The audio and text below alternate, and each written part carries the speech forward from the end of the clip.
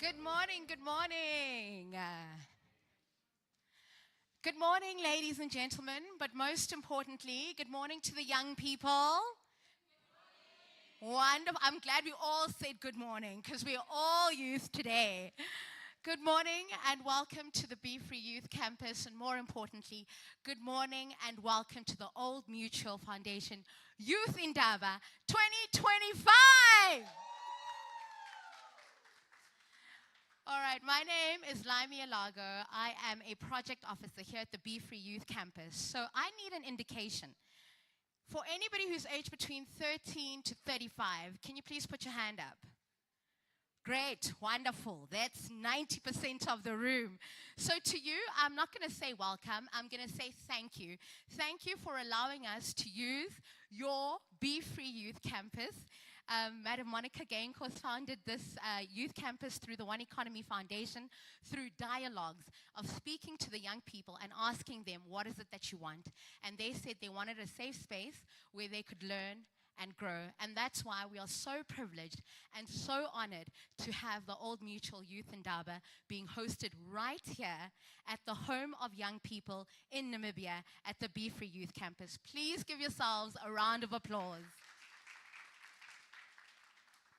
And to anybody who's over the age of 35, I'm not going to ask you to put your hand up, but you are welcome here at the youth campus. With that said, Old Mutual has curated the most beautiful program targeted to young people. Today we are going to learn, we are going to grow, and also we're going to have a great fun day. Are we ready? To officially welcome us here today, may I please welcome the Group Human Capital Executive, Old Mutual, Ms. Ramona Itembu.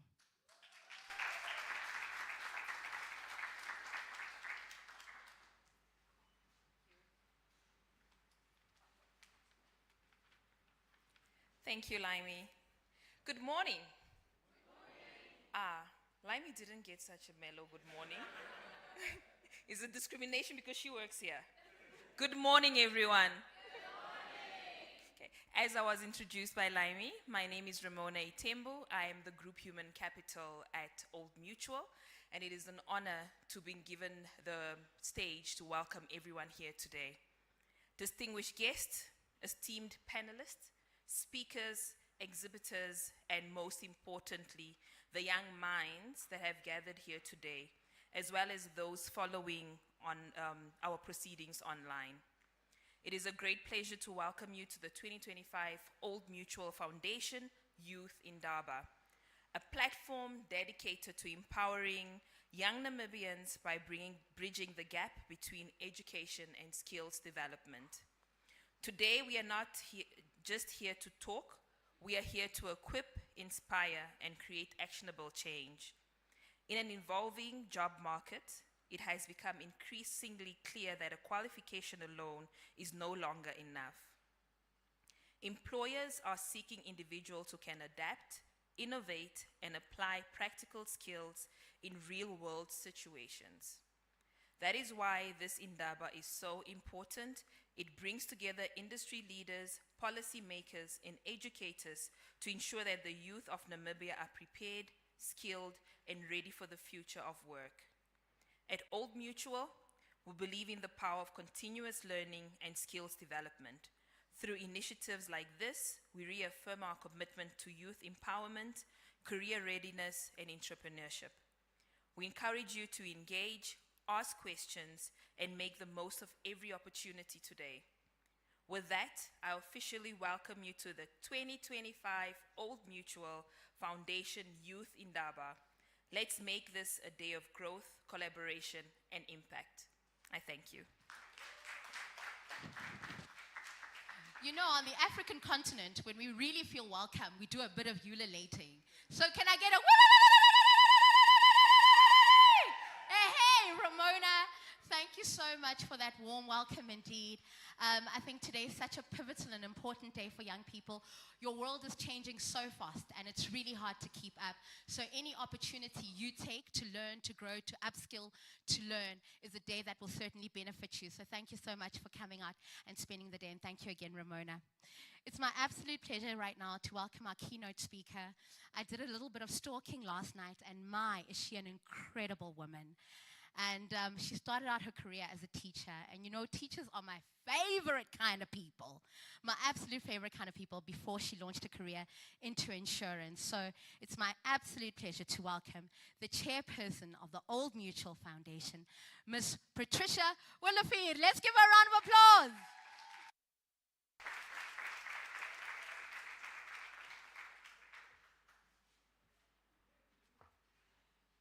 Youngsters, good morning.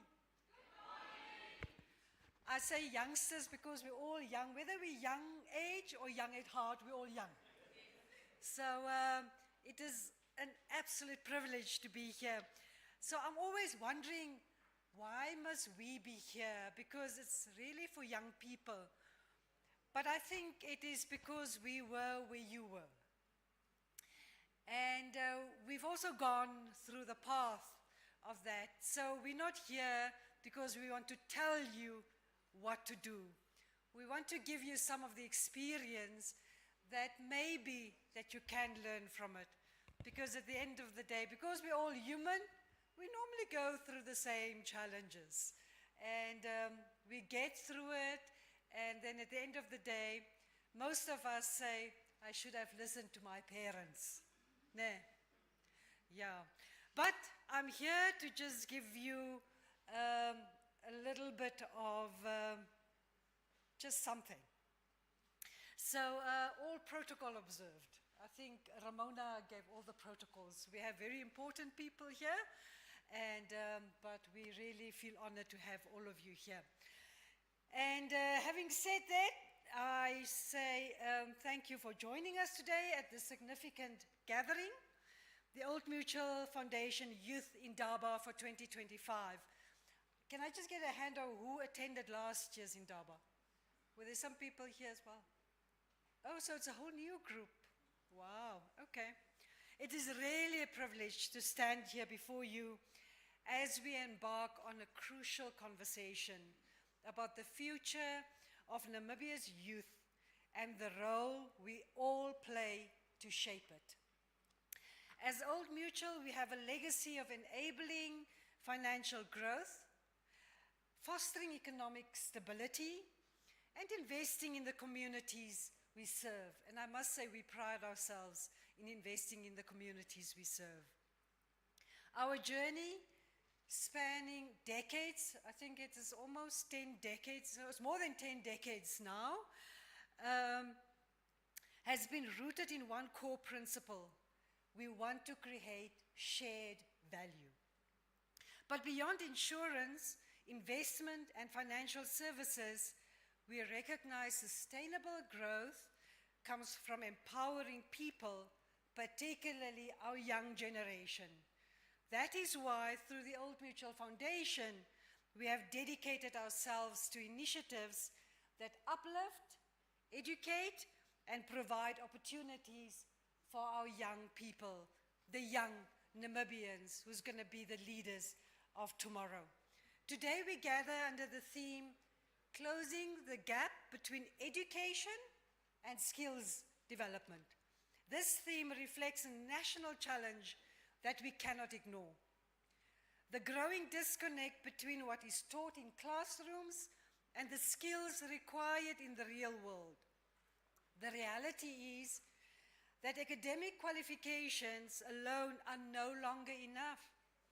Employers are looking for practical skills, capability, adaptability, and innovative thinking.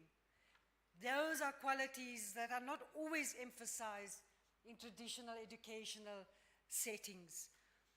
This gap has left many young people struggling to transition from education to meaningful employment. And yet, we live in a country rich with potential.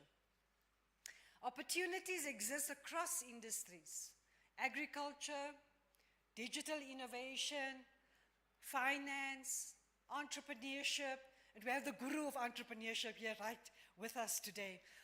But they remain underexplored by many young professionals. The challenge we face is not just about creating jobs, but about preparing young people to seize opportunities, think differently, and create their own paths to success. We so often just want jobs. And it's not always the solution, because jobs, formal jobs, are only a small portion of what Namibia can offer. At Old Mutual, we do not believe in talking without action. Through the foundation, we have actively invested in initiatives that make a real difference, such as financial literacy training to equip young entrepreneurs with essential business skills, strategic partnerships that connect young professionals to mentorship and career development opportunities, small, medium enterprise support programs that fund and nurture grassroots and youth-led businesses, empowering them to create employment for others. So maybe we must start looking at you creating employment for the people still to come. What a good challenge, isn't it? Good. But we cannot do this alone. This Indaba is a call to action. It is a call for businesses, policymakers, educators, and young professionals to work together to build a Namibia where skills meet opportunity. It is about fostering a culture of continuous learning, adaptability, and innovation. So today, I challenge every young person in this room, be young of age, young of heart, be bold, be curious, and be ready to embrace opportunities beyond the conventional. Whether in agriculture, technology, finance, or entrepreneurship, your journey does not have to follow the path of yesterday. You are the future. As we engage in today's discussion, let us focus not just on the problems, but on the solutions. Let us commit to bridging the skills gap with practical steps that will transform lives and open doors for Namibia's next generation of leaders. Together we can close the gap, unlock potential, and build a future where every young Namibian has the opportunity to thrive. Thank you very much, and God bless. Thank you.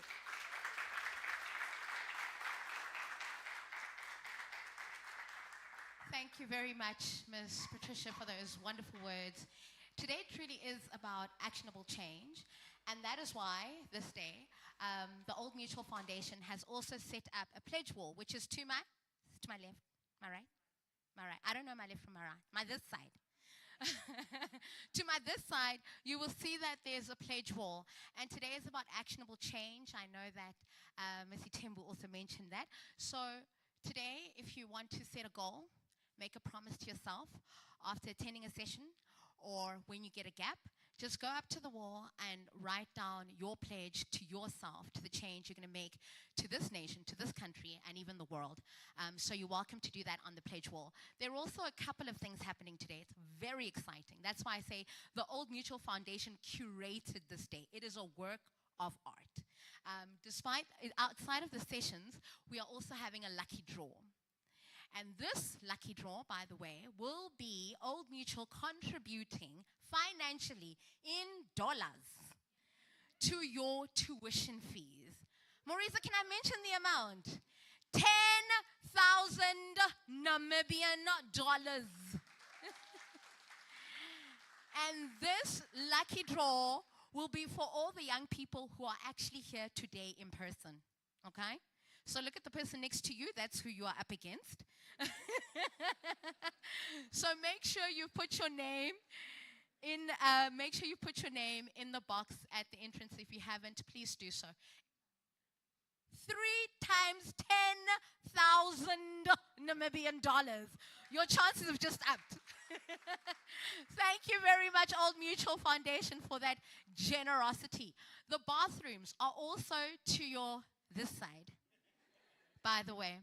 So as we get the session started, there are a few things we need to take into consideration. Please, let's respect the speakers who've taken the time out to put together this wonderful speech and offer their knowledge to educate you. And just put your phone on silence. At the Be Free Youth Campus, and I know with the Old Mutual Foundation, we love social media. Please share your experience. Please make sure that the others who weren't here go, Sabawel. I wish I was there.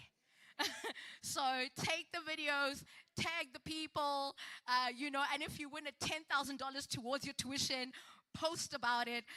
Please share your experience here today. We absolutely love social media. With that said, it's my absolute pleasure to now get into session 1 and introduce the first speaker. Now, the first speaker's reputation precedes him. I'm going to tell you a very quick story. I was on my way to Gobabis, and the car that I was in, something happened. I'm not going to tell you what because you won't believe me. And I got out of that car and I said, how am I going to get to Gobabis? I was going to hitchhike. This happened last year, by the way. And along comes a young man in a Isuzu baki, And yes, he was Herero. And this young man was 27 years old, and we get to chat. He says, I'll take you, don't worry, we'll go to Gobabis. I've got my horses there, and I'm doing a tender, and he's doing that. He's a young businessman, 27 years old. And I said, wow, you're so young, you're so dedicated, you're so entrepreneurial, you're so committed. How did you get here? Like, how did you get to the space? He said, I had a mentor. I had no idea how to fill in tender forms. I knew the corporate world didn't work for me, and I wanted to be an entrepreneur. And I said, who is your mentor? He said, Salomohe. So with that, can we please give him a round of applause as we welcome Salomohe for session 1.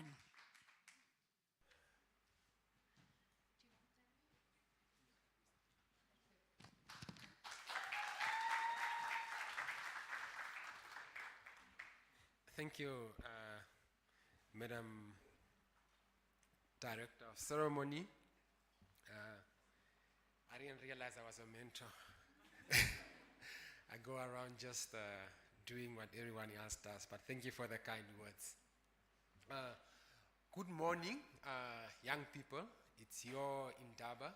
We are pleased to come into your personal spaces. Myself, I can't remember the last time I spoke to so many young people in one room. It's a bit intimidating. I'm usually more comfortable when I'm speaking to people my age, But nevertheless, thank you so much. Today's topic is very important in the sense that it's got implications on where Namibia is going. It's got implications on how Namibia can grow, and it's got implications on young people's futures. The topic for the Indaba speaks to closing the gap between education and skills development.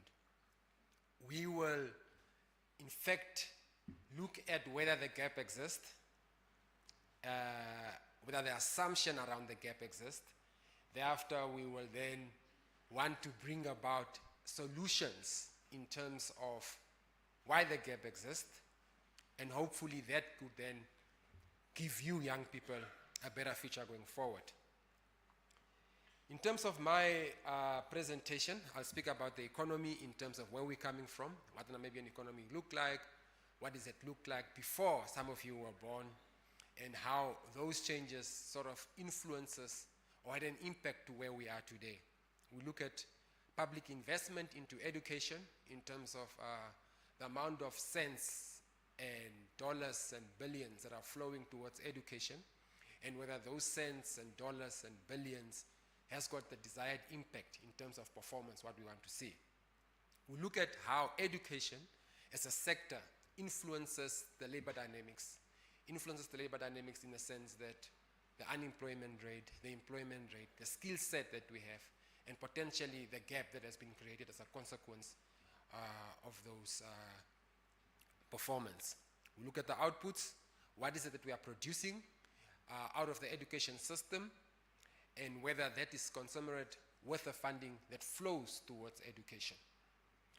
We look at the value chain around the new industries that are coming, and then we'll also give you a peep into the future in terms of what you should study when the 10,000 that Old Mutual was so kind to give to young people, what you should perhaps study, because that's where the future of jobs, or the more attractive or the fast-growing jobs, lies. We'll conclude with key findings and recommendations. So young people, the Namibian economy, don't look so much on the years, because some of the data that we have precedes your existence on earth. So don't discount that. But nevertheless, we have looked at a trend that goes back before independence, which is around 1981. And I know the majority of those in the room were not born yet. And the Namibian economy, in terms of structure, has not changed since then. You still have a very big tertiary sector, which essentially is the services. You've got a very small secondary sector, because essentially your secondary sector is where the jobs will be created. This is where manufacturing takes place, this is value addition, and. Historically, until today, we've been a resource-rich country. So our primary sector, more so the mining side, but more in its raw form, in terms of the commodities that we export in its raw form, has also been bigger than the sector that we think should grow to be able to move the needle around unemployment, which is the secondary sector. So regrettably, we have not been able to change the structure of our economy to where it is today. And that has an implication on why the Namibian economy look the way it does. GDP growth, we don't have a growth problem. As a country or as an economy, we've been growing quite well over the years. You do see that 1993, we had a bit of a contraction there. Our best growth, double digit, was around 2004. Again, on the back of mining, exports, uranium prices were doing very well during those years. And then obviously, we had our deepest contraction, and globally as well, around the COVID era, where we essentially shut down the economy globally, and that had a huge impact on the Namibian economy. So we don't have a growth problem per se. We've grown quite well over the years. Our problem is that our growth is not inclusive.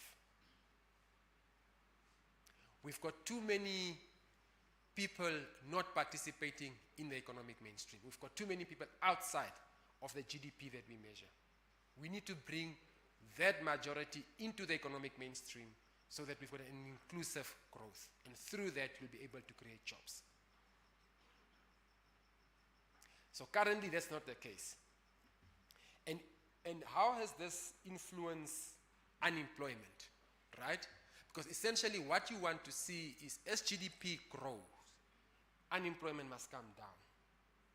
Now, when you're growing the sort of double-digit figures, around 12%, yet unemployment is not coming down, what does it mean?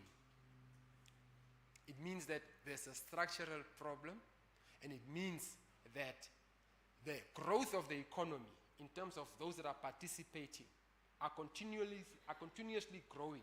But those that are outside and potentially are not economic actors and are not participating means that they remain on the outside and they remain unemployed.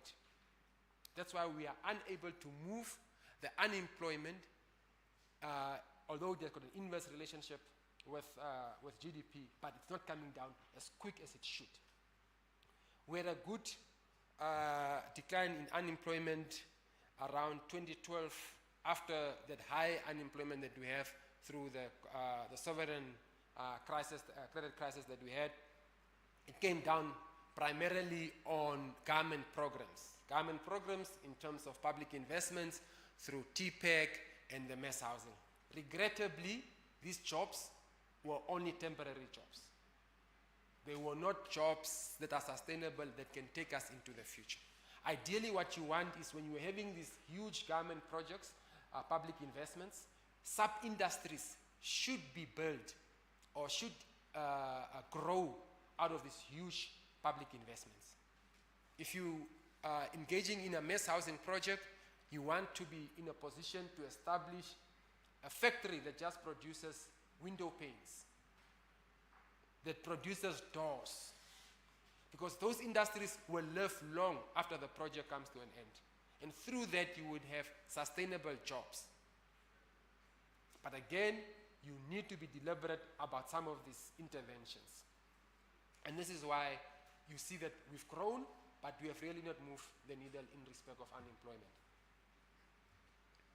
But what is currently growing, and this is our latest figures on GDP, what has grown in the past year, 4 months, in terms of the latest data that we have on GDP, which is Q3 2024, essentially there's been a huge uptake in the health sector, and a huge uptake in the health sector on the back of the absorption of nurses or health professionals into jobs. And you can see those double-digit growth that grow. We had a bit of a dip in mining. We did very well, I think, Q1, Q2, exploration activities, and again, I think they will take off again in Q1, Q2 for this year.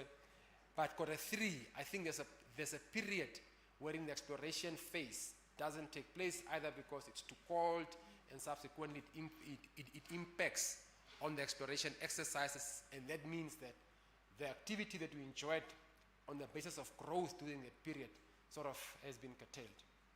But we also know that the exploration activities and the FDI that has flown into the country over the oil exploration is capital intensive, right?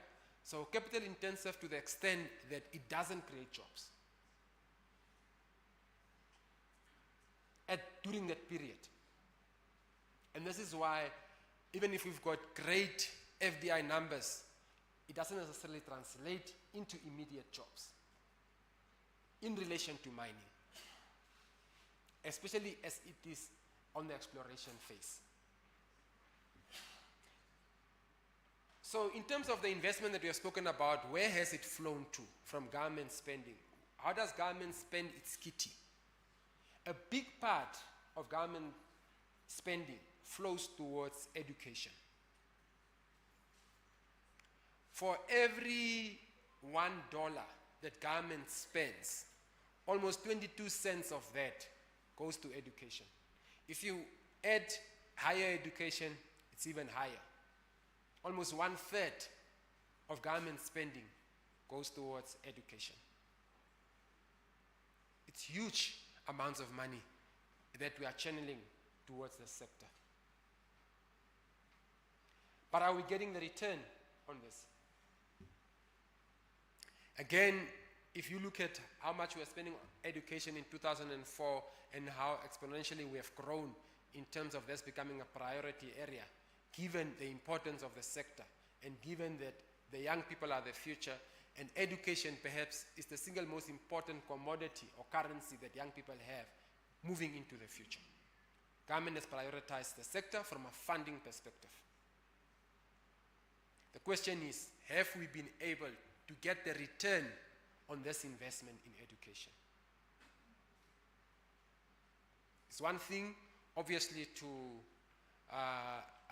throw money at a problem, but it's another thing to make sure the money is targeted to make sure that it derives the desired outcome.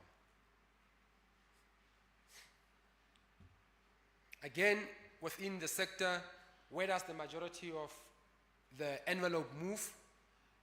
Remuneration, which is essentially the salaries of teachers. A huge component of that goes to OPEX. Now, the reality is that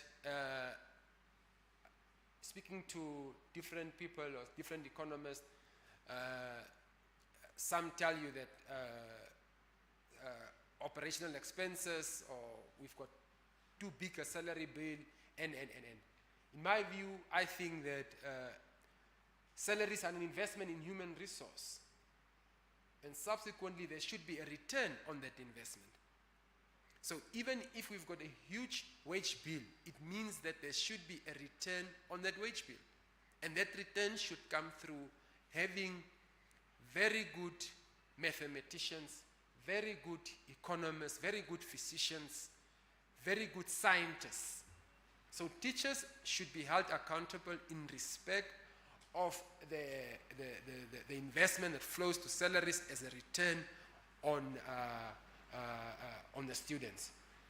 Construction has sort of increased over the years, as well as we can see in terms of actual numbers, not very high, because you'll also see further down the road in terms of some of the slides that we have that we lack in infrastructure as a basis to unlock value for students, especially in the most remote areas.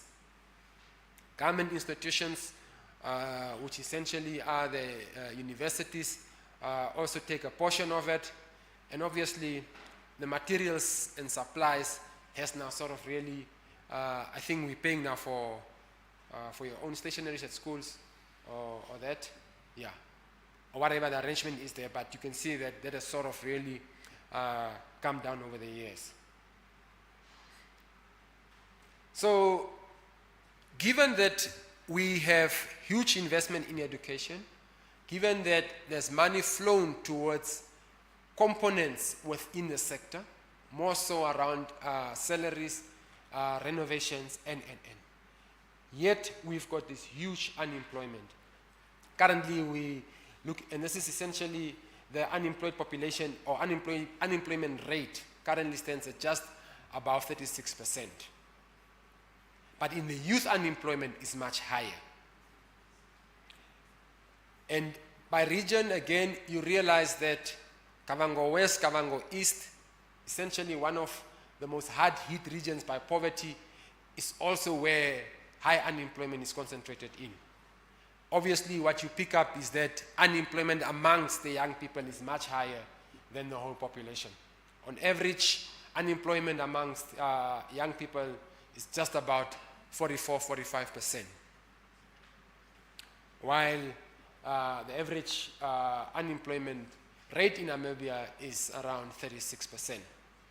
The long and short of it is that the unemployment rate amongst young people is much higher in this country. But also remember that for the first time in Namibia, we have the largest youth population ever. So it makes sense that they would then also regrettably be the hard hit by unemployment. And this is by age, which is around 75%, 76% of people below the age of 39 are unemployed. I think, let me ask about everyone who's below 35 must lift their fingers, and 90% of the room lifted their fingers.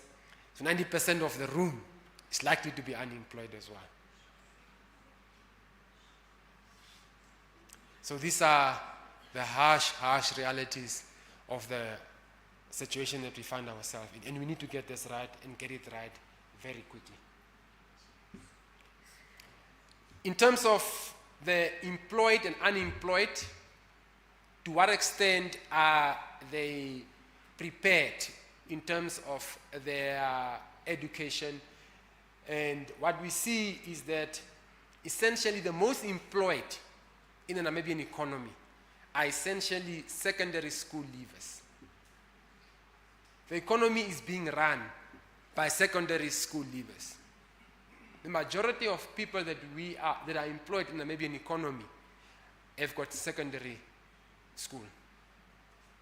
This is not my data, it's the Namibia Statistics Agency's data. And again, the most, yes sir. Of which you're the chairperson. Of which I was the chairperson. Yeah. Yes, Dino. But obviously, these are the official statistics.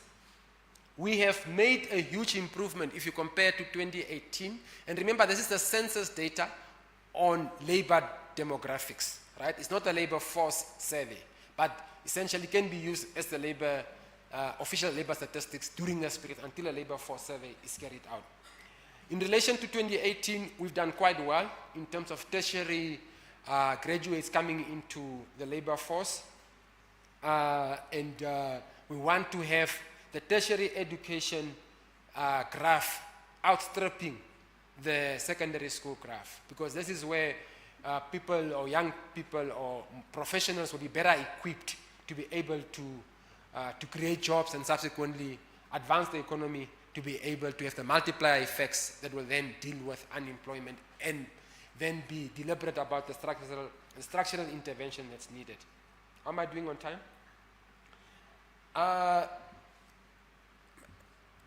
So 10 minutes. It was quick. So what we did is, obviously you've got this huge unemployment problem. You've got a lot of money that flows towards education. You've got high school or secondary school graduates running the economy. Now, why is that the case? Why is that the case? Essentially, what you see is that, and remember that 2020 and 2021, we did not have what we now have as the National Secondary School Ordinary Level and the Advanced Subsidiary. So the numbers will overlap from those years. But the long and short of it is that we've got too big a number of young people not getting into varsities. We've got too many young people not qualifying for what we now know as the advanced subsidiary, which essentially is the now grade 12, out of the grade 11 stream. Out of 100%, you have only 1/3 of those qualifying to get into advanced subsidiary, or what we refer to as the tertiary education. This is not a very good number. And this is why you have the sort of numbers that we have in relation to unemployment, in relation to the employment numbers, because we're dropping out a lot of people here. And we are not moving the needle in terms of making sure that our output is quality. Despite the huge investment that has flown towards education. So we have to get this rate down, and get this rate down very quickly, to be able to make sure that we produce productive citizens of young people for the Namibian economy. And subsequently to that, you will see that we are creating the jobs, and you will have a multiplier effect, and we'll be able to have innovations around perhaps value addition, beneficiation through the secondary sector. So there's quite a bit of anomalies. So this is the gap that exists. This is the gaps that we need to close, essentially. So the assumption that do gaps exist has now been proven, that the gaps exist in skills development and education. But how far does the gap exist, and how wide is the gap? Mathematics. And on my left, right, your right, is at the ordinary level. Essentially is what you have is you have too many people or too many young students getting use, which is ungraded, right, in maths.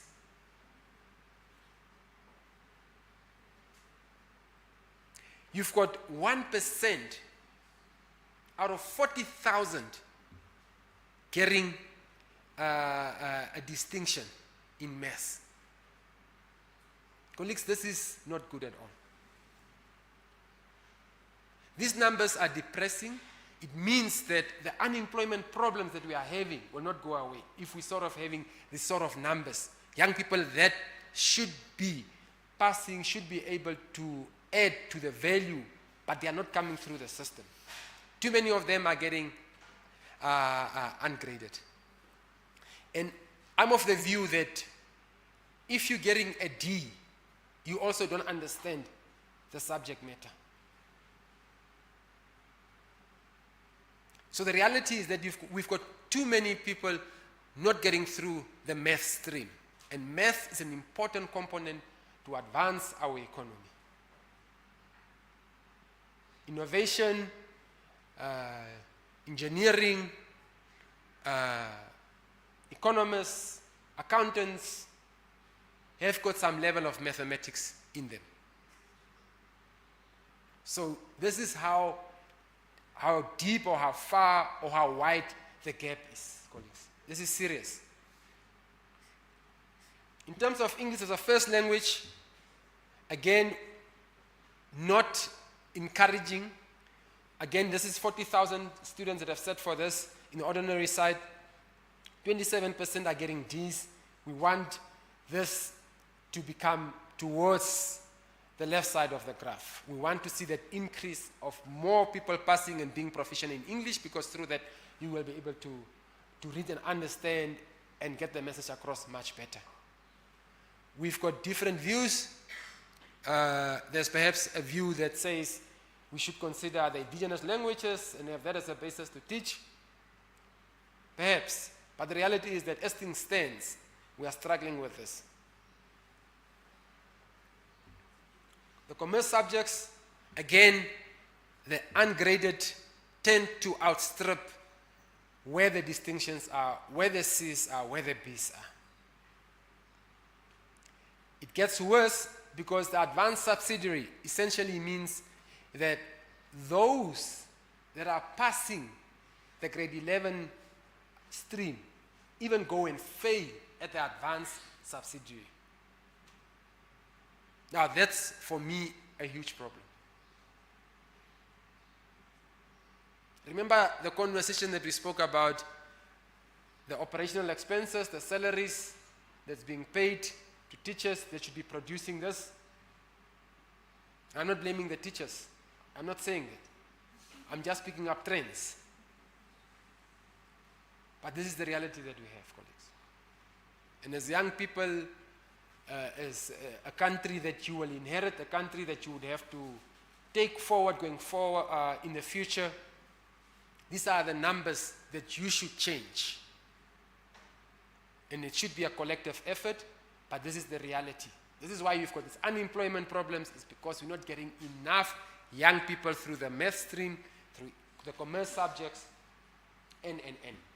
Computer and IT, this looks much better, right, in relation to all the others. But the reality is that the sample size on this is around 2,000, right, on the O, and 200 on the advanced subsidiary, right? So what does it mean? It means this could potentially be in the main concentrated in areas where you've got access to computers, right? And essentially this is why the pass rate on a lower sample, on a lower participation rate of students in these subjects is much higher.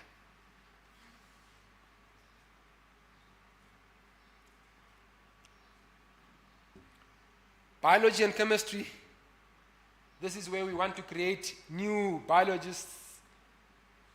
Unfortunately, again, I'm starting to sound like a broken record. But the numbers don't really look good, and this is serious. There's a need for us to understand where are the students falling through the cracks. Why are they, is it the teaching? Is it the teaching methods? Is it the ability of the environment in terms of the number of people in the class? So what gets taught does not really come through. What are the challenges? But clearly we all have to agree that the gap is actually much bigger than we thought. Physics, again, colleagues, not good. Too many young people that are not passing physics. And this translates into the huge unemployment problems. They drop out of here, they then get absorbed into jobs. That's when how secondary school leavers then becomes the majority employed in the Namibian economy. This is not what we want. This is not what an emerging economy like ours would want to see. An emerging economy wants to see young professionals well equipped with mathematics, physics, economics, accountants, coming through the university, running businesses, building huge construction projects, and.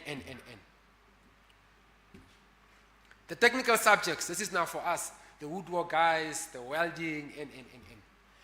So essentially what you see, again, it looks slightly better, but we don't have exceptional students coming through this area of work as well. And this is where we want to see industrialization. Because essentially, technical jobs are essentially what industrialization means. Essentially, this is where you want to see ship repair companies, and with the oil and gas discovery, a lot of activity will take place there. But we're not pushing enough and enough quality through even the technical subjects. The window panes that I spoke about, perhaps the skill set is the problem. This is why these industries were not established. But the reality is that, again, it's not an encouraging graph that we want to see from young people. So what does it mean in terms of the current dispensation? On the one side, we have spoken about those that are employed are essentially the secondary school. Now, what we are also seeing is that those that are unemployed are also the secondary schools. Secondary school leavers, essentially. So young people are really at the short end of the stick, precisely because of the gap, and the gap we have now demonstrated that it comes through the whole value chain from the school subjects that we are unable to master. And whether it's an issue of being taught or the facilities or different dynamics, but it is essentially not an issue of money, because money has flown towards the sector. It takes the biggest component out of the fiscus envelope. And Oscar will maybe come and speak to some of this. Now, what we have is that where are these 64% of secondary school leavers employed? In which sectors are they employed? The majority of them are agriculture, forestry, and fishing. Obviously, the more employed are the male. This is why there's been the intervention around gender parity. But the reality is that, what does these jobs pay? No. So this is essentially, again, where they are employed as a consequence of the sectors now from a percentage perspective. Now, one of the sectors that I think could equally be important going forward is, I don't have a, but it's the arts and entertainment, the creative industry, essentially, which then overlaps into sport. It's a very important sector. It's almost 2% of global GDP. And I think in terms of labor intensity, it could be an alternative to growth. Perhaps not all of us are made out to wear ties and wear boots and be engineers. But we need to make sure that funding towards the Ministry of Youth and Sports improves to be able to create world-class athletes, the Frankie Friedrichs that we had, the Lucas Swartboys that we had. The reality is that they can change their whole household through that. Communities change. So in as much as there's the problem of not enough throughput and quality throughput coming through, perhaps an alternative industry is around the arts and creative industry. But what do these jobs pay, essentially? Because remember that we have now concluded that the secondary school leavers are the majority employed, and they in the main employed within the agriculture, fishing, and forestry sectors.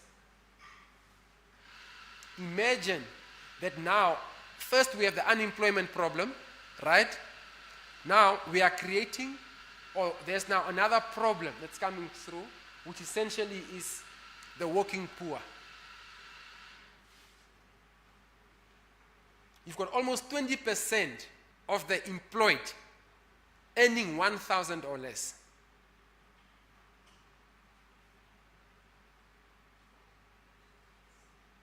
This is extremely depressing numbers, colleagues. But you get paid for what you have as a skill.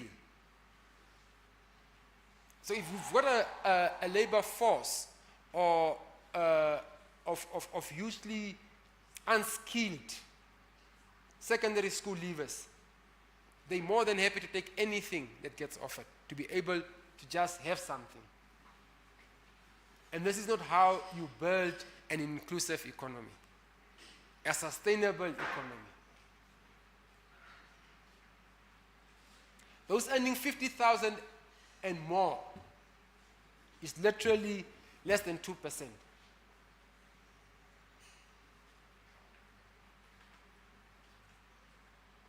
So colleagues, there's a lot of work to be done because the gap exists. The gap is being laid right bare in front of all of us. Percentage of distribution of the main source of income per household. Salaries and wages is a big one. Obviously, old age pension, colleagues. We have now become dependent on our elders as young people. When our omas and our opas get their grants, we're at home waiting for that grants to land. This is the reality. You cannot have a country where you have more people on welfare as opposed to more people paying tax. You'll find out very quickly what hardship is.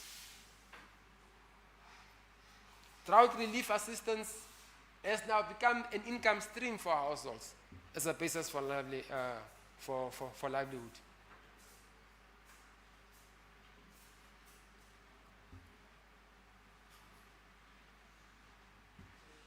Again, this graph we have spoken to, I was just given an indication of time. This is another important graph. Now what this graph tells us that in a 12-year cycle, right, we start with almost 75,000 students starting grade 1. Look how many make it to grade 12. Just about 10,000. So we're losing a lot of them in the school system. And this is why it goes back to where we started in terms of the unemployment dynamics, in terms of the economy is growing, right? Because you've got actors participating in the economy. But there's a huge number of people that are outside of that stream. And the economy is growing, but you are creating more unemployment on the outside of that. Essentially what you want, also take into account that I said the economy has not changed in terms of structure since the 1980s. So all of the structural issues that are coming from then, has sort of taken root to where we find ourselves now, because we are not moving the needle in terms of upskilling the young people, creating throughput that's of quality to be able to change some of these graphs. So this is totally unacceptable. I know it's a fun day. I hope I didn't spoil the mood for Friday. Then we move on to, in terms of those that have got the privilege of making it into the universities, how many of those actually graduate? Again, it's not good. And remember that the overlap of graduation, and again, it's not my numbers. This is higher education numbers, right?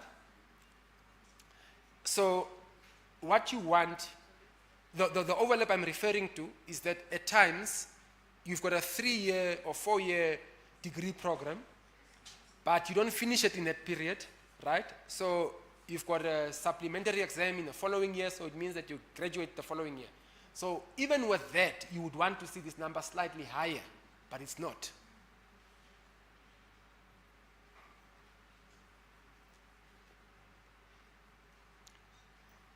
and which faculties in the university sort of have got the enrollment and what percentage of the enrollment actually graduates. You do see that education tend to do well. We are putting through a lot of teachers through the system, right? In terms of the actual numbers and in terms of percentages, right? But remember what we spoke about in terms of the quality output that we are not getting through. In terms of the students not being able to get to the distinctions that we want them to get to into maths, physics, and the commerce subjects. You see that engineering, the numbers tend to come down in terms of graduation from the output. And that's sort of, again, that's not what you want to see, because these are the critical skills for a country that is pre-industrialization, a country that has huge upside on growth going forward. NAST, again, the numbers look very similar in terms of those that are enrolling and those that are essentially graduating. They don't look encouraging at all. In which faculties are these? Again, commerce at NAST and education, again, tends to do very well. And they are fairly stable, again, for the others. The issue around computing and informatics is that it's a small sample. And we want that sample to become bigger. Because that sample will be able to change the trajectory of the economy, will be able to change the new growth areas in terms of the new jobs for the future, where they're going to come from. So in the absence of getting the critical mass in terms of numbers out of that, the gap will keep widening.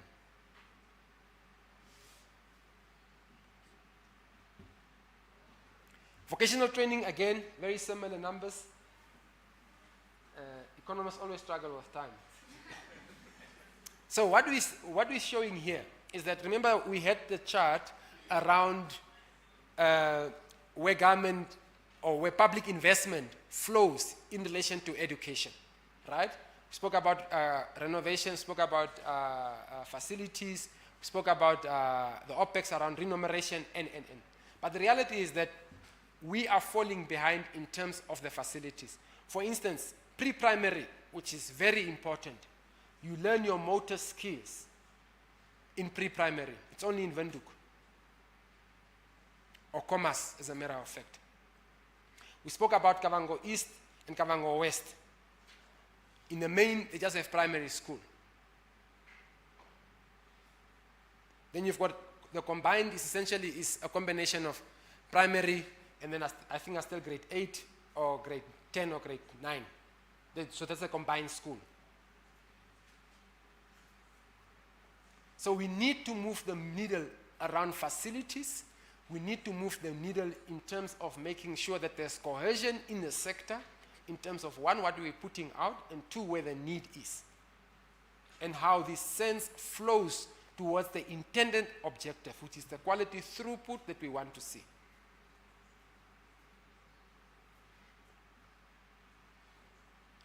Again, there is unevenly distribution of facilities, which indicates that it's simply not enough in terms of wanting to change around the current picture that we have demonstrated. The NSFAF budget, almost 2.3 billion, that has flown towards wanting to make sure that students complete their studies, get them into universities. So I don't know. I don't think it's a money problem. I think there's maybe an implementation problem, maybe there's a coordination problem, maybe there's a structural problem in terms of where the economy is coming from. But money has flown towards the sector. It's the single biggest sector in terms of government appropriation.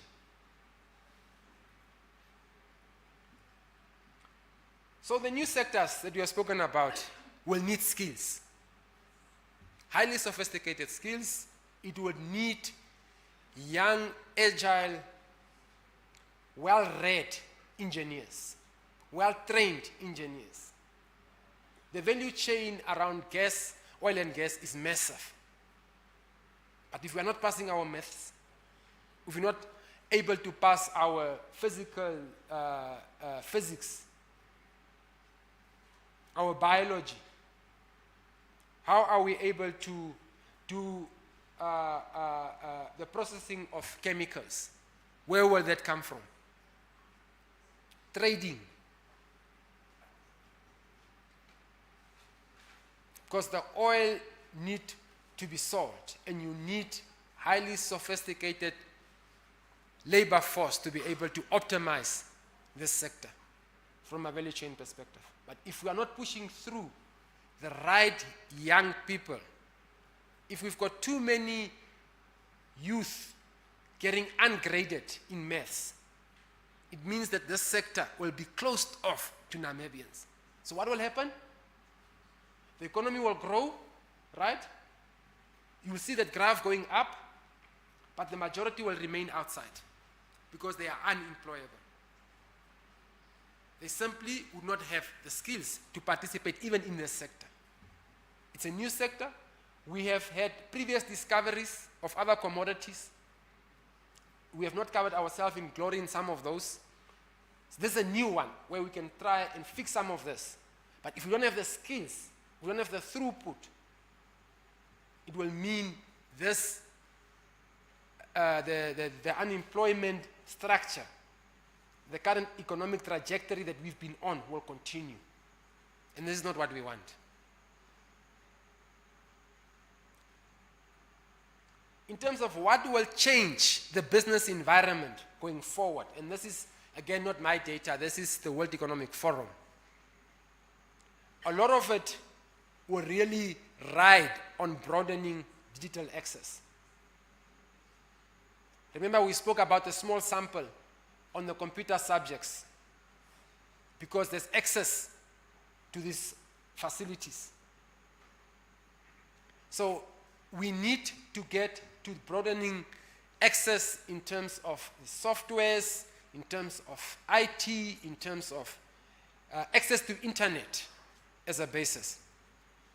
The rising cost of living, given the geo-economic fragmentation, will have an impact. You know how much we were paying for bread when the Ukraine and Russia conflict started? Standard of living will go up. Remember now on our income streams, where they come from, right? We have identified old age grant as an income stream, right? So if bread goes up, which is a consequence of wheat and that we don't produce in enough quantities within the domestic market that we import, it would mean that the standard of living will go up. That will create different problems.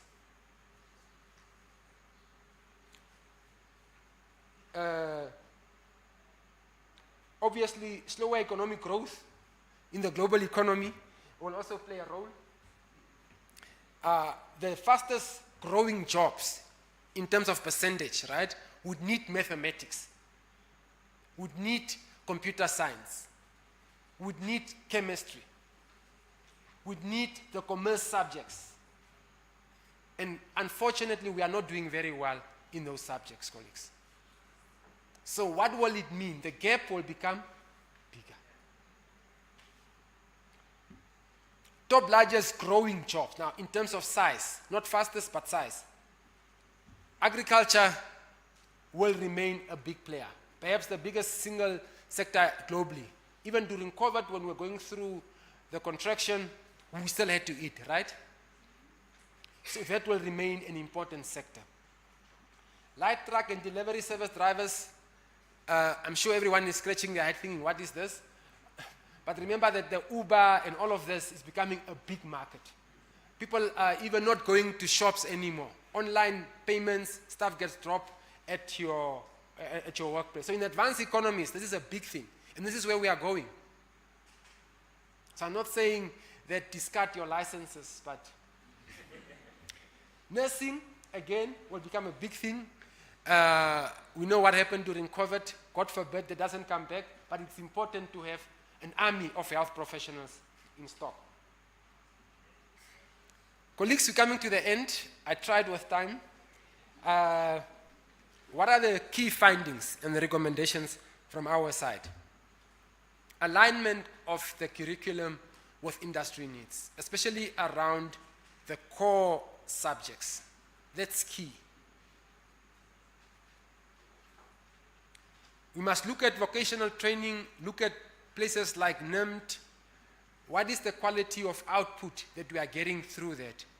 Wolfish Bay, in the next 5 to 10 years, you might never recognize it again. It will change completely because of the discovery of oil and gas. The docking of those huge vessels would need industrialization, would need technical skills. What is the targeted intervention around the dropout rates? What are we doing in that respect? Because that number will keep growing if we don't address it. We have spoken about the facilities that in most instances are concentrated only in certain areas, which leave the remote areas at the short end of the stick. We need to consider the focus to improve the pipeline around the economy. Investment in the creative industry, guys. I can't say this enough. We need to consider, it wasn't a coincidence that we had Frank Friedrichs do what he did. To what extent is sports being funded? And from outside of athletics, rugby, football, these are labor-intensive sectors. And they could have a multiplier effect in terms of the other subsectors that grows as a consequence of the entertainment industry. Because not everyone will end up like an economist, not everyone will end up like an engineer. But given the challenges that we have to consider being alternative industries. Dino will speak about entrepreneurship and self-employment, which unfortunately in our economy has not taken root, has not taken off for different reasons, whether it's funding, whether it's bankable projects, and. But the reality is the money is there. I don't think Namibia currently, whether it's private or whether it's public, have a huge money problem. It's the deployment and the correct deployment of this. So to close the gap, guys, let's consider this. Thank you very much.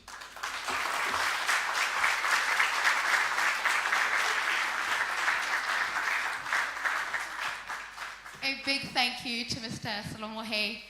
There's quite nothing like an economist to tell you that the cafe latte you ordered, in fact, you don't have money for it. You only have money for hot water because your geyser's broken, so there's no boiling water, so take your hot water. Thank you for that reality check. It was a lot. Can we give him a round of applause, please? But here's the good news. The pressure is now on our panel discussion to answer the question, what now? What now? Salomo gave us a very good reality check of where we are as a country. And I've actually got my own morbid statistics. Be Free, we did an outreach, and Salomo spoke about it in Kavango East, and the situation is dire. We went and trained 35 young youth to become advocates for their communities. And of those 35%, 81% were unemployed graduates, teachers. And I think this is why it's so important, what Salomo mentioned to us, to have a reality check and to understand the importance of a day like this. Because the Old Mutual Foundation Youth Indaba answers the question, what now? What happens? What can we do? How can we make actionable change? So the pressure is really on our panelists to answer that question. And I actually remember one of the young people saying to me in Kavango East, she said to me, they told me that the key to my future is education, right? I got the key, but they changed the lock. So today, we are now going to find out how we can get the actual key. So thank you very much, Salomo. Please, can we give him a round of applause again? All right, there are a couple of things happening today. The Old Mutual Foundation cares very much about sustainability because if we care for your future, we also care for your planet. So everybody's got a bottle of water. So you can refill those at any point in time. There are stations around, so you can refill this bottle of water.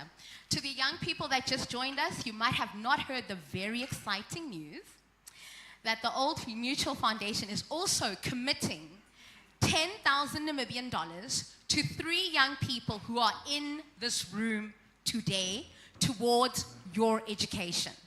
So there will be a lucky draw throughout the due course of the day. I don't see anybody excited about 10,000. All right, so if you want to know how you can be part of the lucky draw, there is a box at the registration table. Please make sure that you put your name in there. We'll have the lucky draw, and to any NQA institution, registered institution, Old Mutual will commit 10,000 Namibian dollars towards that. And then I also want to greet, which camera do I look at? To the folks online, hello, welcome. It's nice to have you here. We are live on Instagram as well as Facebook. To the young people that just arrived, this is your home, by the way, Be Free Youth Campus. This is your place.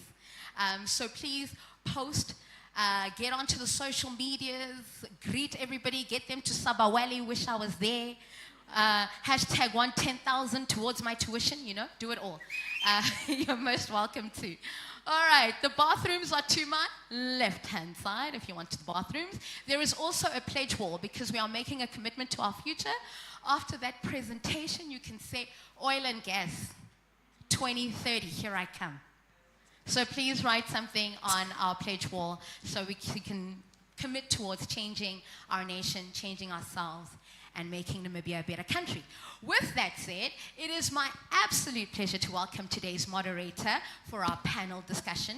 And get ready with your questions now, because you saw the presentation before from our economists. Please get ready with your questions and ask them, but what now? So get ready for that. But it's my absolute pleasure to welcome our moderator. His reputation also precedes him, because when I started working at the Be Free Youth Campus, everybody would tell me about Sam Utani. This campus did not just come to be by magic. It was a lot of hard work, and it was the commitment from former chief executive officers like Stephen Haraghaib and currently Ms. Wayo Rokisa Karoihe. It was under their leadership. I call them the captains of the ship, and Madam Genkos is the architect of that ship. But at one point in time, Sam was also the captain of the ship that got us here today. So please, ladies and gentlemen, and young people, help me welcome Mr. Sam Utoni.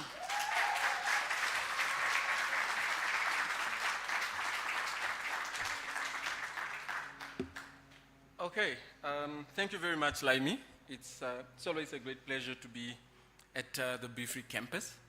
And with that introduction, I think if I have the privilege of having enough money where I can afford a hype woman to follow me around and introduce me and hype me up before every speech, Laimi, you would get that tender for sure.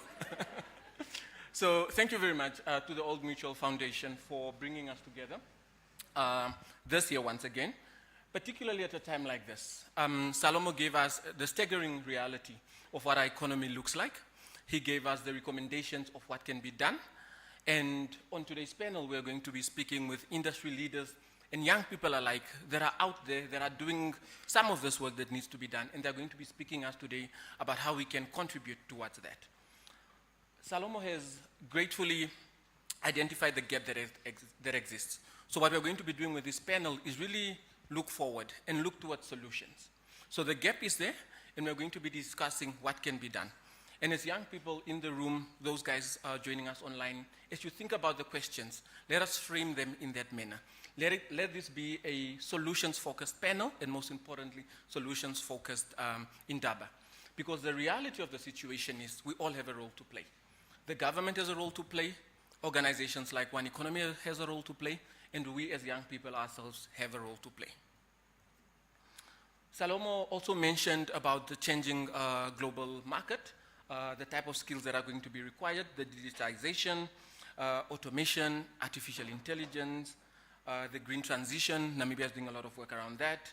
And what we are seeing is that for those that are already in the workplace, they need to upskill, reskill themselves.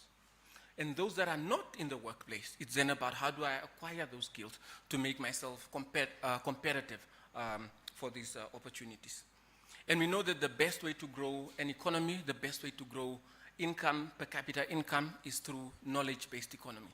So again, the presentation in this Indaba is focused on education, skills, and knowledge. And how can we get the young people, I almost said you, the young people, forgetting that I'm one myself.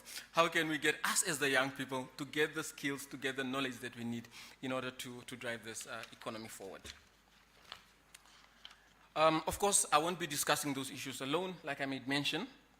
And I want to introduce to you guys my very, very qualified panelists that are going to be joining me today. But before I do that, as Laimi made mention, we're going to have two Q&A sessions, one towards the end of the panel and one, of course, in the middle of the panel. And as you think about your questions, I want you to think about triple S. So make sure your questions are short, they are sharp, they are straight to the point. Okay? Okay? Yeah. Excellent. Thank you. So let me go ahead and introduce my first panelist. So he is all the way from the Hardap region in the south.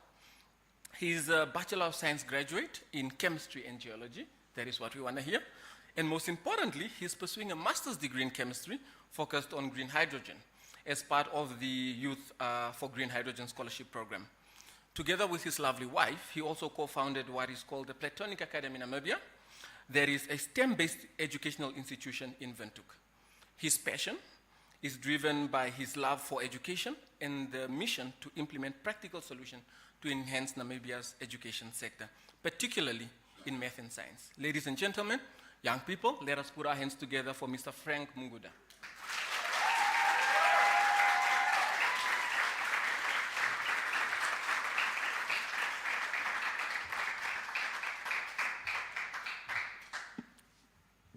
Now, in order to drive economic growth, we spoke about investment and the need for investment. So our next professional is working right at the pinnacle of that. So he's an investment professional with a passion for entrepreneurship and economic development. He has worked in bank treasury management, venture capital, investment advisory, and startup business development. A lot of big words. I'm sure he'll explain what that means. He's actively involved in the Namibian entrepreneurial and startup sector, serving on the boards of a number of non-profit and for-profit organizations. And, little fun fact, in 2024, he was named as the Startup Hero of the Year by the Global Startup Awards. Ladies and gentlemen, there is Yesaya Hanoshike.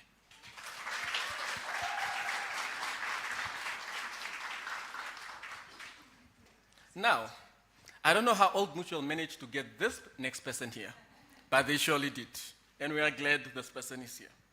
So our next panelist is a dynamic visual communicator and brand strategist. She is recognized for her innovative approach to storytelling and design, which you'll hear some of it today. She's a creative working in the corporate sector and the head of social media at the Red Academy, where she blends strategy with creativity to build impactful digital narratives. And we heard what Salomo said about the digital economy and the creative economy. Most importantly, she is very, very passionate about inclusive education and neurodiversiveness because she herself is neurodivergent. And she uses her story and, of course, her unique perspective to inspire and advocate for accessibility and representation. Through her work in branding, social media, and hint, hint, pageantry, she redefines what it means to be a modern leader and a role model. Ladies and gentlemen, there is none other than Miss Supranational Namibia 2025, Savannah Pereira. Put your hands together for her.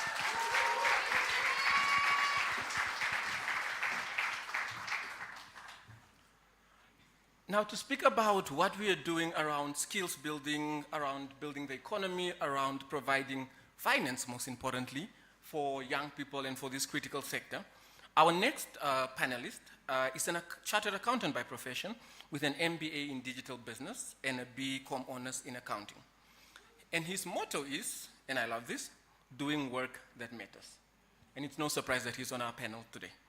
He has an extensive career spanning over 25 years in the private sector, and he has recently joined the public sector as a Deputy Executive Director, heading up the Economic Policy Department in the Ministry of Finance and Public Affairs. He is, of course, one of the top thinkers in the country around tax, and he's very, very passionate about that. Outside of that, he is also a pilot in his spare time. So if that's something that you're interested in, catch him after this panel. Ladies and gentlemen, let's put our hands together for Oscar Capelao.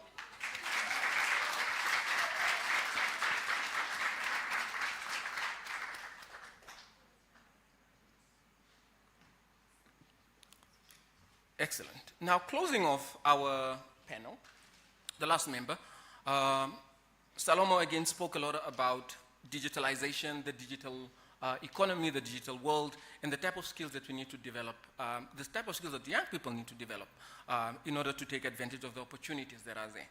So next up, our speaker is the head of data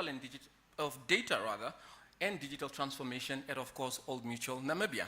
And you'll get to hear from him around his experience spending over 19 years in the finance sector, making him really a key person as far as data and strategic growth is concerned. He has an honors degree in risk management, but he started his career in accounting before, of course, transitioning into where he is right now. He has worked, of course, both in Namibia and in Mauritius on a lot of issues such as financial system, pension funds, insurance, and investments as well. And of course, his passion is not just about transforming the digital landscape, but he's also known for his passion to solve complex problems and empowering teams to achieve results through education and collaboration. There is none other than Eben Basson.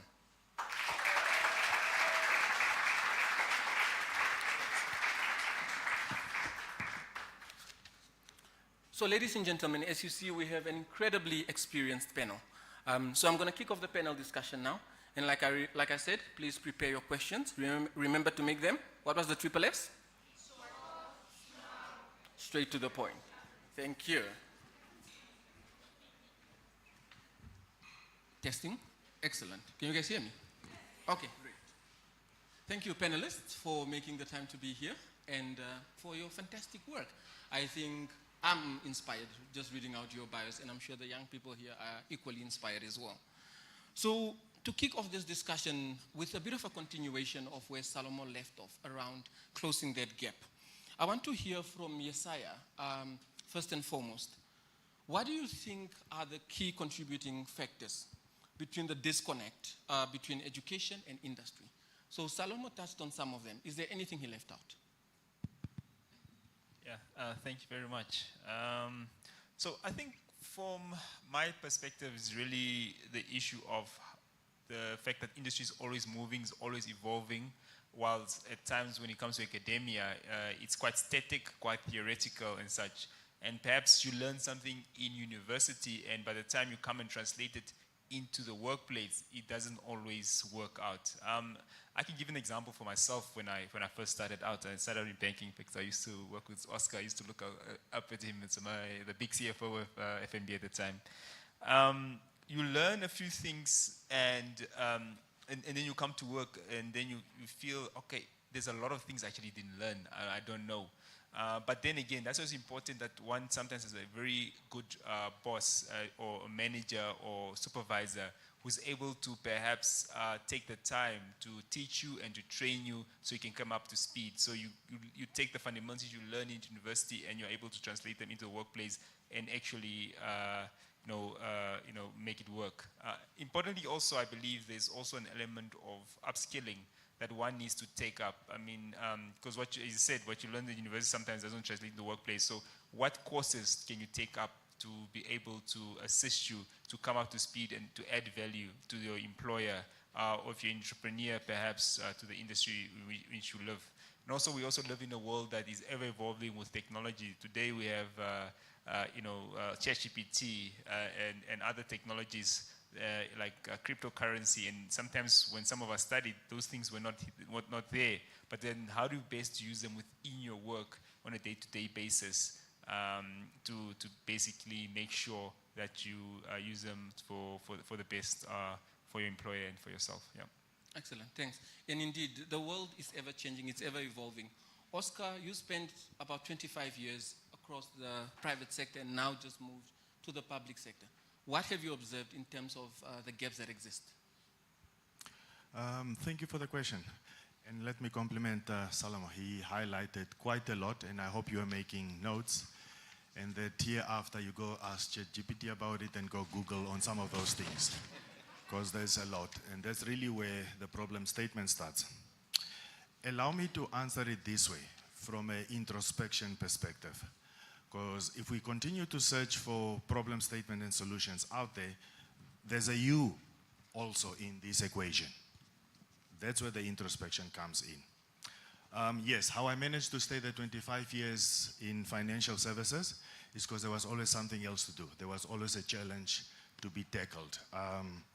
So I'll start with, or I'll make 3 points, piece of advice. Your field of study matters. So as a youth, as a youngster, before you dive into a field, you've seen the slides. Make sure it's a growing field. That's the first error that you can make, is take the easy path and then all 100 of you in class are doing the same thing. Whereas, I mean, to stand out, go for that slightly harder thing, that you're the only one. You already start eliminating competition. So it's again, guard against saturated fields. The other one, of course, is it's not about a qualification. You've heard that before. It's about a skill. And there is, while you're still in school, while you're studying, it's not about passing an exam. If you're studying to pass an exam, you'll be part of the problem statement. It's about knowing something. Because if I'm going to be your boss, I cannot be behind your back watching what you're doing the whole time. You were employed to solve something, to do something, to make progress. That's part of the problem statement. How are we going to get further than where we are today? Learn, study, get a skill. Because otherwise, you're useless to yourself and your employer. Okay? I mean, let me use as an example. As a pilot, the goal wasn't to get a license. The moment I have the key in my hand, I should be able to start the plane, take off from here, and go to my destination. That was the purpose. It's to learn how to fly. Not to walk around and show you, here's my license, and then when I get to the airport, it's like, what now? So keep that in mind. It's not a piece of paper. It's about a skill. Can you solve a problem? Are you adding value to society? I'll leave it there. I'll save some other questions. Fantastic. Thank you, Oscar. Lastly, the Oscar touched on skills. So now, Savannah, you are a fresh graduate. So what skills did you develop and how did you develop them to set yourself up for success?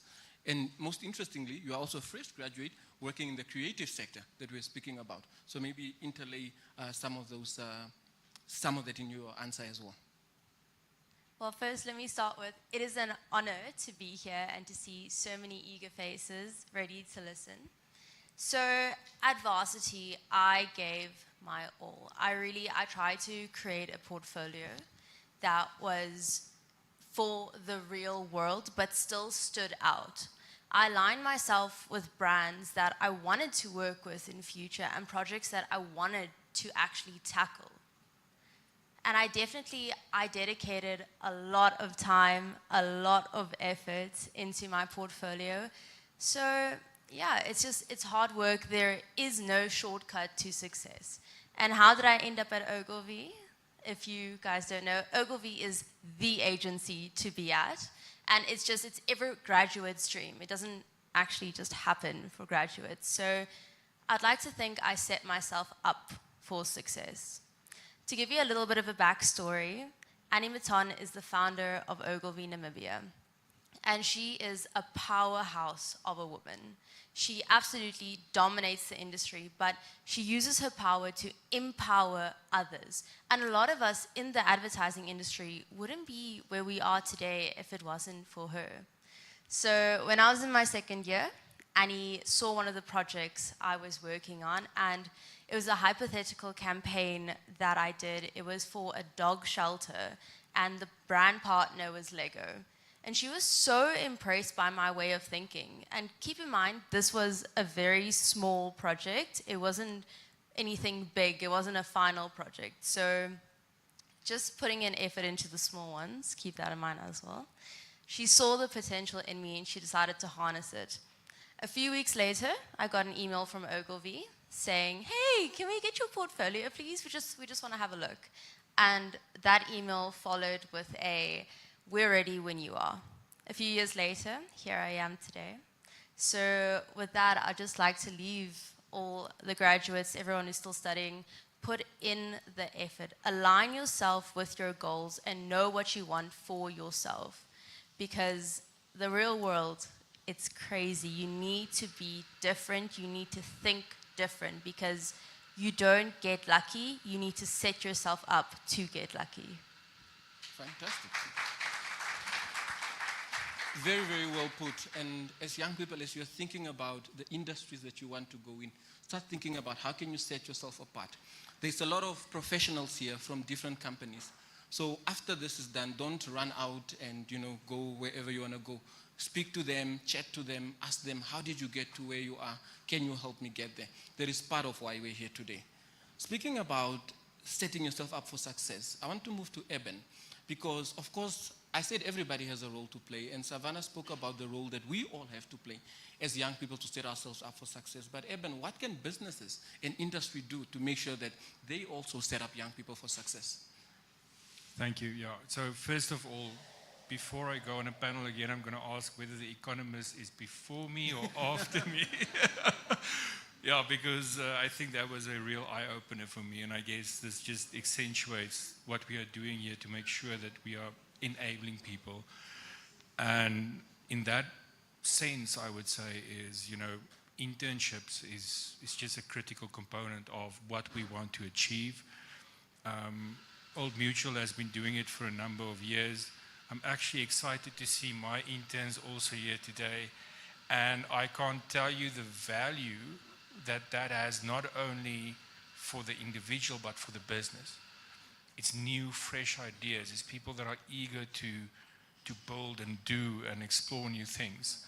So you need to give them a bit of space so they can do a bit of playing around and discovering and also experiencing and realizing what is it that they want to do. Because it's okay if you're an intern at a company and you realize, but this is not for me, but now you know. And if we as business do not provide those opportunities, I feel like we come sort of failing, right? Because we need to realize that these interns that we are seeing today, they are the titans of industry in the future. And if we are not caring for them now, they will not care for us when we're older. And we need people to look after our businesses in the future. And the only way we can do it is by building, and growing our own timber. And as a further example of this, we do see that there are certain skills that are not yet fully evolved in Namibia. So we make use of, let's say, South African people that will assist us. But by getting our interns and our Namibian people to work with them, they get those skills, they take those skills, and they can make them themselves. So, and I must applaud government and Ministry of Finance with this, internship tax incentive that they've provided. I think it's amazing. It's time now for business to also put up their hands and say, how can we make this part of our DNA going forward? This needs to be part of how we do business as Namibia. So for now, I think just internships are crucial for us to build the future titans of industry, so to speak. Yeah. Absolutely. And that's how you gain skills, right? Exactly. Precisely. So we've spoken about what we can do. We've spoken about what industry can do. Let's look at it from an educational perspective. So right next to me, Frank has been working really in the education sector for a number of years, providing education and after-school support in these critical areas of STEM. So Frank, can you tell us what can be done then from an education perspective to ensure that what we are producing and the skills we are producing are aligned to what the industry needs? Good morning, everyone. Thank you, Sam, for that question. I don't think I'll do justice if I do not acknowledge why we're here and the purpose, or rather what gives purpose to our vision. So with all the young people here, I would first want all the guys from Platonic Academy just to stand up and just wave here, just to see. Don't be shy, guys. Just stand up. This is your moment. We're here because of you. So, thank you so much. So there's quite a big group. They are at the final year now. doing the AS. We also have youngsters in the house as well. But coming through, I mean, my brother Mr. Hay shared very, very interesting stats. I've been studying those stats for the past maybe 5 years and seeing an economist coming from a different angle was just another eye-opener, but also just seeing that there's another champion. I'm not alone in this, yeah? So we have actually tried to look at an approach that kind of focuses on not that one size fits all. Imagine, you know, this saying that says, if you judge a fish by its ability to climb a tree, it will forever feel incompetent. So the one size fits all doesn't clearly work. And I've been in this industry for over a decade. To be exact, this is my 12th year here with my lovely wife. We founded Platonic Academy, and we haven't gone out to sit on an island just to be this academy that provides solutions to this. So we want to be involved. My wife is a head of department in a state school, and I don't want her to get out of there because the bigger need from the stats that we have seen, it's concerning. So the focus that we're having at the academy is on STEM-based. And I believe the education sector should consider this, to have specialized schools, a school of commerce, a school of social sciences, a school of science, such that all these different disciplines are put together, of course, with what complements. For example, a scientist that you want to equip to one day become a business owner, he needs entrepreneurial skills. He needs to understand commerce. So you can do this as non-promotional subjects just to complement what they're doing. Just on Wednesday this week, we had our very first parent meeting. And what we wanted to achieve out of that parent meeting were two very crucial, I would say, addressing the root. So most of us, the ones above 35, are parents. So if we have to raise our children saying, listen, this is what you need to do, these are the instructions, I just want to come and see results. I'm not considerate of how you get there. So we need to understand these root problems or the root to social ills that we are having. So we have one, social ills, we have academic performance challenges. So how do we address this? First, we need to understand the psychology of science and how that relates to education. So we have recently partnered up with industrial educational psychologists for us to understand things we can't see with our naked eye. So I would say from an education perspective, this is what we need to look into, to understand just not on the testing, but also on neuroscience as well. How is this young person wired? And how is this young person inclined to either STEM, commerce, so that we do not put the fish against the tree, so that we understand this. But from our side, I would say that the best thing also now from an educational perspective is to be involved in such conversations with industry experts so that you align with this. My time in Germany for the 6 months, I studied the German education sector to understand what they do, and they accommodate everybody. So along the stream, if you're not inclined for this, then there's an option. If not that, there's another option. But at the end of the day, that's what made them developed countries. And in Africa, we have so much advantage. First of all, a very big young population, number one. Secondly, we have all the resources in the world. So we just need to put value addition to this. So from my side, as in conclusion to your question is, how do we find that master key? Laimi spoke about the key. The doors are changing. Oscar spoke about a key. But if we look at a master key in that sector, we don't need to worry about a lock being changed. Because education ultimately is just an intellect way. It's almost like just the elasticity of your mind. So it doesn't say just because I studied science and chemistry, I should just go do that. But I should be equipped enough to be able to adapt to this changing world and leverage on technology. Fantastic. My wife said I should put this pointers on the phone because as a teacher, when you talk, you don't stop. It's the next. Yes, thank you. Excellent. Thanks, Frank. I love that you mentioned the element of inclusivity essentially. looking at every learner, understanding how do they learn best, how can we support them to learn even better.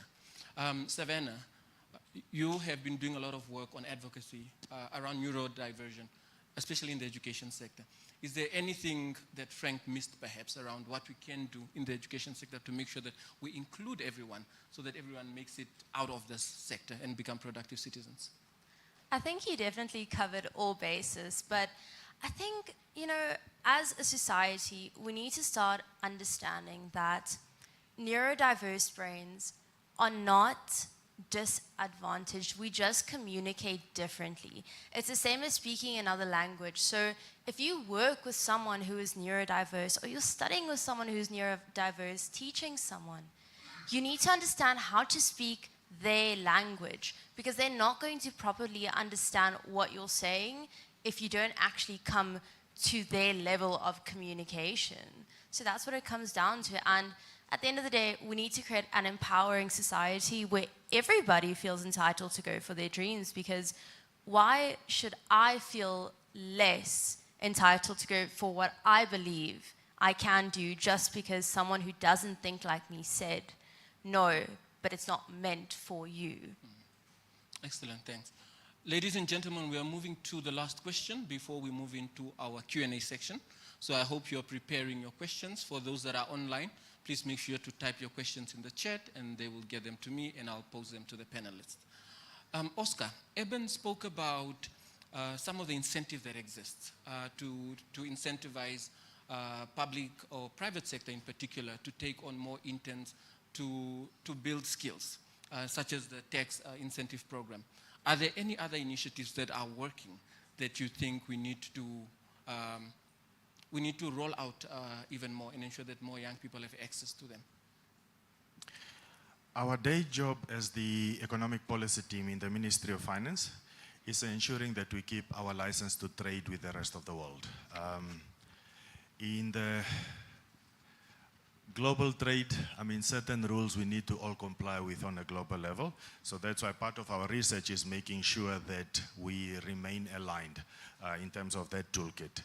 So looking domestically, there are professions where things are working. If you look at lawyers, engineers, architects, medicine, there we can see the pipeline is already set out. You go to school, you come out, you need to do your articleship, and you do your board exams and you run. So it was looking as to what can we learn from those who are already executing it well and make it broader.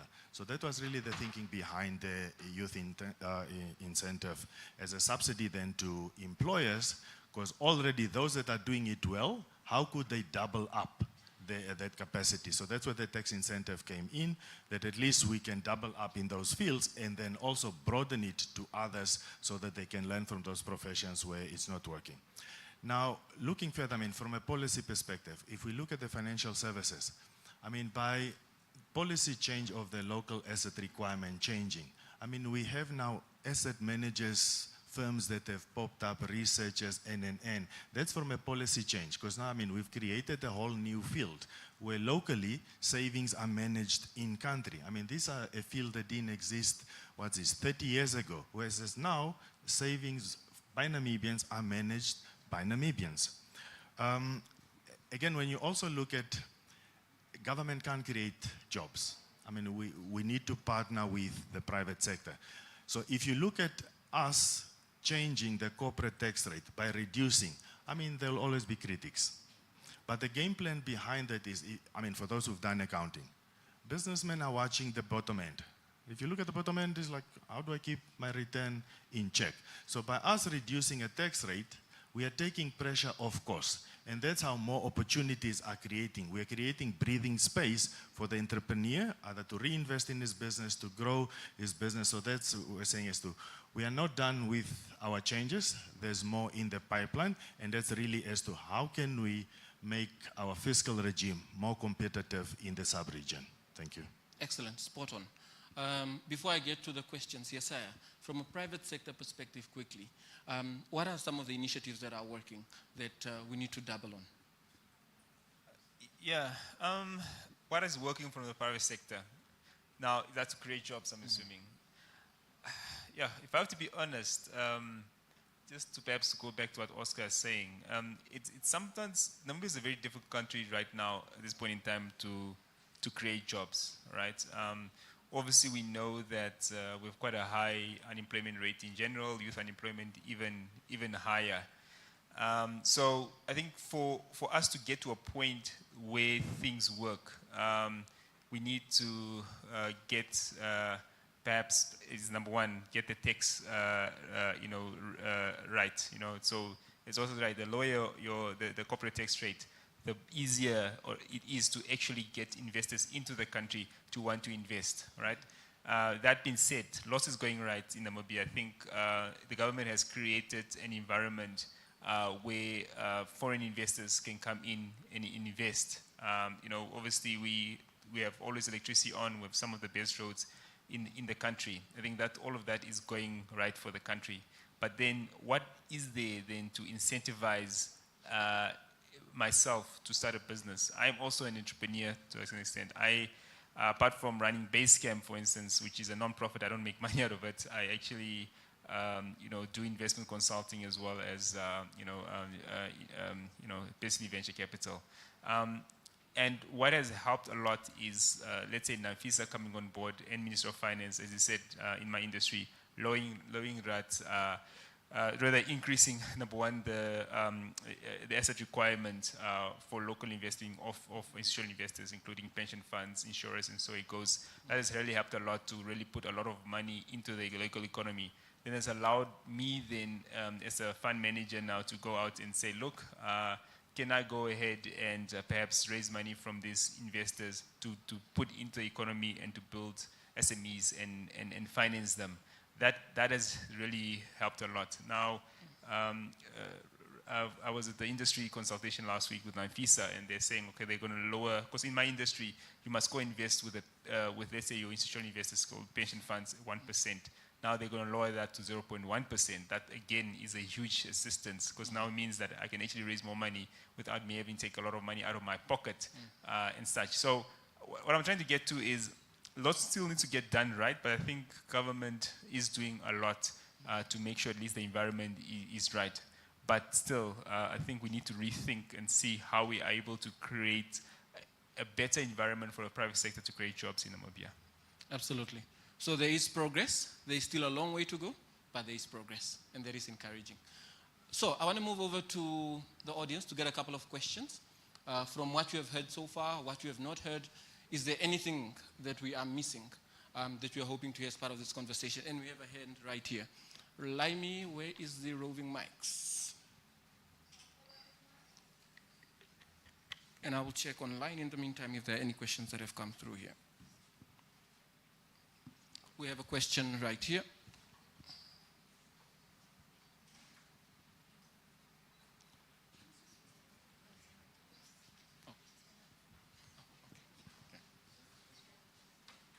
Okay, so we have two mics going around. The first one to the lady here.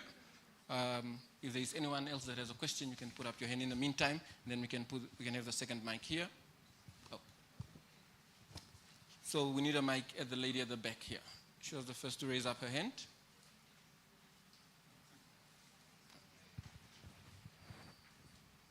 And then we'll come to you thereafter.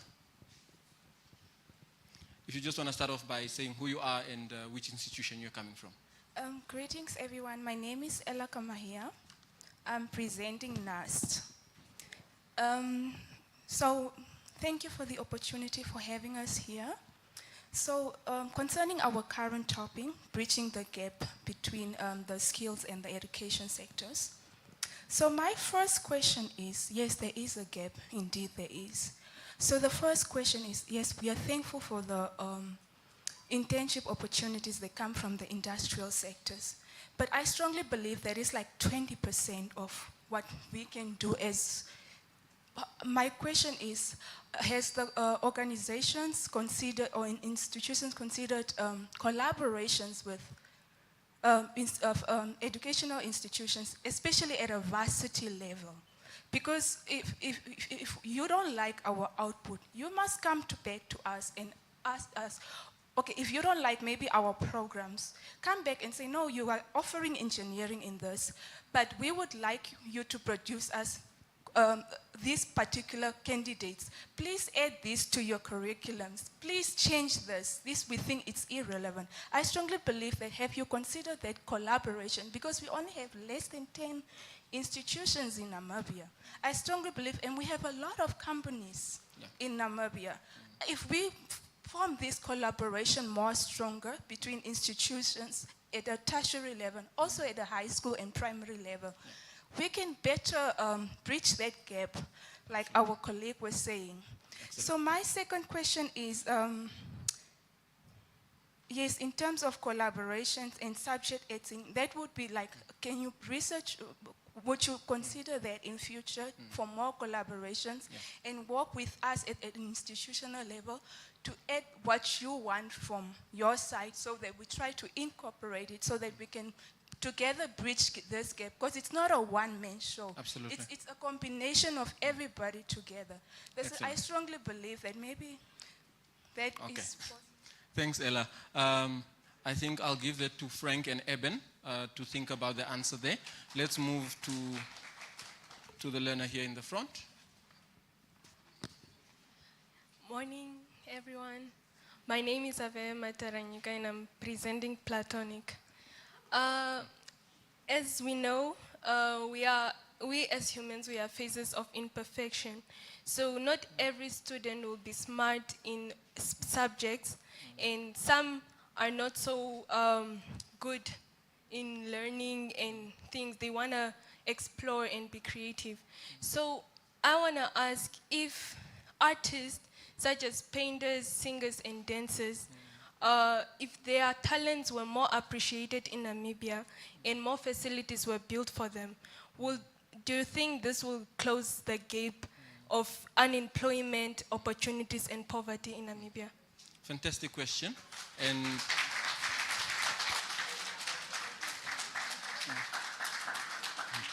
absolutely fantastic question, and I'll give that to Oscar to speak around that investment from a government perspective. But let's address Ella's question first around how the industry consults with institutions of higher learning to ensure that curriculum and programs are aligned to what you need. So let me start off with Eben, and then Frank, you can come in there.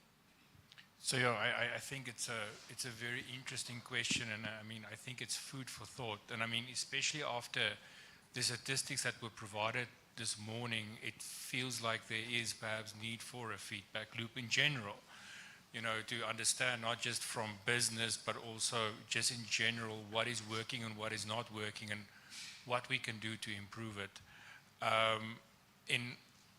I can only speak to my own space from a data perspective, but I think what we have picked up is engaging more with varsities, and this is more currently in South Africa, but definitely something that can be more prevalent is, you know, things like you just do hackathons with university. You get all of these guys together and they, you know, have these amazing ideas and they perhaps get something out of it, and we get something out of it. But with that alignment, we can then also start building those relationships with the faculty to understand what our needs are and what their needs are, and if there are perhaps gaps to that. So I would say from my own perspective, I think there's definite opportunity for us to improve that. And I'm kind of excited on what that could, you know, attain, especially if you mix that into an internship program, because they're very close to what they just studied, and they remember it, so it's easy to get that feedback loop going. So I think there's definitely room for that. Yeah. Nice. Spot on. Frank. Thank you very much for the question, Ella, right? Yeah. Ella, we had a stakeholder engagement conference tour last week at Arabush, and it kind of speaks to your question, sort of like an initiative to start putting this type of ideas and discussions into motion. So what happened was, you know, I was one of the fortunate beneficiaries to go to Germany for a mobility program where we were exposed to state-of-the-art research centers, universities, and so on, just to see how we can scale up in the energy sector, particularly in the green hydrogen sector. So we came back, the first cohort, we're about 90 of us, both vocational and masters, and some of the students were sponsored by DAAD. It's a German academic exchange program, sponsorships, and in some of the advantage or benefits they have from that is they can host events like this and conferences. So they brought together the industry experts and the academic experts. Your VC was there as a keynote speaker. Hyphen was represented there. Daurus was represented, but all these stakeholders in this green field. And the discussion around there was to say, just like you are asking, are we competent? What can we do? Can we talk about this? And it was, I was hosting that, and it was really amazing to learn from that. But what I can put as key points or key takeaways from that is we should be intentional as students and organize such things, because we learn from one another. We can think the industry experts know everything, but they might not see things from different perspectives. So what I'm trying to say is, what you started now in terms of questions, continue with that in different sectors to say, okay, let's get the stakeholders together and let's have a conversation around this. What can be done? And just as a final part of that also, I gave a disclaimer, I'm a teacher, eh? So the final part of that is my involvement in the non-renewable energy space, renewable energy space, and also in the non-renewable actually, is to make sure that you bridge that gap between these youngsters here and industries. So you have to throw yourself out there. Like Savannah said, you know, I would resonate with her and say luck is just the dividends of hard work. You know, so get involved, get to know what they are doing and where are those gaps and how can those gaps be filled up. Thank you. Perfectly put. Luck is a dividend of hard work. Oscar, the question around investment in the creative industry, and there is another question that we got from our online audience that I want to couple with that is closely related, around encouraging funding into sectors like sports and giving companies incentive to invest in those sectors. And most importantly, how can we get this type of conversations happening in places like Parliament? So what is the role that the ministry has to, you know, put forward policy recommendations that can be discussed at that level? Thank you for those questions. Am I clear? Sound check. Arts and culture is important, absolutely. We can never underestimate the investment required that needs to go there. I mean, we need to tell our own stories. We can never depend on someone else from outside to sell our stories. So we will continuously back, definitely, our arts and culture. Through the Ministry of Basic Education, I mean, we have a department there that we do give some funds. Is it enough? We can do better. Even the question on sports. Can we invest more in sports and in arts and culture? We can do more, but I would almost ask that then we need another session this afternoon where Solomon and I will take you through government funding, okay? Even as government, there is a cap to how much we can spend, okay? So that's why when we start off speaking as economists, because we gotta look at the potential of the economy, what revenue is generated, and from that revenue, we gotta split into the various components. And not necessarily, unfortunately, again, looking at the economic play, competing in growing industries, that's why obviously the sciences have popped up. Engineers have popped up, because obviously those are the productions that have created more revenue generating capacity. But it didn't mean it was because of not appreciating the other interests. So it's again balancing available resources into investing where the immediate need is. But you're spot on. We can never underinvest in arts and culture because we must tell our own stories. Because it links back to tourism. Because when tourists also come here, they want to experience our way of living and not something else. But we'll definitely continuously pencil in to see as to how can we support arts and culture? Obviously, the other one, I mean, like everything else, given our size. So as a local artist, I mean, this market is also limited to an extent. So we all need to have that global play. Again, having in mind as to, I mean, you know the song, if you can make it in New York, you can make it anywhere. So, and it also goes to the other professions. So it's not only speaking now to arts and culture, but when I'm starting to be an architect, I want to make it big in New York. I want to make it big in Frankfurt, in London. And that must be the way of thinking. So it's not about me training and getting a degree to get a job in Namibia. We must learn to play at the Champions League level. We must think big, dream big. Nice. Spot on. Yes, Savannah. Can I add to that? Absolutely. So just speaking from someone who is in the creative industry, Namibia, we need to invest in our creativity because creativity means change and change means growth. At this point in time, Namibia's creative industry is stagnant. We need to make sure that the creatives are heard because we need them to grow. We will not grow without our creative minds. So it's so important that we do invest in them. Absolutely. Nice. And of course, thank you to Old Mutual Foundation for making sure that creatives are heard by having a creative right here on our panel. Eben, if a young person sitting here is looking at you and they're thinking, in 10, 15 years, I want to be the head of data at Old Mutual. What are some of the skills? What can they start doing now? What are some of the skills that they can start learning now to get to be in your seat in 10, 15 years? Sure, that's an interesting question. My history has actually been very varied, but I've always had a passion for data. And that's a big thing here that you need to understand. You need to have the passion for it. An interesting thing about me when I started work, I remember I started work that day and I had to do 15 cash flows and it was on Excel. And I did my university and everything on Excel and I passed my exams, but they put me in front of it, blank. But I still had to do those 15 cash flows.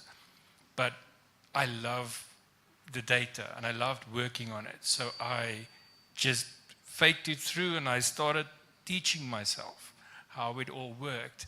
And that evolved into 1 or 2 years later, sitting in an actuarial department doing valuations for pension funds on Excel sheets and on data that nobody else could really do in the business because I had the passion for it. If you want to become a head or a manager, don't do it because you want to become a head or a manager. That's no way to go about it. You have to think big. You have to want to, what is my destination to where I want to get to?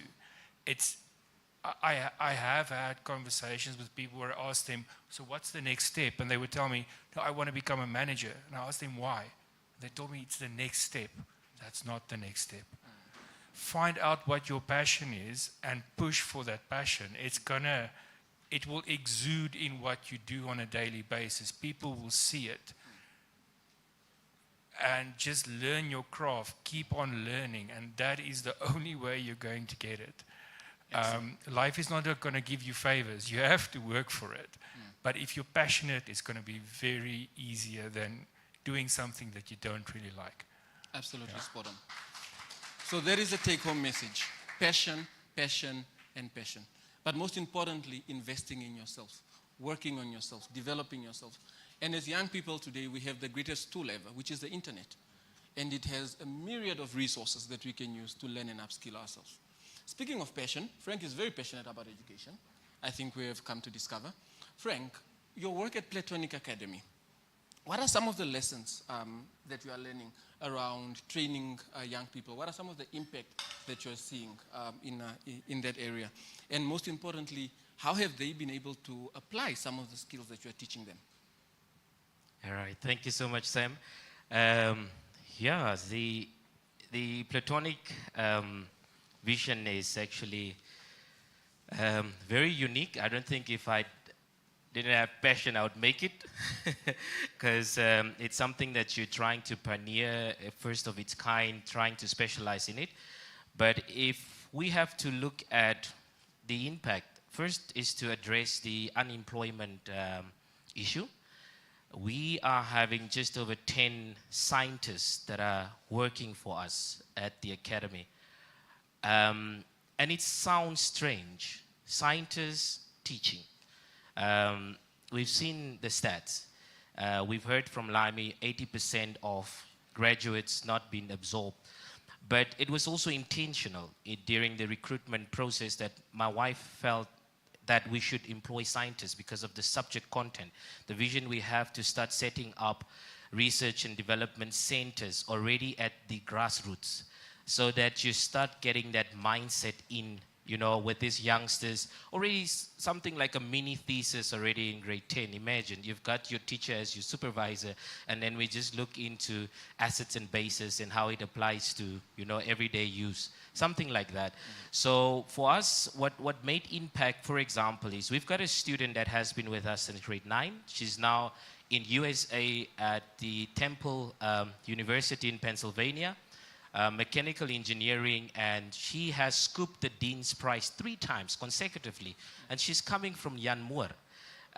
So it's just a mindset change. As I've earlier alluded to, raising kids is not just to see the results. We've got another one through robotics that's now in Norway. They practically had to take her to a high school, completing her last high school. We had to pray about it. We had to talk to the father to let go, and they said, we have to wait for your father's blessings, and he blessed her. She's on that side. So this is just some of the minor things that we have to focus on, but there needs to be a change with a different approach, and the one size fits all doesn't work. Absolutely, it doesn't work. And I think most importantly, it's about each one of us, where we are doing the little bit that we can to contribute to this cause. Because when we put all those pockets of activity together, it creates the change that we want to see. Oscar, from an economic growth perspective, Salomo mentioned a couple of skills that we need to drive economic growth. Is there anything that he missed out that you have learned in your nearly 2 years in this role? Leadership skills, working with people.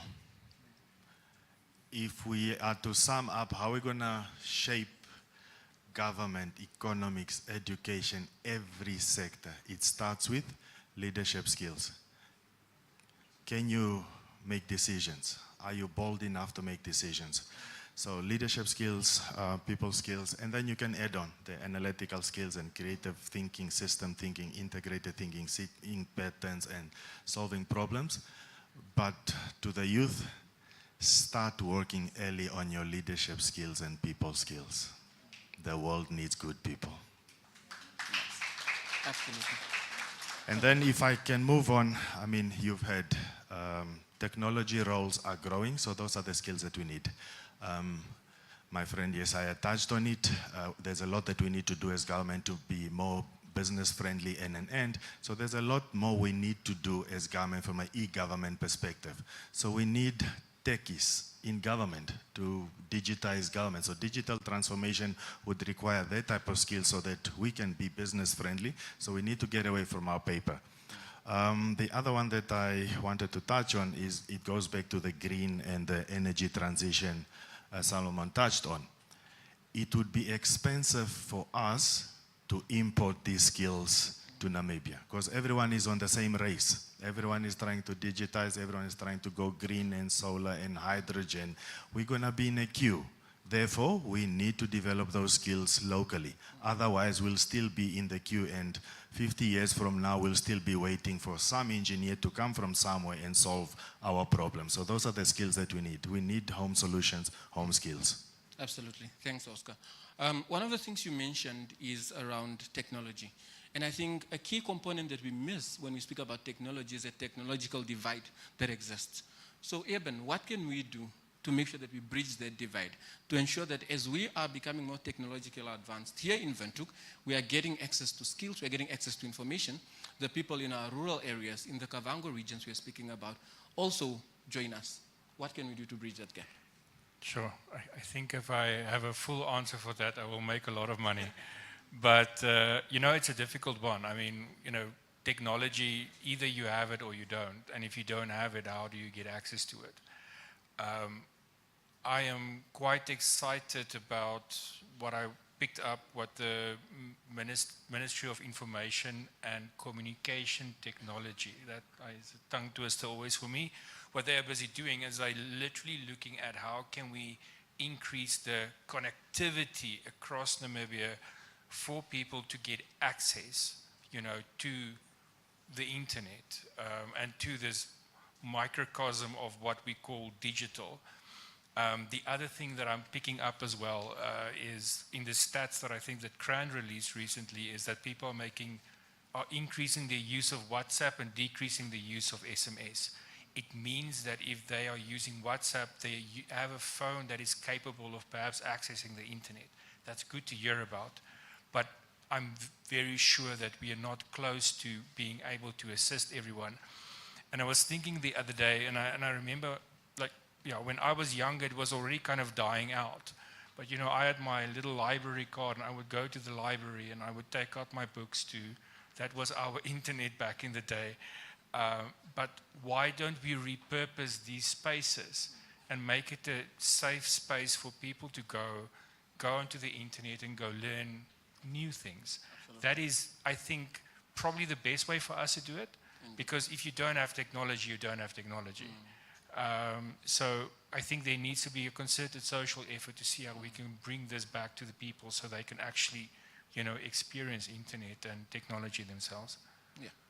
When we speak about this conversation on unemployment, a big buzzword that we like to throw around is, of course, entrepreneurship and the role that entrepreneurship has in, creating the employment that we need and driving economic growth.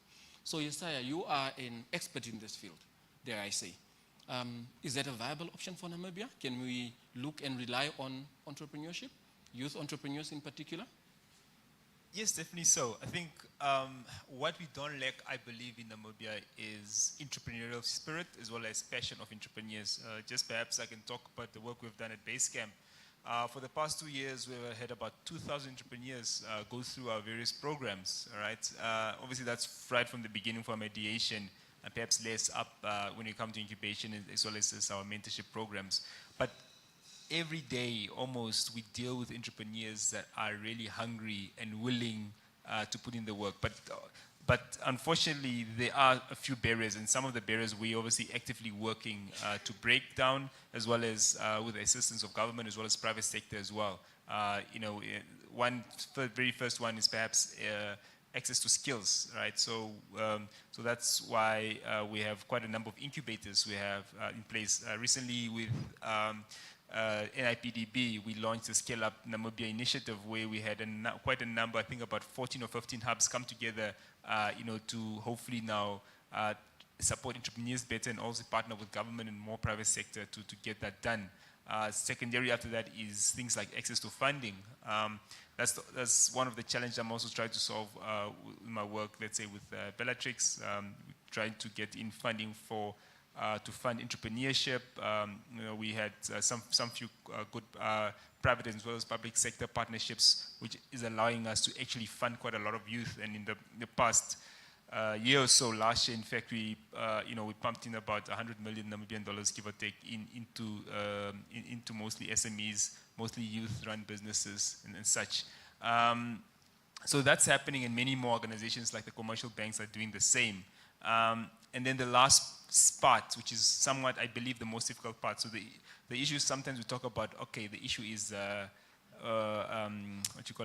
funding. But the issue is actually the last part I'm going to talk about, which is access to market.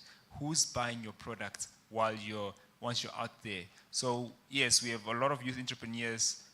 They're willing to get trained. There is a bit of funding. I think earlier on, Salome was touching on saying Namibia doesn't lack money. All right. But now, how do we get access to market, right?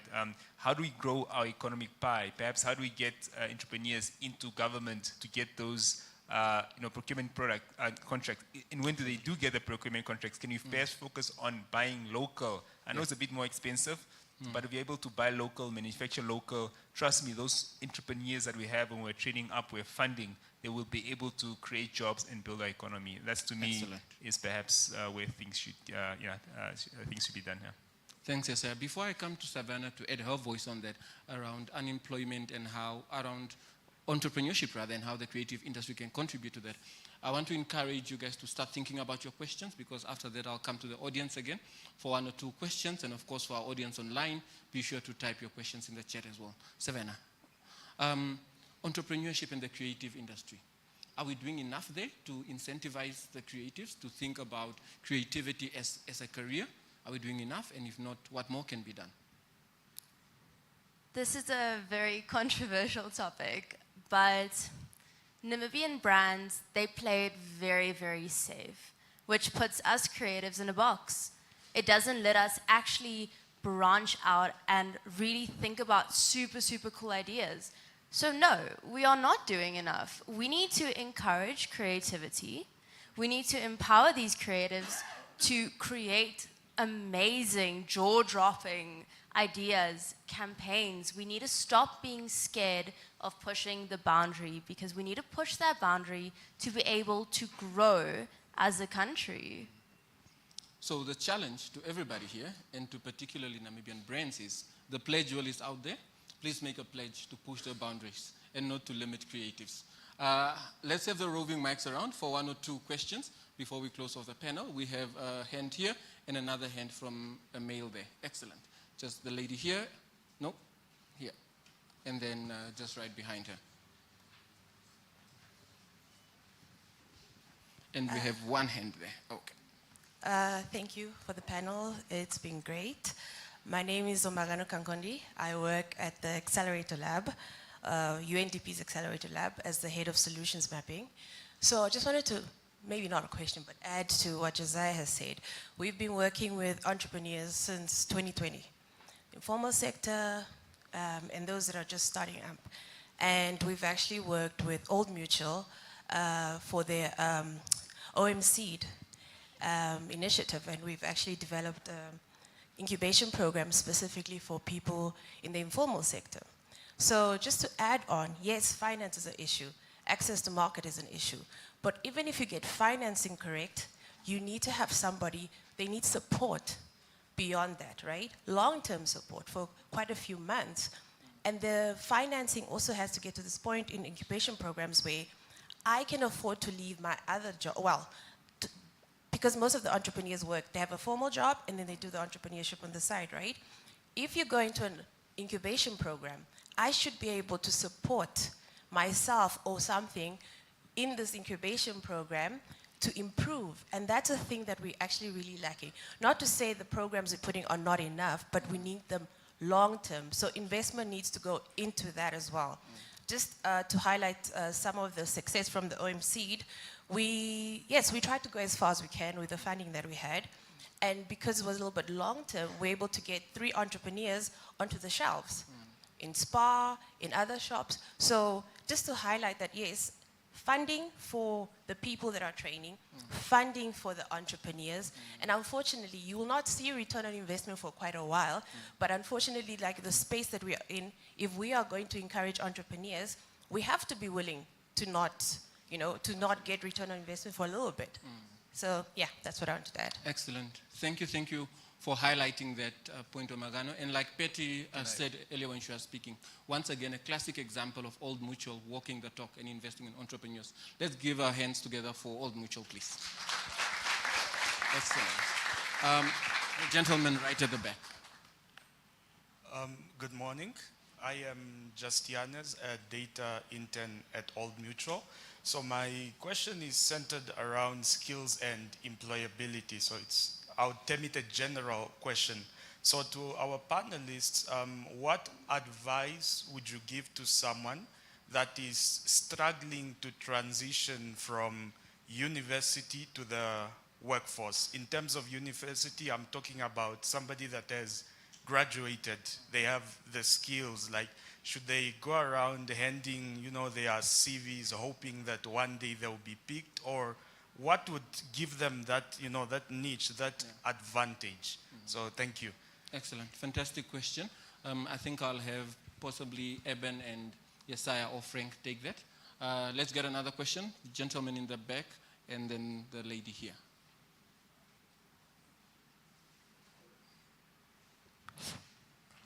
Okay, good morning. My name is Junius Franz. I am an intern at All Mutual. So I had two questions. We looked at creativity as the driving force of growth.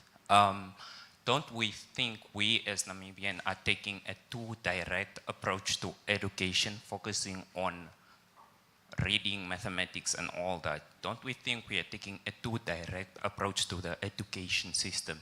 Isn't there a possibility that we could take a much, let me say, indirect approach to the education system, which allows a space for us as the youth and also the upcoming generation to, how do I put this, to align themselves to the growing system? Because right now, our education system just focuses on teaching us how to read, how to write, and also solving problems, but not so complex problems. Second question. So we spoke about investment in education and how it correlates to unemployment. So I know Mr. Salomo and Mr. Oscar can rectify me on this, but if we look at that, we have very high investment in education, but yet we have a very low employment scale, which gives us a negative relationship between the two, if we had to put it on an economic graph. So is there anything that the government or us in general, we can do, and also the private sector,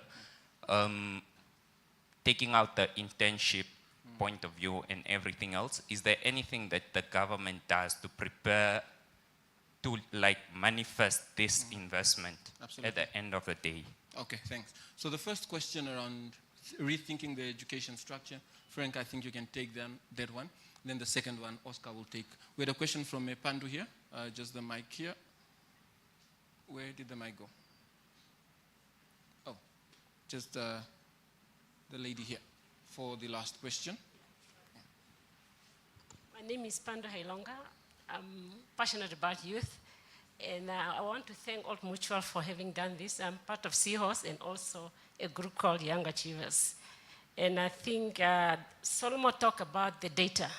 The young person talked about we have a high rate of school enrollment, but the output is zero. We have skillless young people coming out who are unemployable, who can just read and write. And I appreciate that the workshop is focusing on youth, but I think we need to address the elephant in the education sector, and that's the curriculum. Maybe we need to have a review of our curriculum, not by consultants who come from outside, but where we have a workshop and we really look at our curriculum. Because I'm old school where we had a system when you were 14, you could make choices.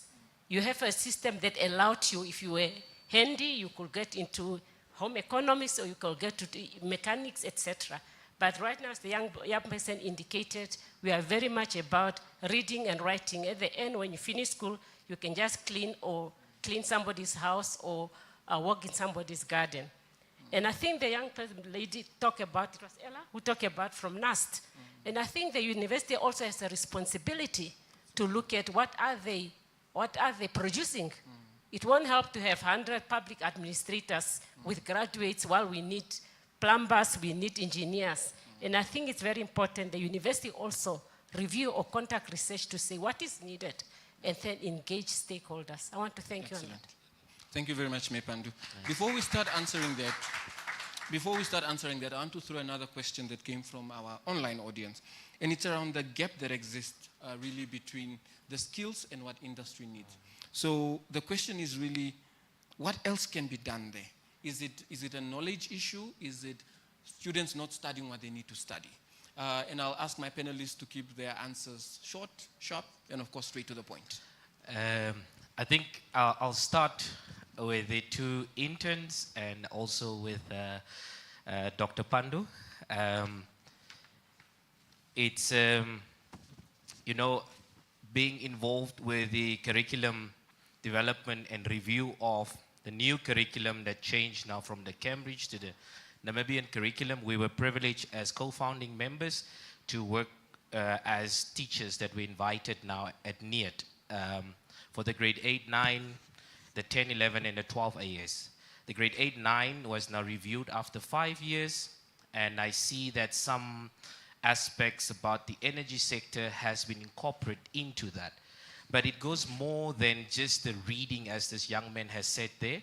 So what I want to emphasize on is that the industry, together with the education institutions, have to come together. We are currently at an advanced stage of discussing with one of the project or pilot projects in the green space, where we have proposed and developed the curriculum for them that is applicable to their operations, that links into the existing curriculum. How do you put this in practice?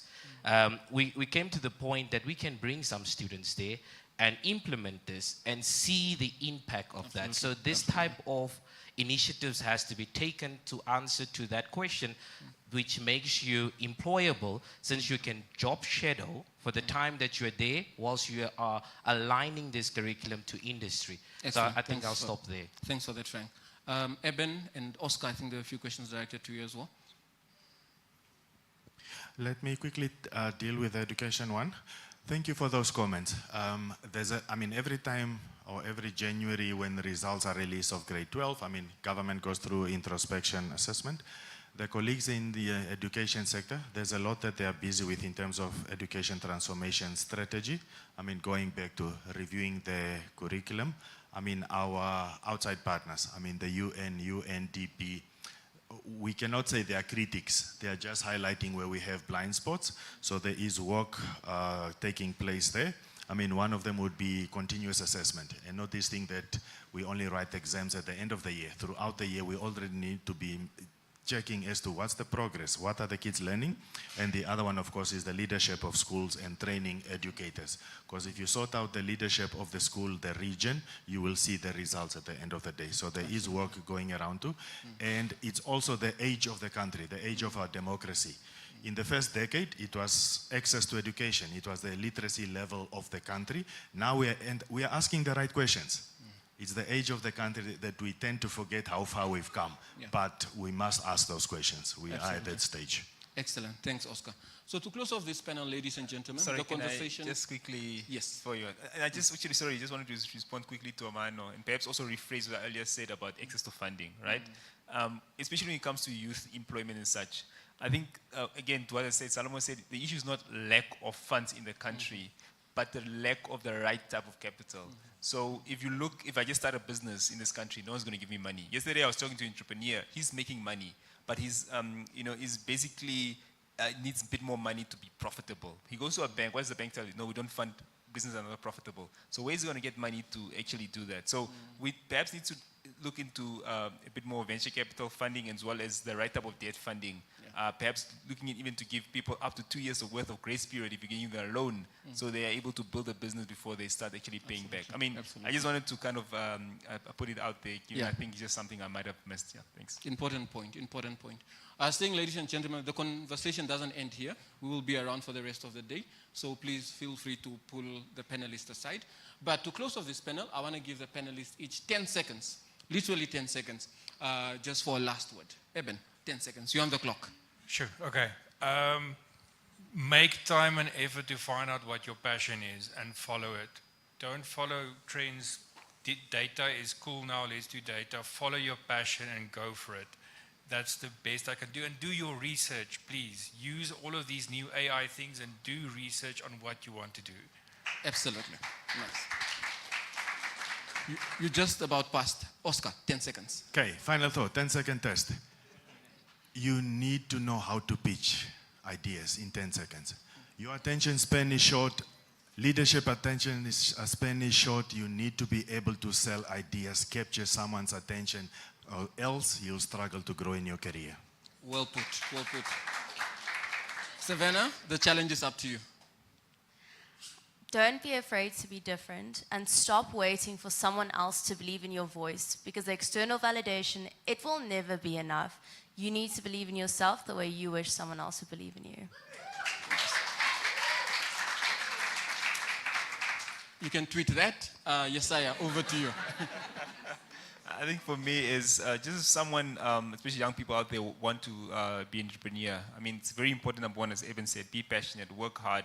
And there's actually a lot of opportunities in Namibia to get started. And just don't give up and keep on pushing and you'll make it, yeah. Absolutely. And last but not least, Frank. Don't be afraid to fail, but fail forward.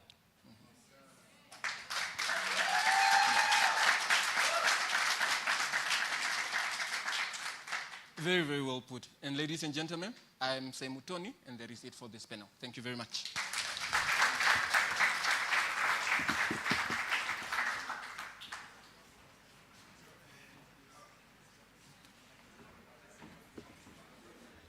All right, I can see we're already starting to get up. Megan. Oh, that was an absolutely brilliant panel. Can we give them one more round of applause, please? That was absolutely brilliant. I think that from that panel discussion, we all got the understanding that maybe part of the key to the future is also self-advocacy and what we're going to personally do to change. And the fact that you're already here as a young person at the Old Mutual Foundation Youth Indaba means that you're actually taking your future into your own hands. Okay, we're going to stretch our legs and we're going to go into an exhibition. But before I do that, I'd like to welcome Old Mutual's Group CEO, Mr. Tashius, just to say hi and thank you for coming. I know it's been a very busy time for Old Mutual with award shows and whatnot, and now we're into a Youth Indaba, so thank you for being here. Thank you so much. All right, we're going to head into our exhibition. We're going to allow our Old Mutual team and distinguished guests to please go ahead first around the corner to the back into the staff parking lot. Old Mutual Foundation has curated the most magnificent exhibition stand where you can go and have a look at what's happening there. There are some awesome tests being done. The Be Free Youth Campus is also there. There's some entrepreneurs out there, so we can go there. You can take all the inspiration from our panelists and write a commitment to yourself on the pledge wall and take a bathroom break. We will be here for the next session for the breakaway room at 12:30 for those who have green tags. All right, everybody, let's take a break. Enjoy the exhibition.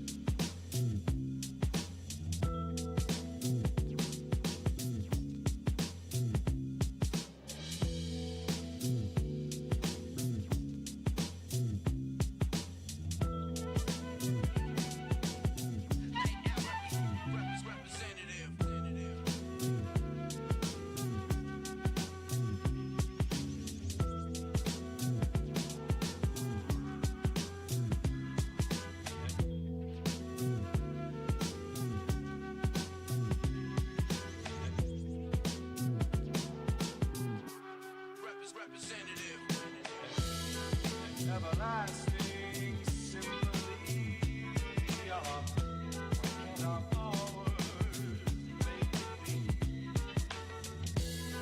everlasting symphony of power.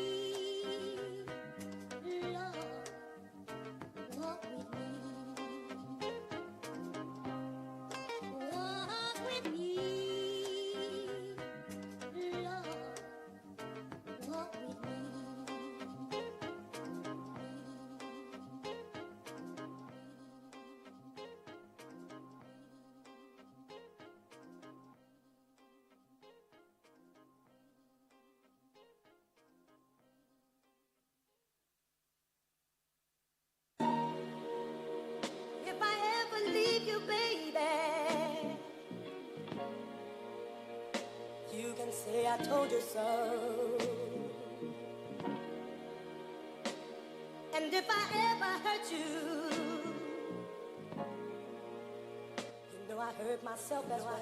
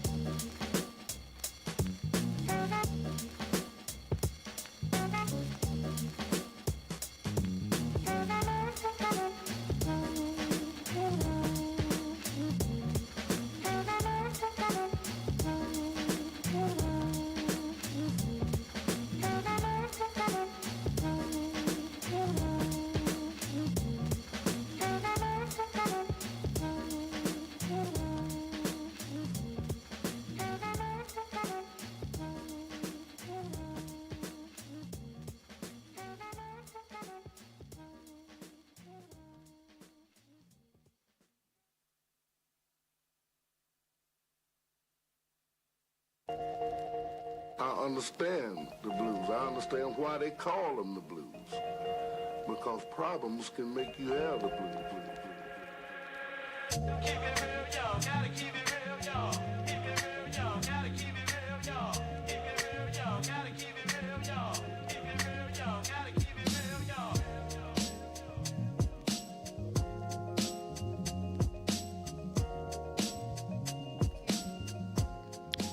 Ladies, gentlemen, and young people, for those of you who are outside, you can bring in your drinks with you and your food because we'd like to get started with breakaway session number 2. So if you're outside, can you kindly make your way inside?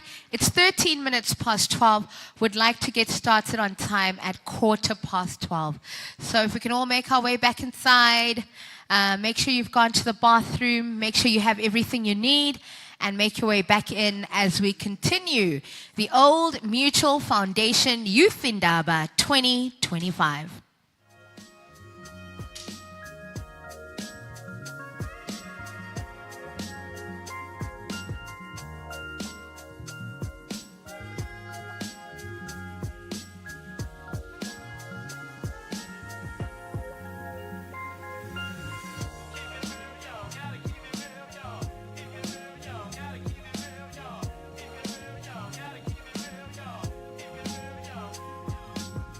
Keep it real, y'all.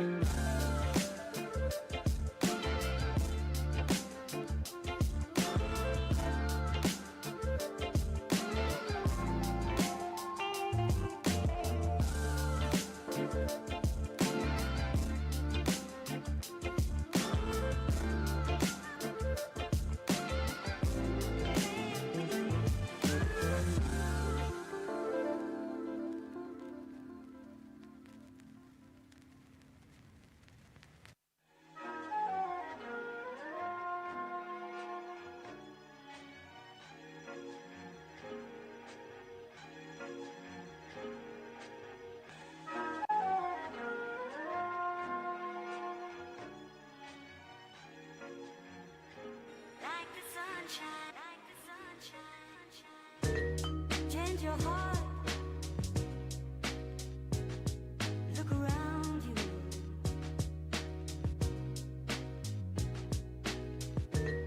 Change your heart. Look around you. Like the sunshine, change your heart. Look around you. Like the sunshine, change your heart. Look around you. Like the sunshine.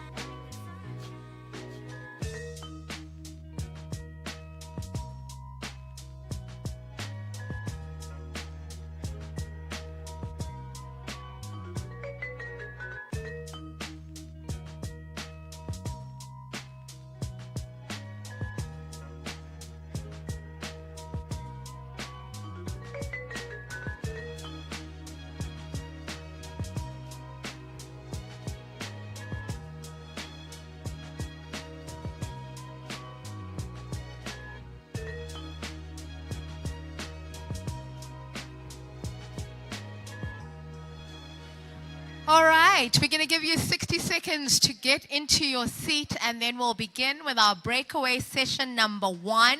Slow Town, thank you so much for the coffee. Who's had a cup of coffee today? What kind did you have a chai? Which other one did you try? A latte? Did you take a photo and put it on your status? Hashtag, but coffee first. Yes, we did it all. All right.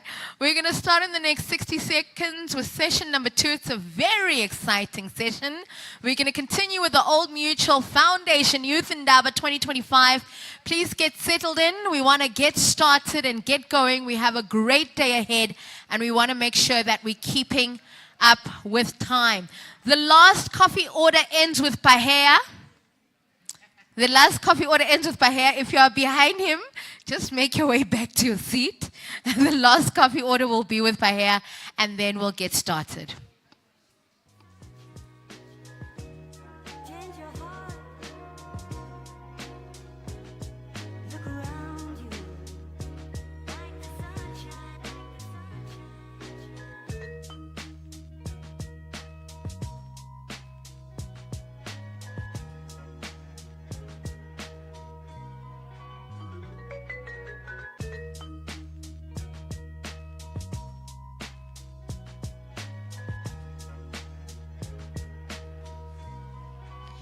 All right, ladies and gentlemen and young people, did we enjoy the exhibition stand? Did we have a good time? That's great. So it's my awesome pleasure to welcome you to session number 2, which is the breakaway session. For those of you who weren't here for session number 1, my name is Laimi Alago. I am the project officer here at the Be Free Youth Campus, and we are very excited that the Old Mutual Foundation has chosen to host. Okay, hold on. There's a lot of activity in the back there. Are we all settled? Young people, are we okay? Great stuff. Okay, so as we get settled into our seats, I want to give our speaker a quiet room to work in. So I'm Laimi Alago. I'm a project officer here at the Be Free Youth Campus. For those of you that don't know, the Be Free Youth Campus was founded by Madam Monica Gaincourse, who's the chairperson of the One Economy Foundation. Through an engagement nationwide, she went to speak to the young people of this nation and asked them, what is it that you want? And they said, we want a safe space where we can learn, grow, and have fun. And here we are today at the Be Free Youth Campus. The campus is open from Monday to Friday, from 8 to 5 o'clock in the afternoon. We run a number of programs here that are all targeted at the youth. So it's our awesome pleasure to have the Old Mutual Foundation host their Youth Indaba here, because this is the space and the home where youth can feel free, man. Be free. Be free. Okay, with that said, the bathrooms are to our left-hand side if you need the bathroom. Old Mutual Foundation is all about sustainability. So there is a bottle. Did you all get a bottle? So if you need water, you refill your water, and that's how we look after our planet. The other big thing, for those of you who've just arrived, Old Mutual is very generously going to give away they're doing 3 lucky draws, each valued to the amount of 10,000 Namibian dollars towards your tuition at any NQA registered institution. Clap, how? Does that make sense? Do we understand? So let's say if you're still in, I imagine if you're still in high school, if you win the lucky draw and you get into NUST next year, Old Mutual will pay 10,000 Namibian dollars to the place that you're studying once you show them proof of registration. That's wonderful. That's wonderful. To enter the lucky draw, please make sure you put your name in the box at the registration table. And then we've also got the pledge wall. The pledge wall, I see it's filling up, but it's still quite empty. We want to leave here today having made actionable change, right? Like Michael Jackson says, I'm looking at the man in the mirror. I'm asking him to change his ways. So we want you to write a pledge or a goal to yourself on the pledge wall. I've heard, it's a rumor, that if you write on the pledge wall, it increases your chances of winning in the lucky draw.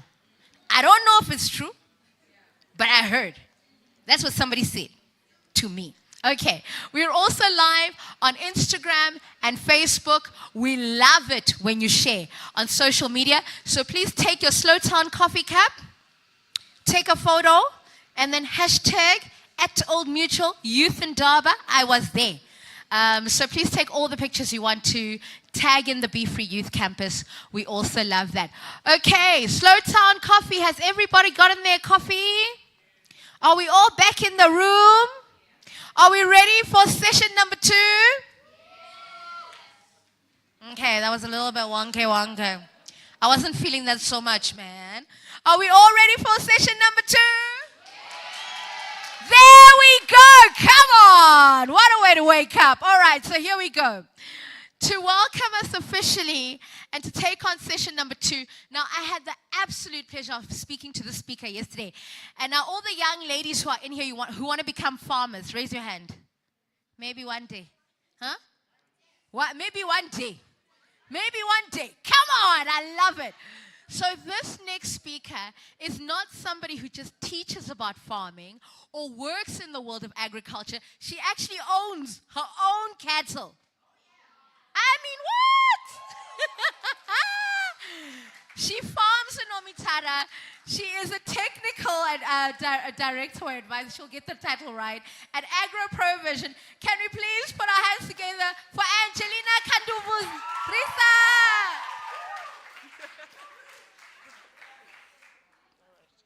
Okay. Good afternoon, everybody. How are my farmers feeling? All right. Dear honorable guests, esteemed guests, students, prospective farmers, welcome, and I'm humbled to have been given this opportunity or accorded this opportunity. I'm going to run through this presentation with a focus on exploring the potential and the impact of agriculture in job creation as well as food security. All right, so my outline, what I'm going to delve on today would be about provision. So as I stand here, I wear 2 hats. Not only am I a farmer, but I'm a professional representing agri-provision. All right, so I'm going to tell you what agri-provision does, as well as also talk about the Agricultural Academy. Then I'm going to give you a highlight as to where we stand in terms of food security in the country. I'm also going to look at agriculture being your potential future employer, all right? And then I'm also going to look at the interventions that are needed in order to actually create jobs in this sector, all right? And I'm going to look at, lastly, what are the career paths that you can take within the agricultural fraternity. Okay, so Agri-Provision was started as a subsidiary in 2009 within AGRA, And our vision literally is to contributing to shaping the future of agriculture while recognizing existing expertise, as well as bridging gaps. So this morning, a lot of our speakers actually spoke about the skills gap and so forth.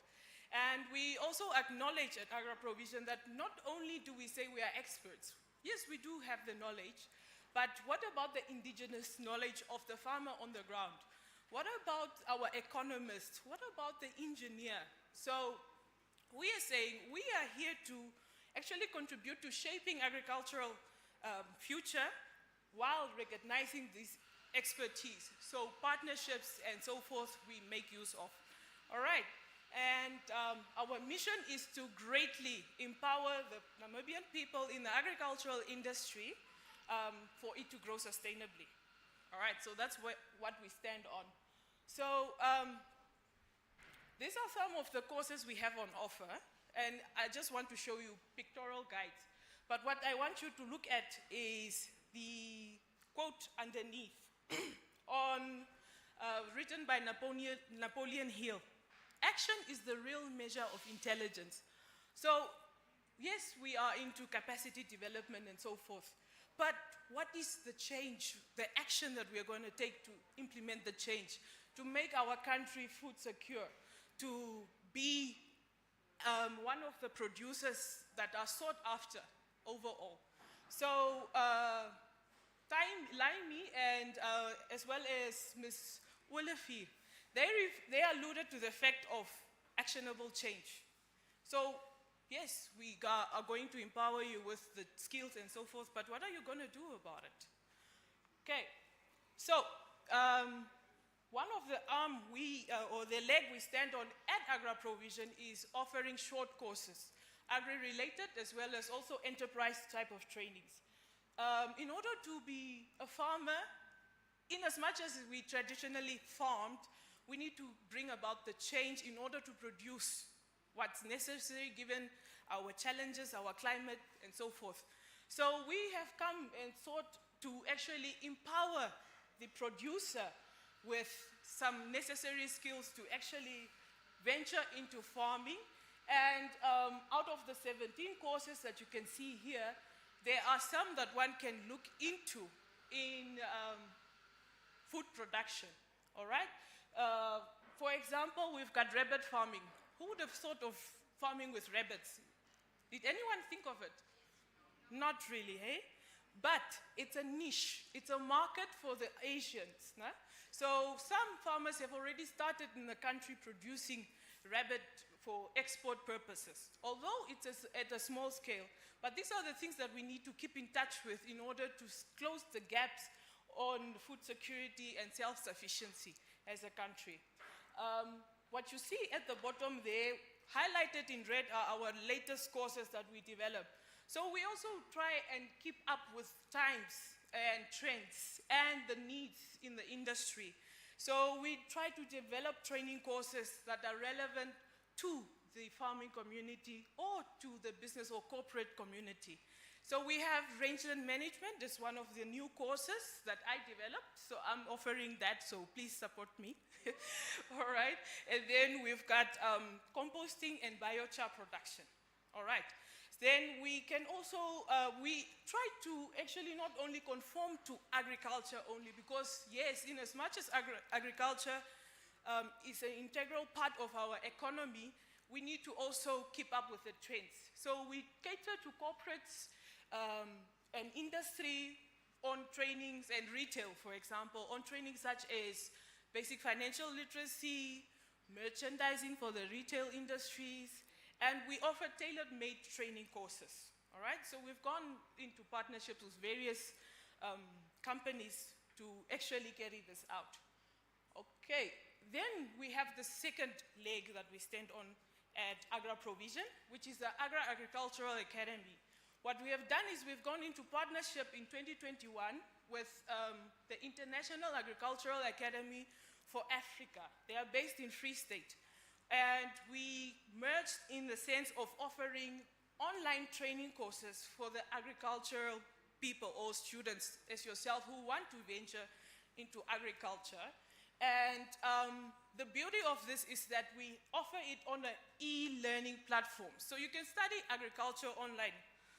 Now, I know probably in the back of your minds you're thinking, but how do I study a practical training or course without the practical experience? How do I do it online?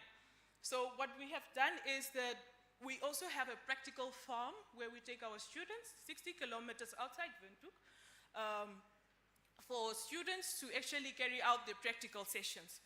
And the nice thing is that you can have your full-time job and then study online. But I'm going to explain more, or I will play a video that will explain more.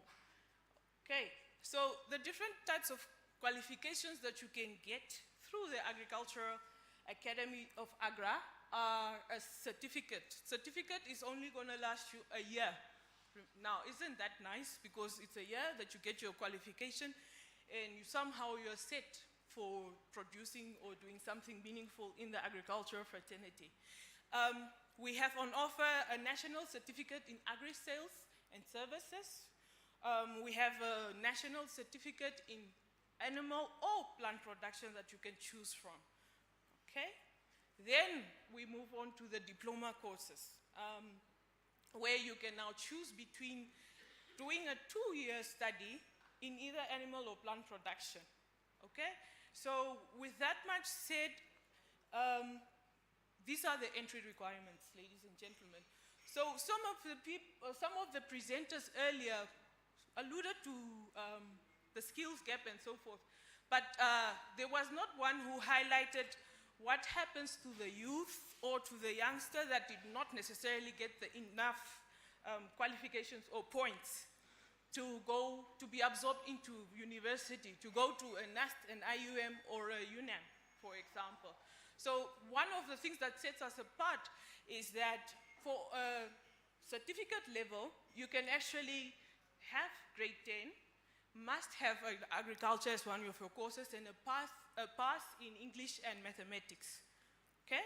So then when it comes to the diploma, diploma, you will need grade 12 with a minimum points of 20 points and so forth. So now there aren't many institutions that would absorb you with such points. So it's a great head start. And what I must mention is that people have the fear, but we've had 2 students that were privileged to actually continue with their bachelor's in agricultural science studying at the Noidam campus. So they were taken up by UNAM. Okay. All right, so I'm quickly going to play you a video on the Agricultural Academy that you must listen to now.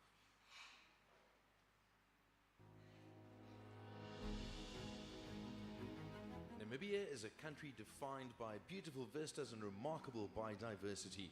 Here, agriculture is a way of life, and farming ensures both food security and employment. As the agricultural sector is constantly under pressure, the use of advanced farming practices and new technology is increasingly important in order to maximize production.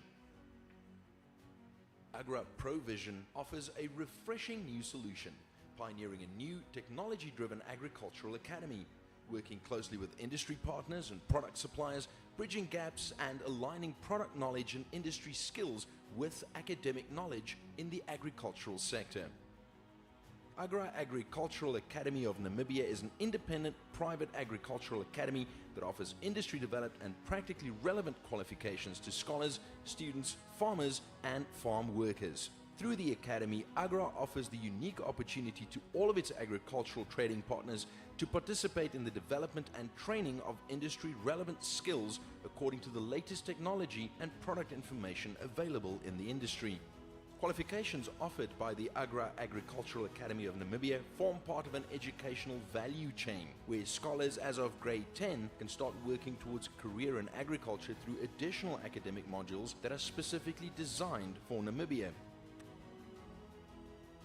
Project Agri School is an online agricultural program developed by Agra and the International Agricultural Academy for Africa, specifically for grade 10 to 12 scholars to participate in and earn credits towards a national certificate in animal and crop production while they complete their senior secondary school qualification. These national certificates then offer the scholar the opportunity to obtain their national diploma in animal or plant production within 1 year of completing high school. As a qualified junior farm manager, a school leaver can therefore start working directly after school and can earn an income while building a career with practical experience at a very young age.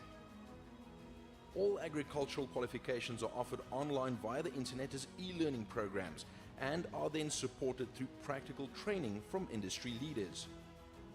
Agripedia is an internet technology computer platform that presents all information in text, video, animation and graphic format and makes the transfer of information refreshing and visually understandable. This platform offers all the benefits of e-learning. Students can study in their own time and at their own pace within the comfort of their own home or office. E-learning offers huge savings on study costs. There's no classroom infrastructure, no specific travel or accommodation costs. It offers access to continued personal support from subject specialists at the Agricultural Academy of Namibia. The biggest advantage of e-learning is that studies can be conducted while the student is employed either full or part-time, working on a farm or while pursuing alternative qualifications. Practical contact sessions are offered by AGRA's technical staff in collaboration with other relevant industry specialists representing a wide variety of trading partners and products that are available in the industry. Every AGRA branch across Namibia then essentially becomes an Academy Administration Office, offering easy accessibility to the Academy for all our clients nationwide. For more information or further inquiries, follow the A3N link on the AGRA website or contact AGRA Provision today.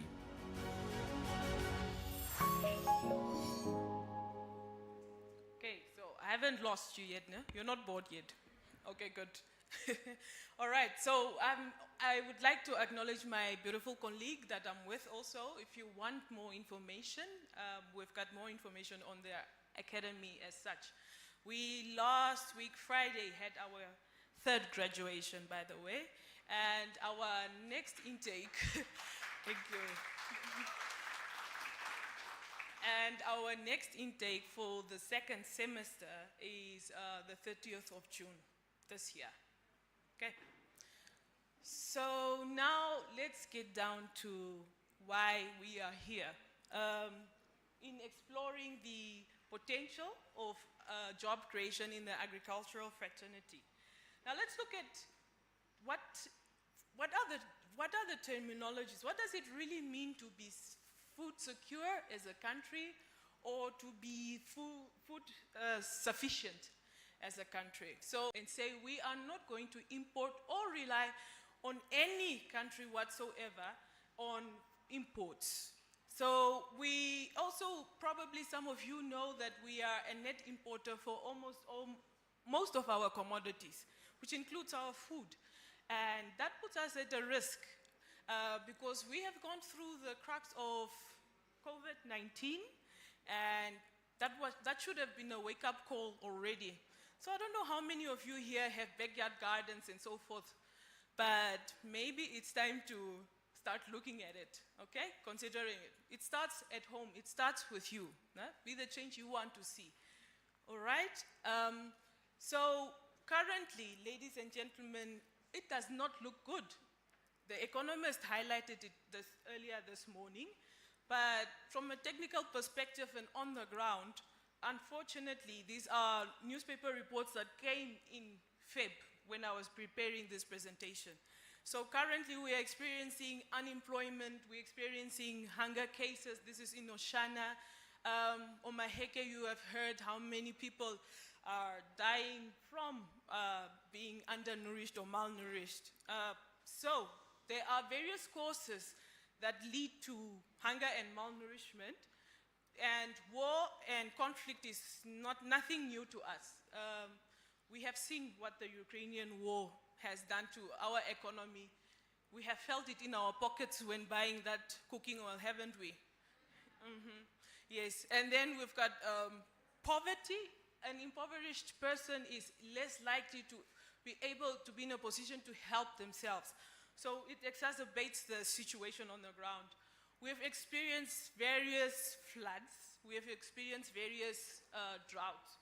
In the past 10 years, if you look at the trends, especially speaking from a point of drought situation, I think over the past 10 years, 7 out of those years we have experienced droughts. Now, from a natural perspective or natural resource perspective, is that when you experience a drought, your veld or your rangeland experiences a knock backwards, 5 years backwards, that you actually need to recover. So the soil that you need to plant in or the livestock that you need to rear are not going to have sufficient nutritious soil to plant in and so forth. So it takes a knock big time. All right? Then we can never forget the issue of population growth, which is part of an integral part or an inevitable part of our population.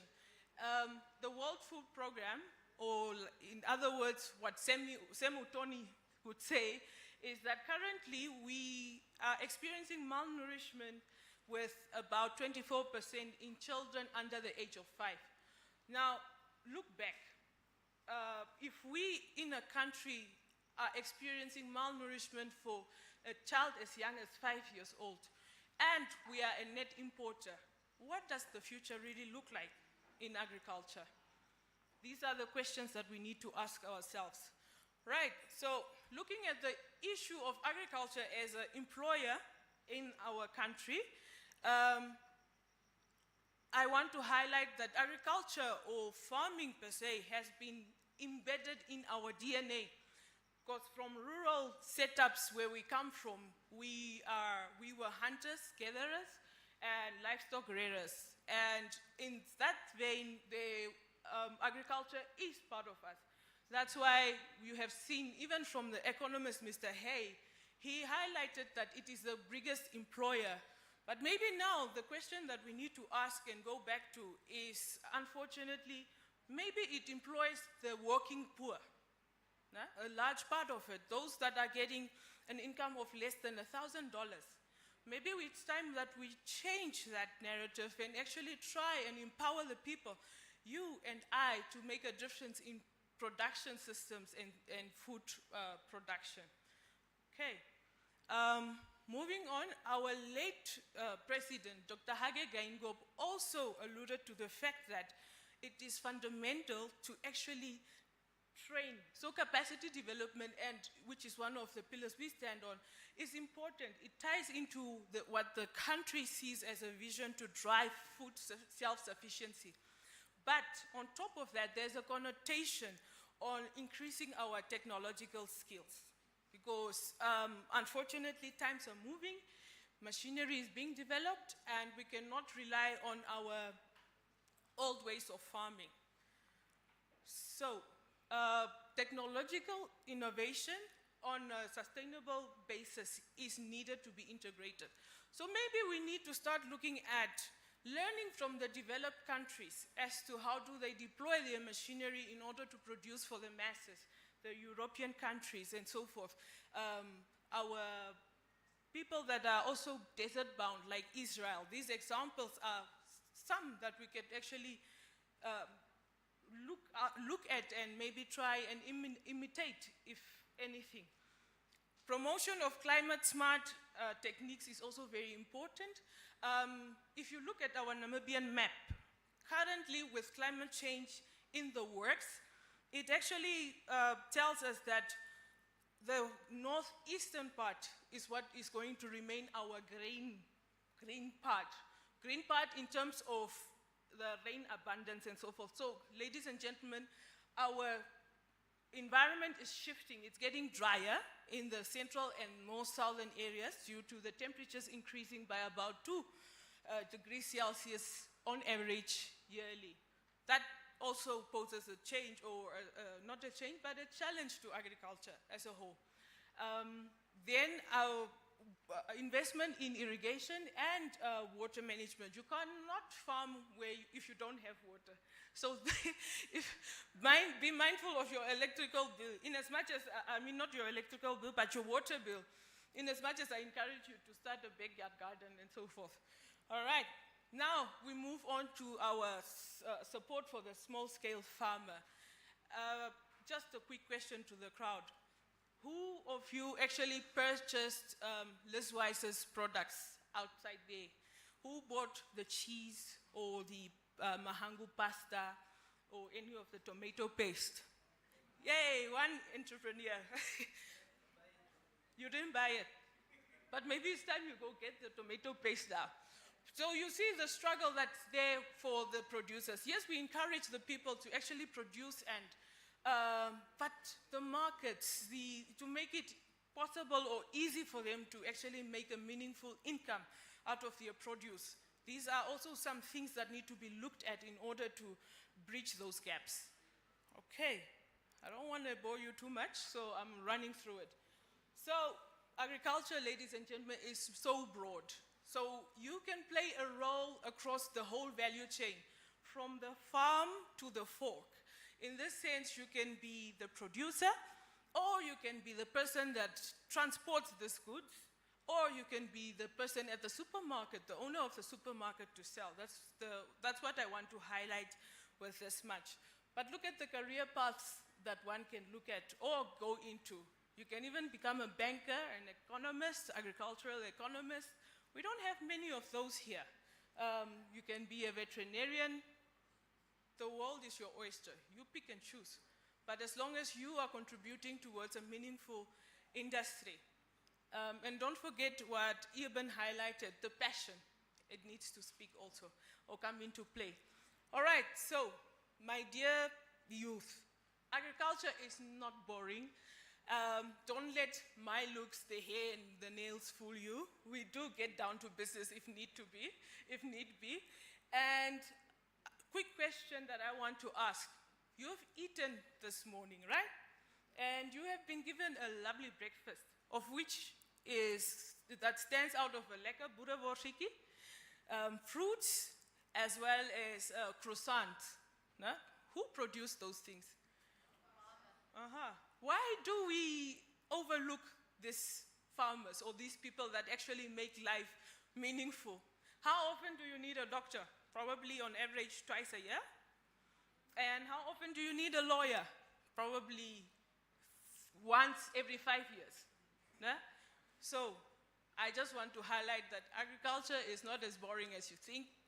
So yeah, with that much said, I want to leave you with food for thought on this statement that I got that says, the state of agriculture in our country actually reflects our future. Now, think about it. Look at what actually I spoke about and consider it. I thank you very much.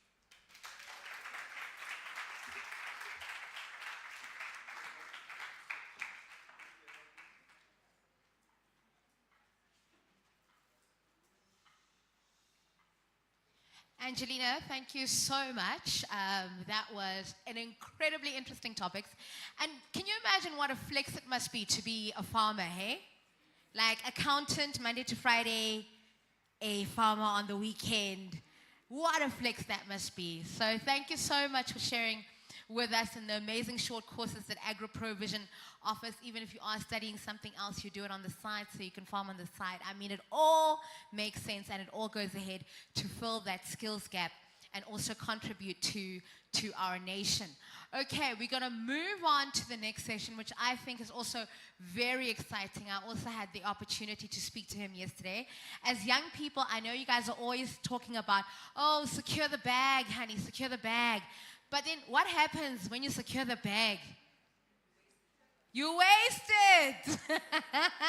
You go there and you get a Stanley bottle and I don't know what else you're doing with the bag. But if we're going to secure the bag, we need to know what to do with the bag.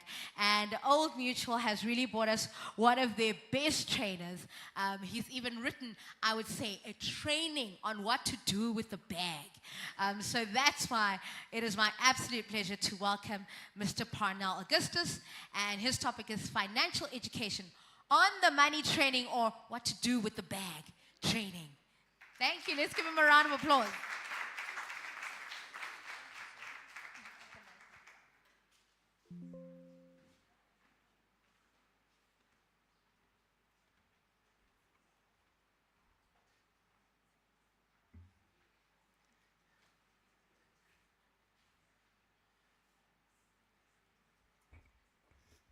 don't know, it seems to me all the speakers prior to me was much taller than I am. Is it afternoon? Oh, good afternoon all. As I was introduced, my name is Panel Augustus, and I do financial education. The program is called On the Money, the Big 5 Secrets of Money Management. And just to give you a little bit of a background where the Big 5 comes in, if you notice in the wild, this 5 animals has very good survival skills.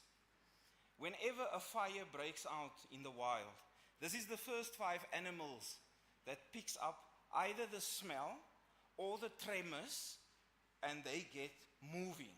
They start running. And if they run, everybody else runs with them, because that's how they pick up the danger. And just like with money management, we can actually learn from these animals how to manage our money. And that is where this program is based on the Big 5. So the objective of the program, how you can break old habits and establish new ones. How to draw up a budget, which I believe a lot of us have a problem, eh? We draw up the budget and then we keep it in the medulla oblongata. Yeah, because we think we're elephants. You know, but we are human beings.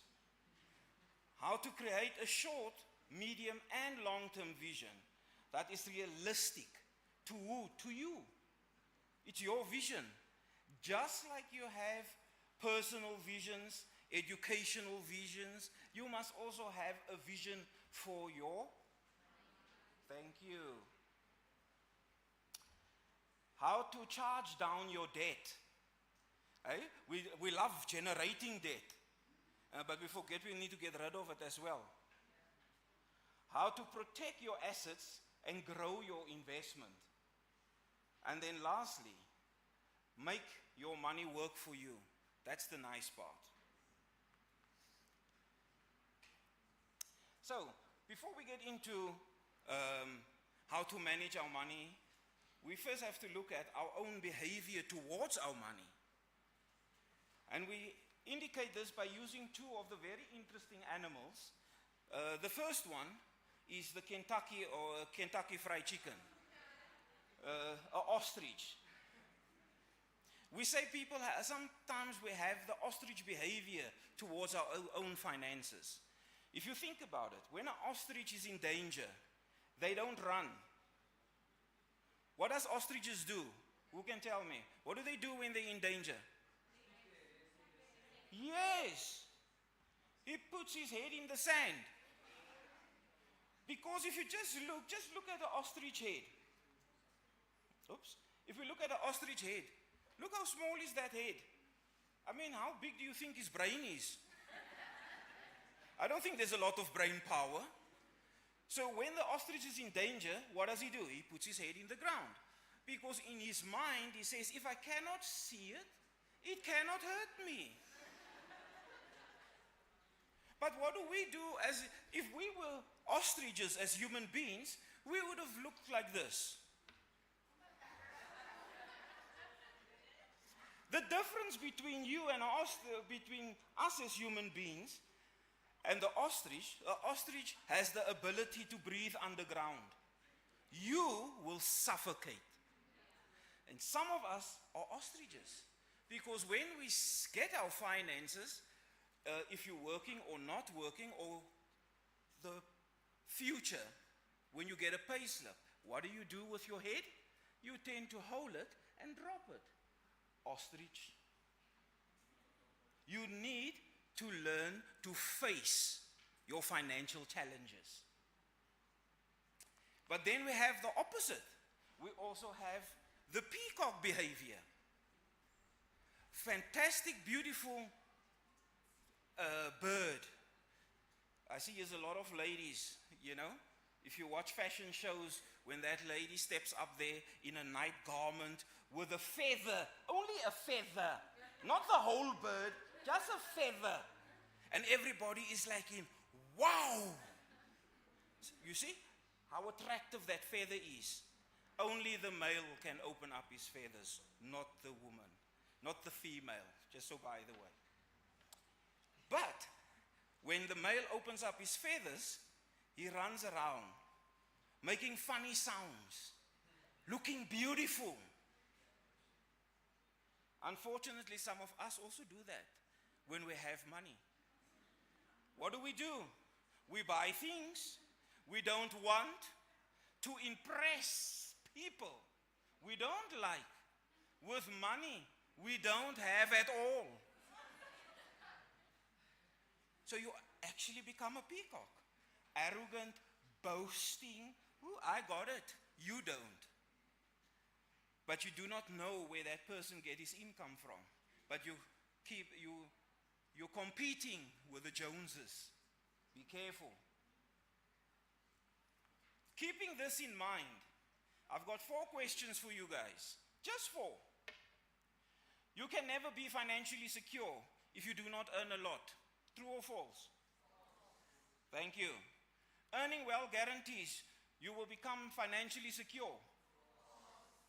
Managing your money, is it easy? No, it's not. If you reach the age of 40, it is too late to do anything about your money. No, it's never too late. So, can we see how we can address this? Let's have a look at what does the lion teach us. The lion says, the leader of the pride always eats first. When you receive your salary, for who is your salary? Think how a lion operates in the wild.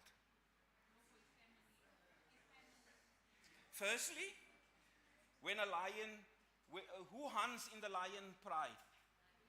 The female. And she makes sure that the king eats. And she makes sure the king, on the other hand, doesn't indulge everything, because even he realized that the future of him lies with his cubs. So he always leaves something over for the cubs. And then, after the cubs have ate, the female will eat. But what's interesting, if you look at how lions operate, they do not eat everything. Because even in the wild, the lion has learned, I need the hyena. I also need him in my life. I also need the scavengers, the flies and whatever to eat. That is why lions do not eat up everything. They always leave something behind for the scavengers because they are needed there. And the same happens when you get your income. If you open up your wallet, what is the first thing you see? If you open up your wallet or your purse, what is the first thing you see? Eh? Flies. No, man. I like that one. I see flies. What's the first thing you see when you open up your wallet? Did you see that your purse or your wallet has got divisions? There's a reason for it. Do you think the person who ever developed this thing was from his coconut? The gates was open and all the pigs was running through. No. This person done it for a reason. Every compartment in your wallet has got a purpose there. And the lion is telling you, the first part is to look after your family. It starts with your family. If you are married, if you are single, or like we say nowadays in the modern age, if you are living with a partner, you've got a responsibility towards your partner, towards your kids. That's where it starts. Everybody else falls in afterwards. Not like you're currently doing. That is why you will see right at the bottom on my slide, I always write a financial behavior change. You cannot put the scavengers in front of your wallet. Then there's a problem. Remember, there's an Oshivambu word that they say, you first have to look after your ondunda. Yours, not somebody else's. You need to know where you go lie down in the evening in a safe haven. So how are you paying somebody else's house and you don't know where you're sleeping? It starts with you. If you get your salary when you start working, or if you're working, think of the following. Remember this word. Mine. I am not going to read what it stands for. You can read it out loud.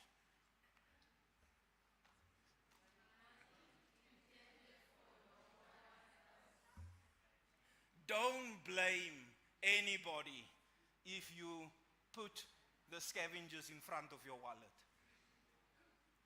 That money was intended for you.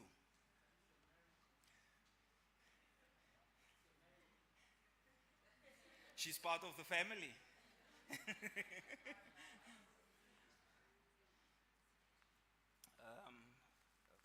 I see they still put this one in. I'm just going to skip this slide. Module 2 talks to the secret of a leopard. Now people, if you know something of a leopard in the wild, a leopard is a very focused animal when it comes to hunting.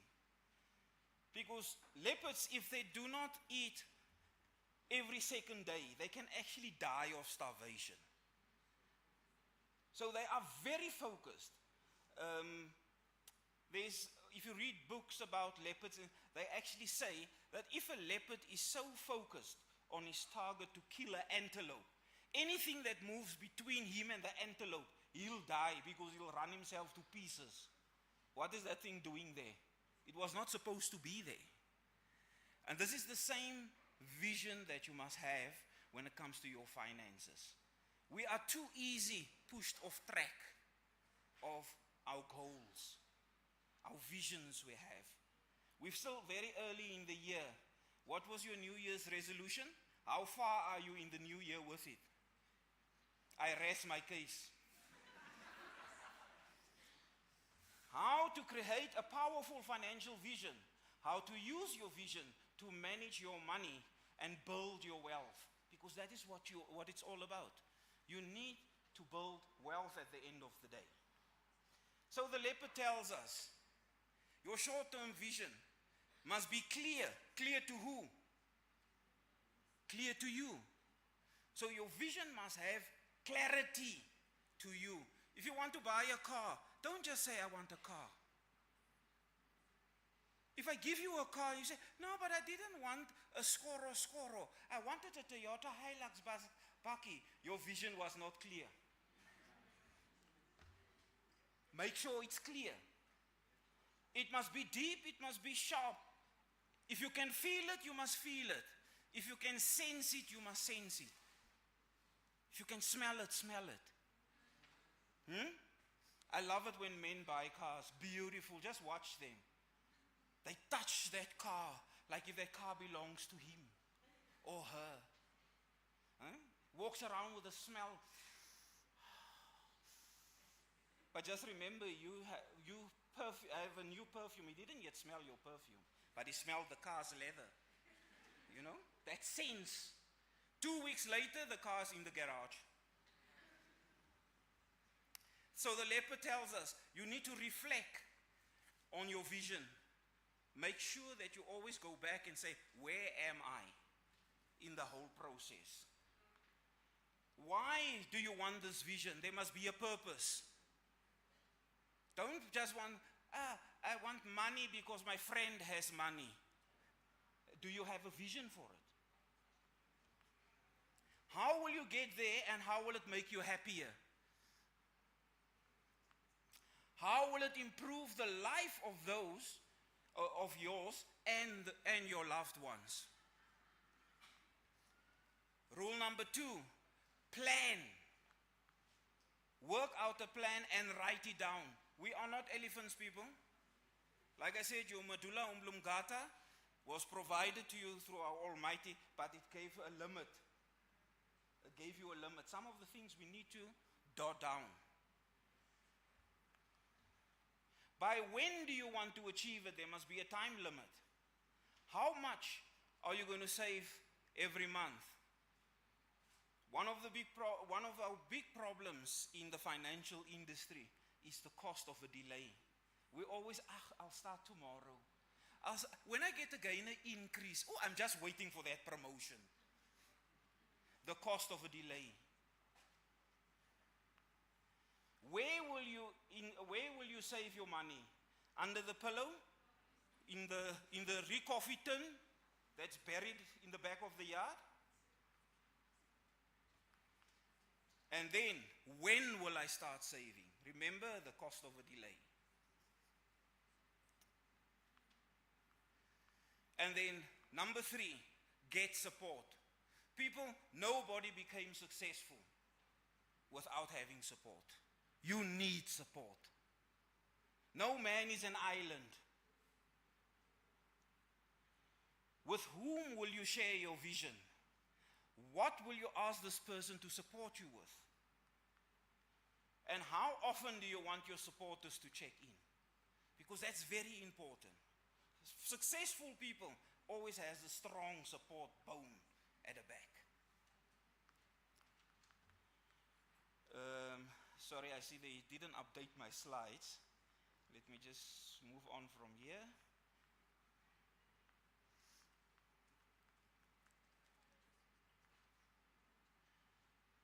If we go have a look at module 3, talking to the elephant refers to budgeting. The secret of the elephant. If you look at the elephant's head, hey, there must be a huge brain in there, eh? I mean, if I look at my own head, this is my small brain. Elephants have the ability to remember. If you go look, even in our own country, our elephants from Etosha Pan, they actually originally come from the DRC. And you will notice that if there's drought in Etosha Pan, the first problem that the people experience in Oshivelo is elephants. They walk straight through that electrical fencing and things, and the problem with an elephant is he can remember back to 40 years. So if you build your hut there in that road where he came through 40 years ago, oops. One thing elephants don't do, they don't walk around a thing, they walk through it. So, what does the elephant teach us? Why must you budget? There is no other way to answer the ultimate money management question.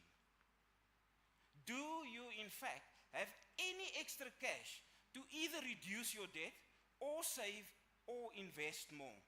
And if you do, how much? I'm not going to ask you. My lips is sealed. So, there's a couple of steps you follow in budgeting. Calculate your true net income. Learn what you earn. If you are earning a salary or a wage, do you exactly know how much you are earning? To the cent.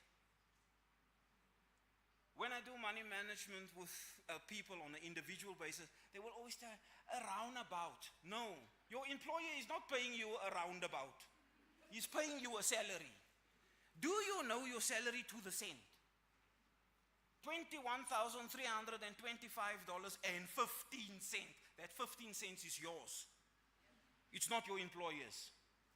Do you know? Learn what you earn. Calculate your expenses and outflows as accurately as possible. Comprehend what you spend and know what you owe. When you go to the shop, do you make use of a list? Or do you, until somebody bangs you against the head, you're like, oh my goodness, what did they come for? Write it down. Know what you owe. Just like you must know what your income is, you must also know what your debt is. Because it's yours. Debt didn't come from somewhere. You signed somewhere for that debt. You must know what is your debt. Step 3, calculate the difference between your total income and your total expenditure. Balance your budget carefully. Work out what you're under or over each month. Record, so that you know what you can afford. Some of us do not know what we can afford. When you go pay your accounts, do you take your receipt?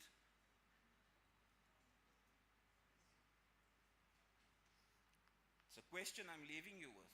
Step 5, record and revise so you know what you can, that you stay within your budget. Update your master budget at least once a year and keep track of it once a month. People, if you are paying debt, it needs to decrease. And your budget also needs to talk to that. I see on the I said almost on the table, on the chair, they provided you a book on the money. If you go to page 20, 21, you will see I gave you an example of a budget.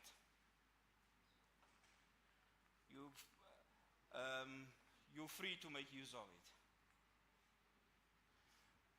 Our 4th module talks to how to get rid of your debt, how to use debt wisely and charge down your existing debt as quickly as possible. We've got 5 Rhino rules, people, just 5. Always know exactly how much the cost of the debt adds to the cash cost of the item. People, we tend to buy stuff just on the pricing that we see and we forget about the hidden cost. Things like administrative fees. What interest is added onto this item? And then at the end of the day, when you get your first invoice, you say, yeah, but the bed only costs $3,000. Why must I pay $7,000 now for a $3,000 bed? Because we're not asking about the hidden charges.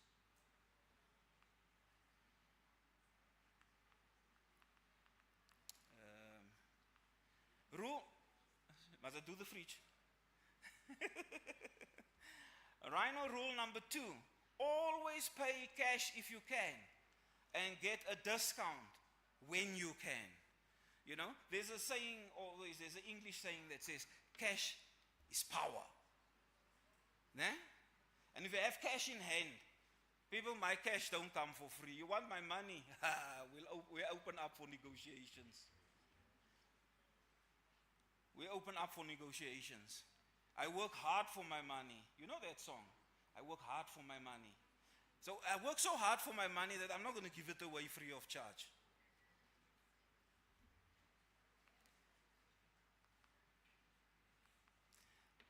Rule number 3, pay off your debt as fast as you can.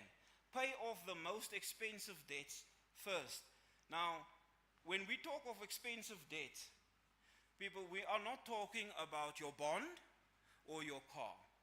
When we talk of expensive debts, the ones that kills us most is your small debt, your Foschini accounts, your clothing accounts, your furniture accounts. The interest rates on these short-term debts is what kills you. A bond is an asset. It's an asset to you. A house price don't decrease, it increases.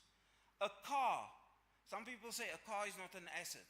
It depends what you use the car for. But having cars is not an asset. You can only drive one car at a time. I have never seen somebody drive 2 cars at the same time.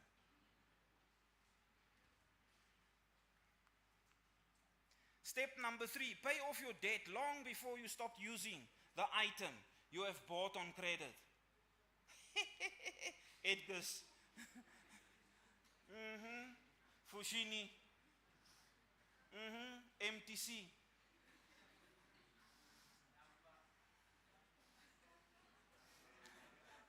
And I'm not taking anything away from these people, but we buy stuff on credit. You get at home, the shoe is broken. You just wear to church and there, whoops, there the heel go. You're still paying Edgar's for a shoe you're no more wearing. Right? Final rule number 5.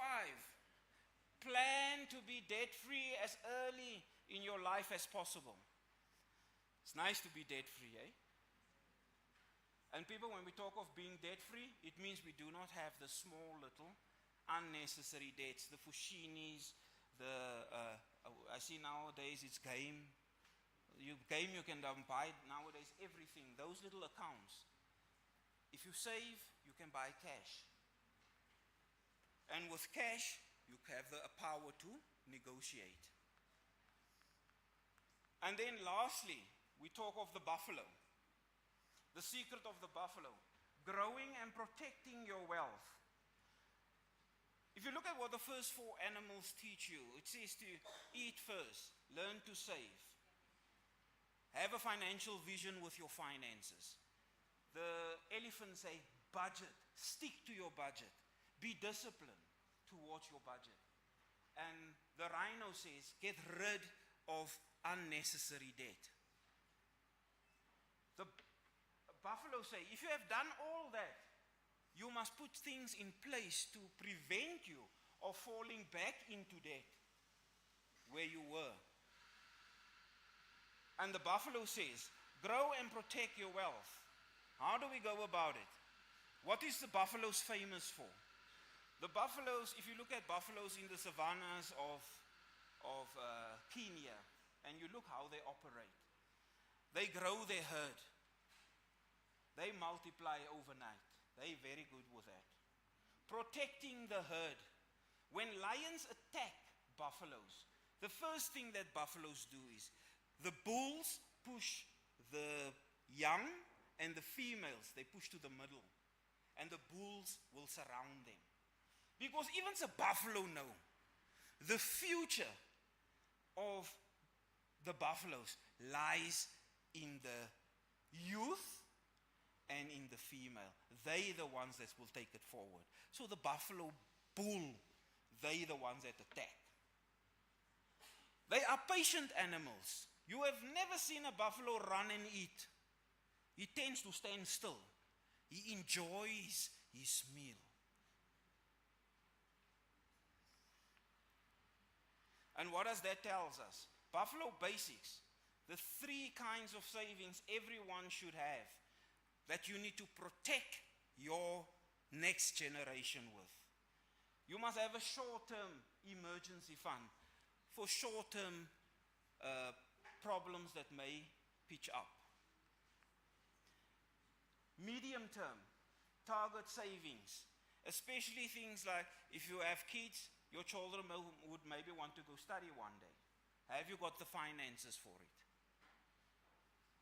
I saw everybody was so happy when Old Mutual gave 10,000 for 3 people.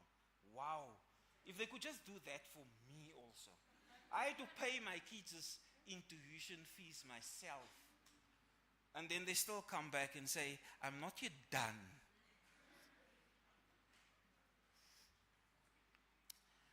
Long-term retirement savings. Remember, people, you're in a journey already in your life as youth. But remember, you're also going to get to another journey when you reach the age of 60. That's a journey on its own, and you need to plan for that journey. I do not want to see any of you. Dino knows me very well. I don't remember names, but faces. Don't play with me. There I become an elephant. I will remember your face. And I will live very long to see what happens with you when you get to 60. If I catch you walking around with a rope in your bag, we'll talk about the session today. The 14th of March, 2025. Plan for your retirement. Protect your herd. The salvation of insurance. How much would you lose if your assets set you back? People, some of you have cars, you will have vehicles going forward. If you don't have insurance for that car, and that car is bumped by whoever or written off, you start again by 0. Protect your earning ability. dread disease, and disability. People, as we're sitting here, all of us, none of us, sorry, not all of us, none of us can guarantee that you will never become disabled. But the day it happens to you, make sure that you have the necessary funding to look after yourself. I have never seen a house built in Namibia for a disabled person. You normally build a house for a normal human being. But when you become disabled, renovations must take place. And renovations cost money. Protect your family. Protect your family's financial future through life assurance and funeral cover. People, it's very hard, so when all of us as we're sitting here, one day we will have to go, we will visit thy kingdom come, thy will be done. Do you want your next of kin to struggle to get you there? Make provision. Make provision, because this is everybody's way to go. Life assurance is there to look after your loved ones when you're no more there.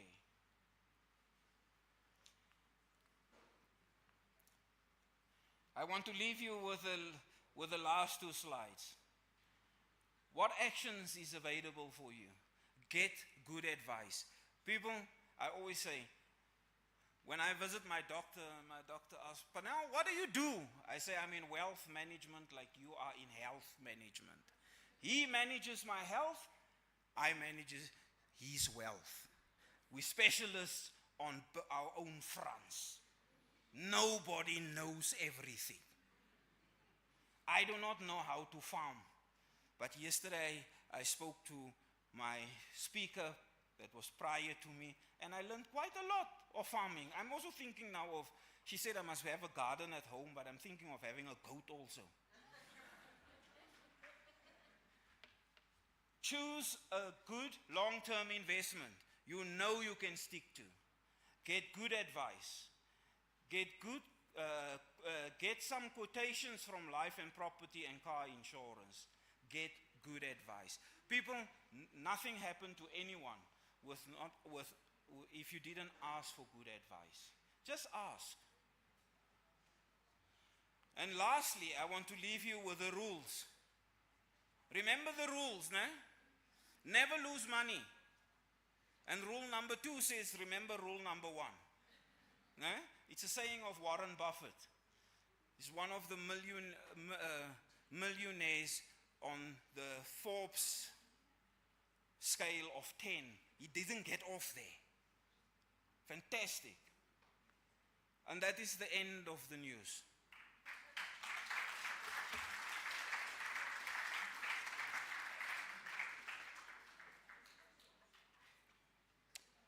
Thank you. Thank you so much, Mr. Parnell, for that education. Do you realize how lucky you are to be this young and to get this much education about money and to do the right thing while you're young? So by the time you get to my age, all your ducks are in a row, your policies, your investments, everything's looking good, and you're not scrambling at an older age. So I would like to thank our 2 speakers, Ms. Angelina and Mr. Parnell, but we're going to do it the Be Free way. Is this one on? Perfect, right. So at Be Free, when we have a speaker come and change our lives, now we're going to farm and our money's going to be right. We have a clap for them, right? So you're just going to clap twice like this. All right, so then I'll say something and then you clap twice. So we go, thank you very much. And then you go, shine. Perfect. All right, with that said, we are now going into our lunch break. Who's hungry? Perfect. Okay. We still have a couple of sessions ahead, so we're going to go into lunchtime. The time now is 1:20. 1:30. Okay, so the time now is 1:30, and lunch goes until 2 o'clock. So your bathrooms are on your left-hand side. The pledge wall, it's still struggling. Please get your pledges on the wall.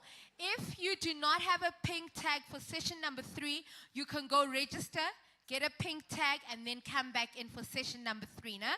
And lunch is being served in the Be Free library. Please remember to update the social media and the statuses. How will the haters know that you are going to be better if you're not posting about it? Let them know. All right, let's go for lunch and take a break, everybody. Enjoy your lunchtime.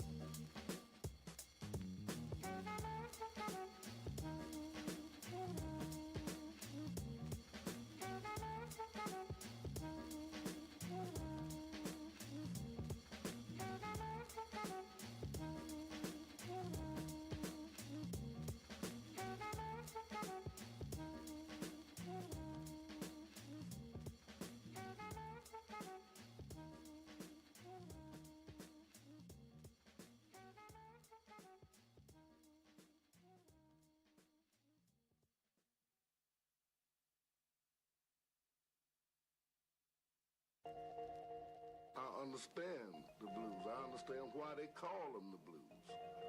Because problems can make you have the blues. Keep it real, y'all. Gotta keep it real, y'all. Keep it real, y'all. Gotta keep it real, y'all.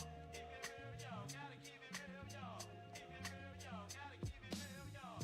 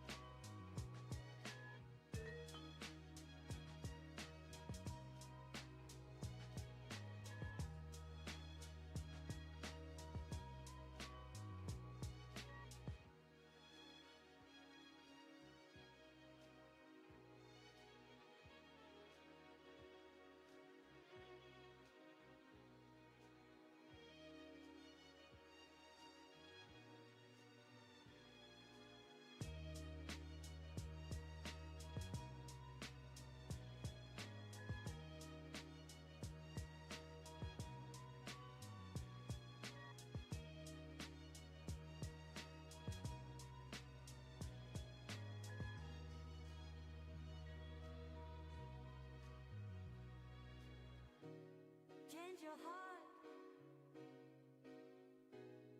Look around you.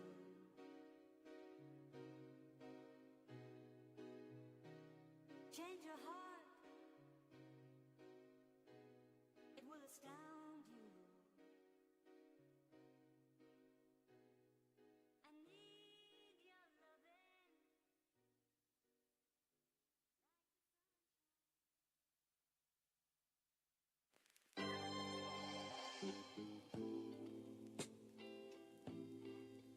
I didn't know that you loved me like you. I didn't know that you cared like you do. I feel like you do. I feel like you do. I feel like you do. I feel like you do. I didn't. I didn't know feel like you do. I didn't feel that you feel like you do. I didn't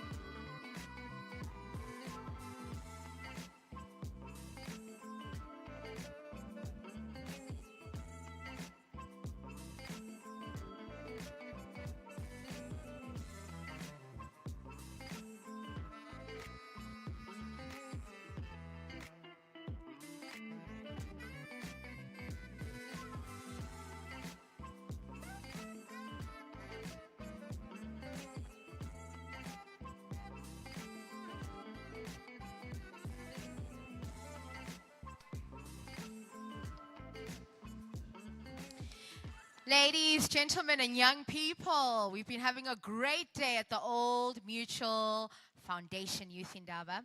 We're about to begin session number 3. I know you've all got good food in your bellies. How were your burgers? They were great. Okay, so we've got food in the belly and we're getting ready for session 3. If you're outside, please come inside. The next session starts in exactly, I'll give us 2 minutes just to settle in. Get your bags right. I would ask for those of you sitting at the back, you are welcome to move up front. If those seats aren't taken, you're welcome to move up front and get a little bit closer. We'll start within the next 2 minutes. Thank you.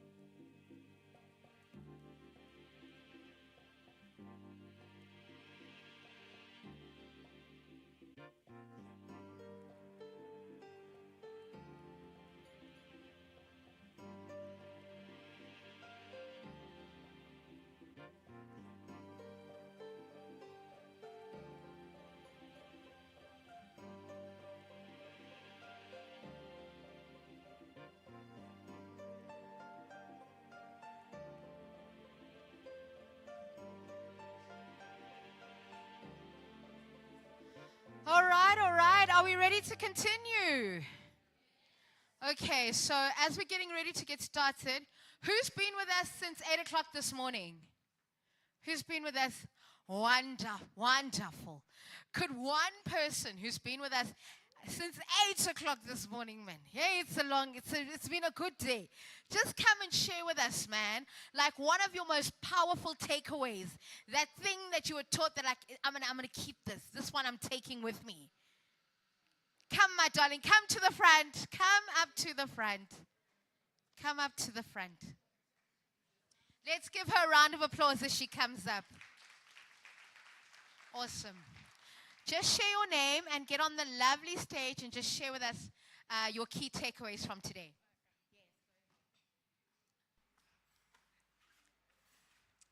Afternoon, everyone. My name is Avehema Taranyika from Platonic Academy. So my takeaway today was the quote from, I forgot her name, sorry.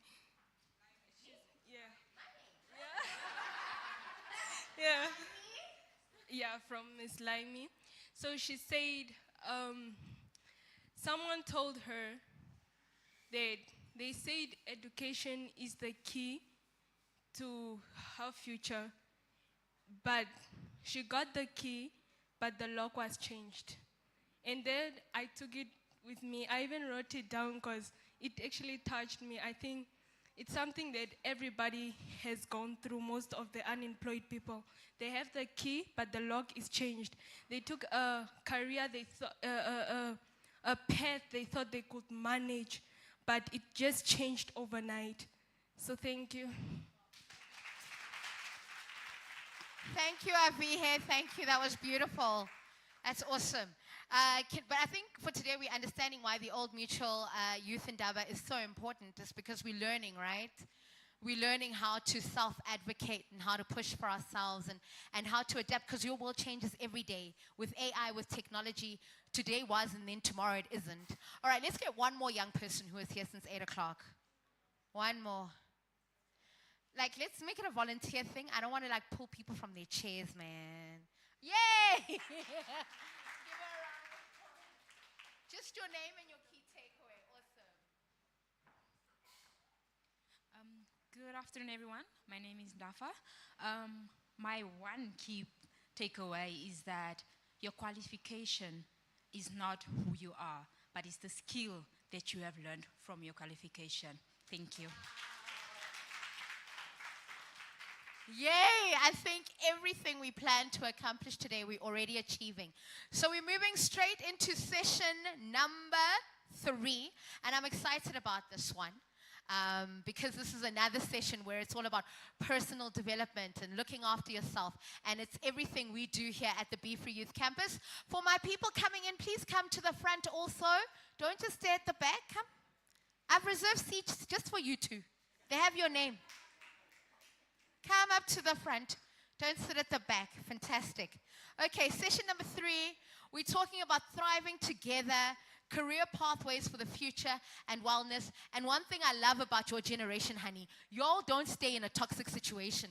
You're like, these people are toxic. I'm out of here. Okay, let's put our hands together she's going to talk to us. She currently works at NUST, an amazing woman. I spoke to her last night. Very passionate about youth, very passionate about talent acquisition and retention. We don't even call it HR anymore. We're looking for the talent. We're going to acquire the talent, and then we're going to retain. Hey! Yeah! Hi, I'm excited. Let's welcome Ms. Majori to the stage.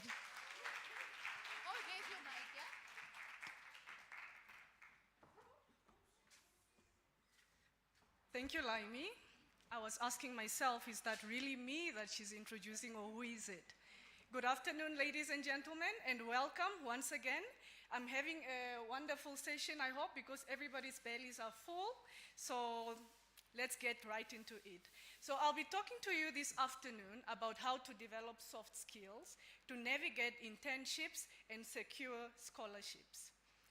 So why do you think soft skills matter today more than ever? Is there a reason as to why we need soft skills today more than ever? Okay, nowadays, or basically we live in the 4th industrial revolution, whereby we live with machines, we live with robots. As you can see on the pictures that I have, you find one that is busy cutting some tomatoes. They are probably making a salad. You see one that is busy typing. So basically we live in such a world today. So what will make you and I different? What will make you and I to be able to perform better than a robot? How will you and I distinguish ourselves in this technology-driven world? So those are the type of questions that you need to ask yourself. What makes you different from a software, for example? What makes you different from a robot? So, you know, there's so many articles that have been sent out nowadays. Most of you have smartphones. There's ChatGPT. You know, technology, information is just at the palm of your hands. So you always see and you hear that, no, by the year 2030, this job won't be there. By the year 2030, this job won't be relevant. So how do you ensure that you keep yourself relevant? Do you think by the year 2030, you'll need an HR practitioner? Or will a robot or a software take up that space? That's something for you to think about. Do you think it will be able to take up the accountant job? Or will you still need that human aspect? Those are the type of questions that I really want you to question yourself on. Ask yourself and research more. Do you think that we'll need managers? Will we need humans to be a manager? Will we need humans to be an accountant? And why should we need that? Because, you know, humans, you tend to be, Laimi just spoke about it now, toxic environment I'm living, you know, so now you need to deal with all these issues about disciplinary, about grievances and so forth, but when you bring a robot, you don't deal with those issues. They come, they do their work, and then that's that. In most instances, you might not even need to pay them. Will you need a human caregiver, or would you rather get yourself a robot?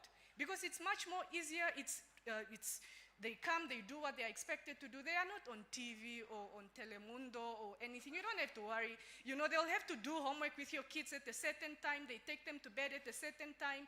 It's different as compared to a human being. So, will you take up radio presenting, or will the robots take up radio presenting as an example?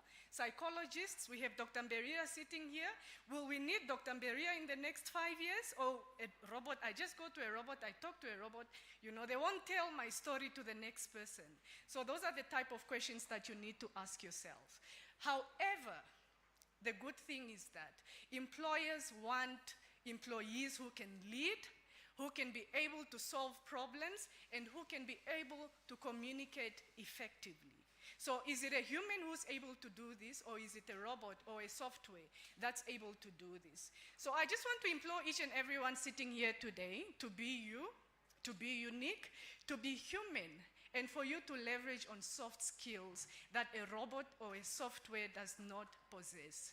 So soft skills, that's your advantage that you have, because a robot, yes, you'll work it in the algorithm and so forth, but then it will never be able to get to the level that a human, let me not say never, we might never know. Yeah, all right, so automation, for example, can be able to handle the repetitive tasks, but the soft skills will help you and I to be able to stand out. Soft skills have always played an important role in professional success. So that is why you and I need soft skills, because remember, if we don't get or if we don't leverage on the soft skills, our jobs will be taken away by technology. So improving your soft skills ensures that you stay relevant, it increases job satisfaction, and it creates a long-term career opportunity for yourself. So this afternoon, I'm going to take you through 6 very important soft skills. We'll start off with emotional intelligence. We'll move over to adaptability. We will look at communication and collaboration. We will look at critical thinking and problem solving, networking and relationship building, and finally, we'll look at time management. We must actually applaud the MC, Laimi. She's been keeping us, the time management skills are just so perfect. So these skills, they aim to improve teamwork, creativity, and decision making, which makes you and I as professionals to be much more valuable.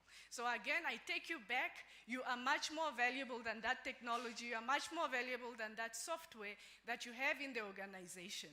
So I'm sure the question that you're asking yourself now is, okay, fine, I've taken you through these soft skills. How do you get them? How do you develop these soft skills? So there are ways in which you can be able to develop these soft skills. Let's start with emotional intelligence. Emotional intelligence basically holds the key to better relationships. This is now within a work environment. It's within, with your classmates, with family, with it's just holding those relationships with the people around you. So the key components of emotional intelligence are that of self-awareness. That's you being aware of your own emotional state. The second part is that of empathy. That is now understanding and sharing the feelings of others. Because remember, it's not only about you, it's about the person who's also next to you. And then it's about the social skills. This is now effectively managing relationships and building networks. I hope when you leave this afternoon, you have built networks, you have built relationships, because this is what this Indaba is all about. We need to build those relationships and networks. So emotional intelligence is important because it's critical for effective leadership and collaboration. So we've been speaking, the speakers this morning have been speaking about collaboration. I'm sure you've heard that collaboration. You're not the island. So you can only do so much alone. So collaborating with others, it takes you far. All right, benefits of having a strong emotional intelligence continued. It inspires and it motivates others. It resolves conflicts effectively, and it builds and maintains trust within a team. So how do you develop this emotional intelligence? As indicated earlier, you need to be aware of your emotions. So you need to identify those emotions that you have and how they impact your behavior. So you know very well when you get to a certain extent, you know how you'll be able to react to a certain situation. So you need to be self-aware. You need to be aware, if I get into this situation, this is a trigger perhaps, and this is how I'm going to react. So if I'm aware, I'll either avoid being in such a situation, or I'll rather stay calm when I'm in such a situation. It also builds rapport by engaging in positive and open communication. It's also a factor that basically relieves stress. It manages your stress in the sense that you can learn techniques such as deep breathing, whereby you are able to stay calm during a pressure period. So when you are aware of your surroundings, when you are aware of yourself, so basically that's where you get to that. And then You can also ask for feedback and use it to improve your emotional responses. Feedback you get from your peers, feedback you get from your seniors, feedback you get from people around you. Say you've been involved in a situation, how you've handled it. Once you have now introspected, you can always go back to the next person who was involved in that situation just to get feedback on how you dealt with the situation. So, after we've gone through emotional intelligence, can you raise your hand if you believe emotional intelligence can never be fully replicated by AI in the workplace?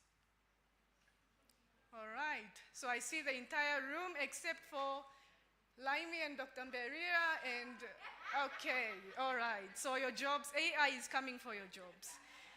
The next one will be talking about adaptability. Very, very important for you to be able to adapt. Adaptability enables us to embrace change. It allows us or enables us to learn continuously.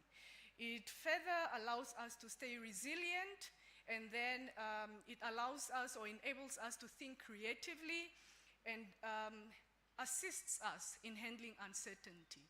I'll take you back to 2020 when we went through the pandemic, the worldwide pandemic, COVID-19, whereby everybody was basically expected to think differently, that we had to adapt overnight. I will say we had to adapt overnight. Never in my wildest thoughts did I think that I'll ever be able to work from home with my team. Never in my wildest thoughts did I ever think that we will be able to interact remotely. We don't have to be sitting in the same space for us to be working on the same project. So we had to adapt. We had to embrace the change. We had to learn. At that time, everybody had to learn how to utilize MS Teams. Everybody had to learn how to work on a board and, so many things that we had to do. Imagine for the younger ones. At that time, my son, I think he was in grade 1. He had to learn to be in class online. He was used to be in class with everybody else. So you see what, when there's so many changes that happen around you, you have to learn to adapt. And that's the only way that you can be able to thrive. So the power of adaptability in a changing world, employers out there are actively seeking people who are adaptable, people who embrace change, people who can learn from their experiences. So developing adaptability is key for you to thrive. This is now in any environment. It doesn't have to be in your school setup. It doesn't have to be in the workplace. It can even be in the family setup. So you and I being able to adapt will assist us to be able to thrive. Adaptable individuals tend to manage stress more effectively and maintain productivity during uncertain times. We've seen that. It enhances your chances of success in various situations. So industries continue to transform. We are now in the 4th industrial revolution. Next will be in the 5th, 6th, and so forth. So there will always be continuous advancement. So it means you and I must also continuously advance in order to be able to thrive and to be able to succeed. The next soft skill is that of communication and collaboration. So the key to thriving, communication and collaboration is the key to thriving. In the workplace, let me use an example of a workplace. You'll find yourself that you don't work in silos. You are not an island. You'll find yourself that you work in a team. So continuously you have to communicate. And whatever you communicate needs to be clear so that then the next person can be able to understand what you're trying to say. So if you are in a team setup, that's the only way that you can be able to thrive. That's the only way that you can be able to meet your objectives. If, say for example, we start a message from the far end on my left, and I'm indicating to say lunch is going to be in the lobby. By the time that it gets to Morisa on the other side, it's saying that lunch is going to be outside in the field. You can imagine what's going to transpire after that. So teamwork encourages innovation, and then communication and collaboration, it assists in building relationships as well. Why do communication skills matter? Why? Why do you think communication skills matter? Especially today more than ever. The first thing is that it minimizes errors as indicated. You start a message from the other side. By the time it gets there, if it's wrong, then unfortunately that's not clear communication. So if you are clear, then the errors are minimized. It enhances understanding. It enhances active listening. It builds trust among its peers, among its teams, and again, it strengthens relationships. It assists in problem solving, quicker problem solving, and very important, it boosts your confidence. You can imagine if you speak so well, if you're so fluent. Even if you don't know the subject matter, you'll be there and everybody will be trying to listen to you, only to realize, okay, what are you talking about? But because you speak so confidently, so yeah. So how do you and how can we improve our communication skills? There's various platforms that are available that I would like to share with you today. We have platforms, or basically you can look at platforms such as Toastmasters. I don't know if you've heard about Toastmasters.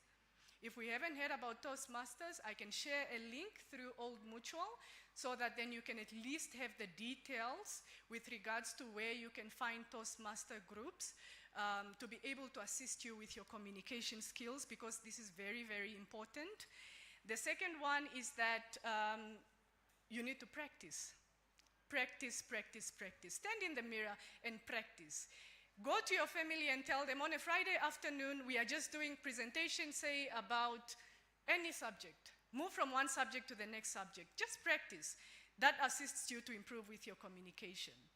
The next one is that you can join a debate team or group, depending on your school, if you have that in your schools. If not, there are some that are available at churches. There are some that are available in community organizations. So join the debate team or a debate group. It will assist you. The other thing is when there's functions in your family, volunteer to be the master of ceremony, for example. Go and make mistakes. That's a safe space for you.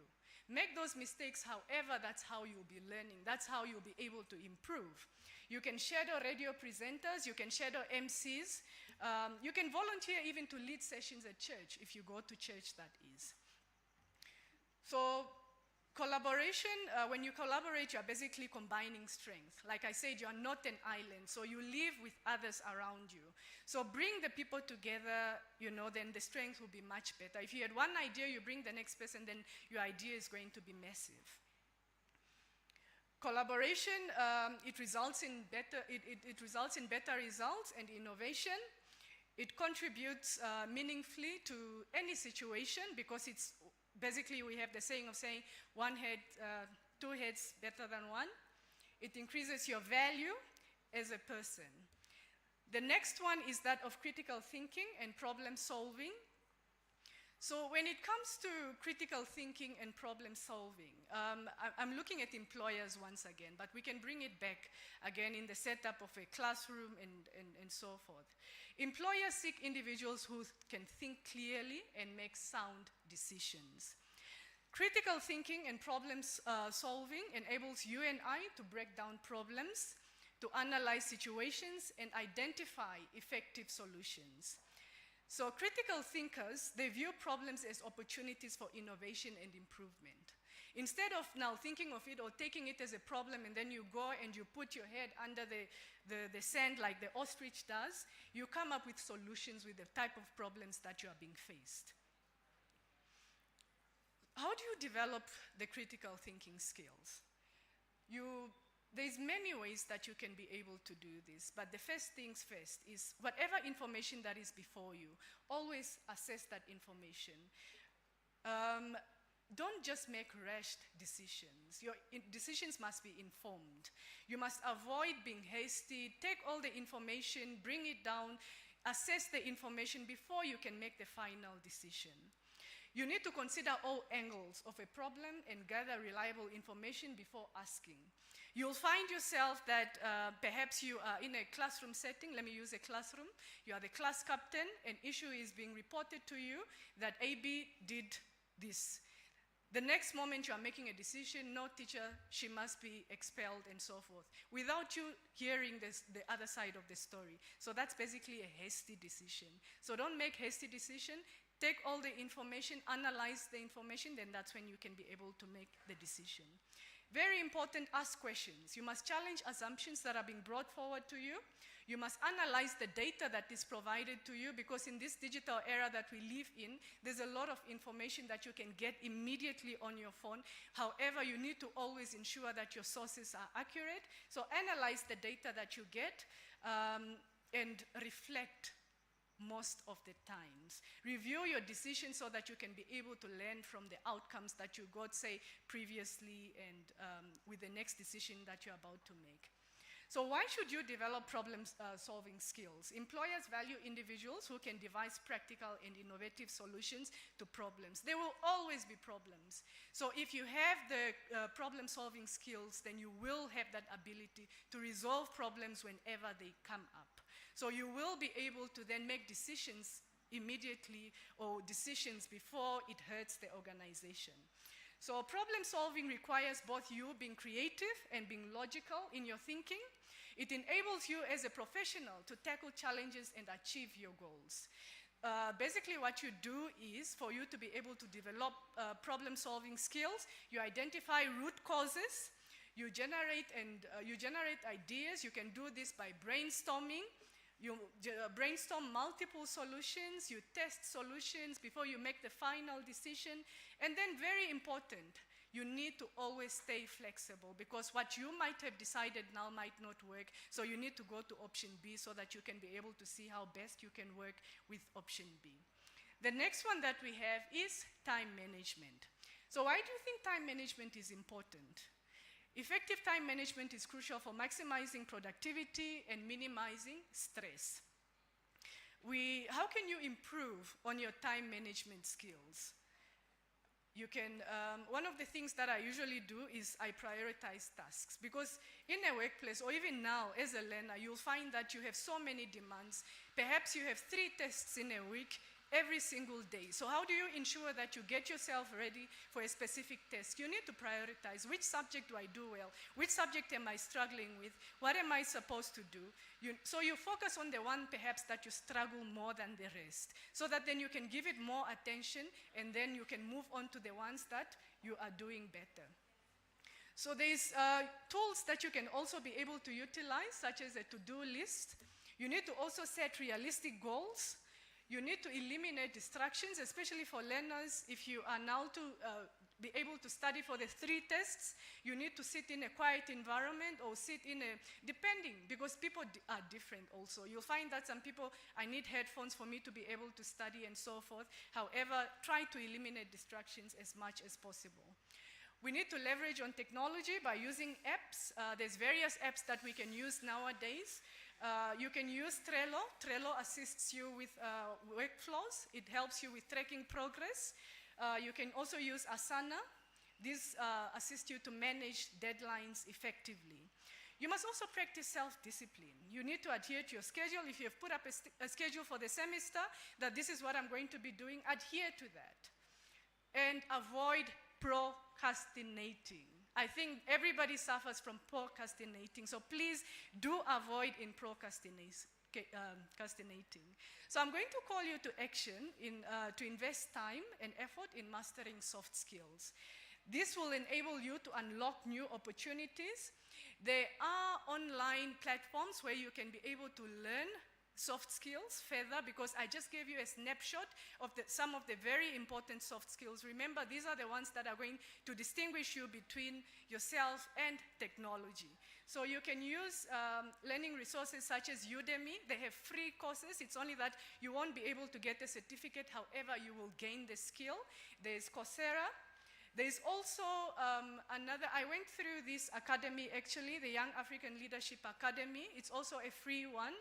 I can share the details with Morisa so that she can share with everybody else. Then you can know when you can apply and so forth. This is all to assist you in your journey, because what we want to do is for you to be able to thrive in this technology-driven world. Are we together? Or should we go back for lunch? All right, so now let's put these soft skills into practice. We are moving on to internship, because we will be speaking about 3 things, which is then the soft skills, the internship, and the scholarships. So the internships, how do I get an internship? I'm sure you're asking yourself those questions. How do I get an internship? Where do I start? Early in the morning, somebody was speaking about the tax that has been put up on the internship, whereby there is a subsidy per se, where organizations are subsidized to take in interns. So I'm sure you're wondering, where can I get internship? Over lunch or over break, there was somebody who was mentioning to say that most organizations are still not taking up people. What is going on?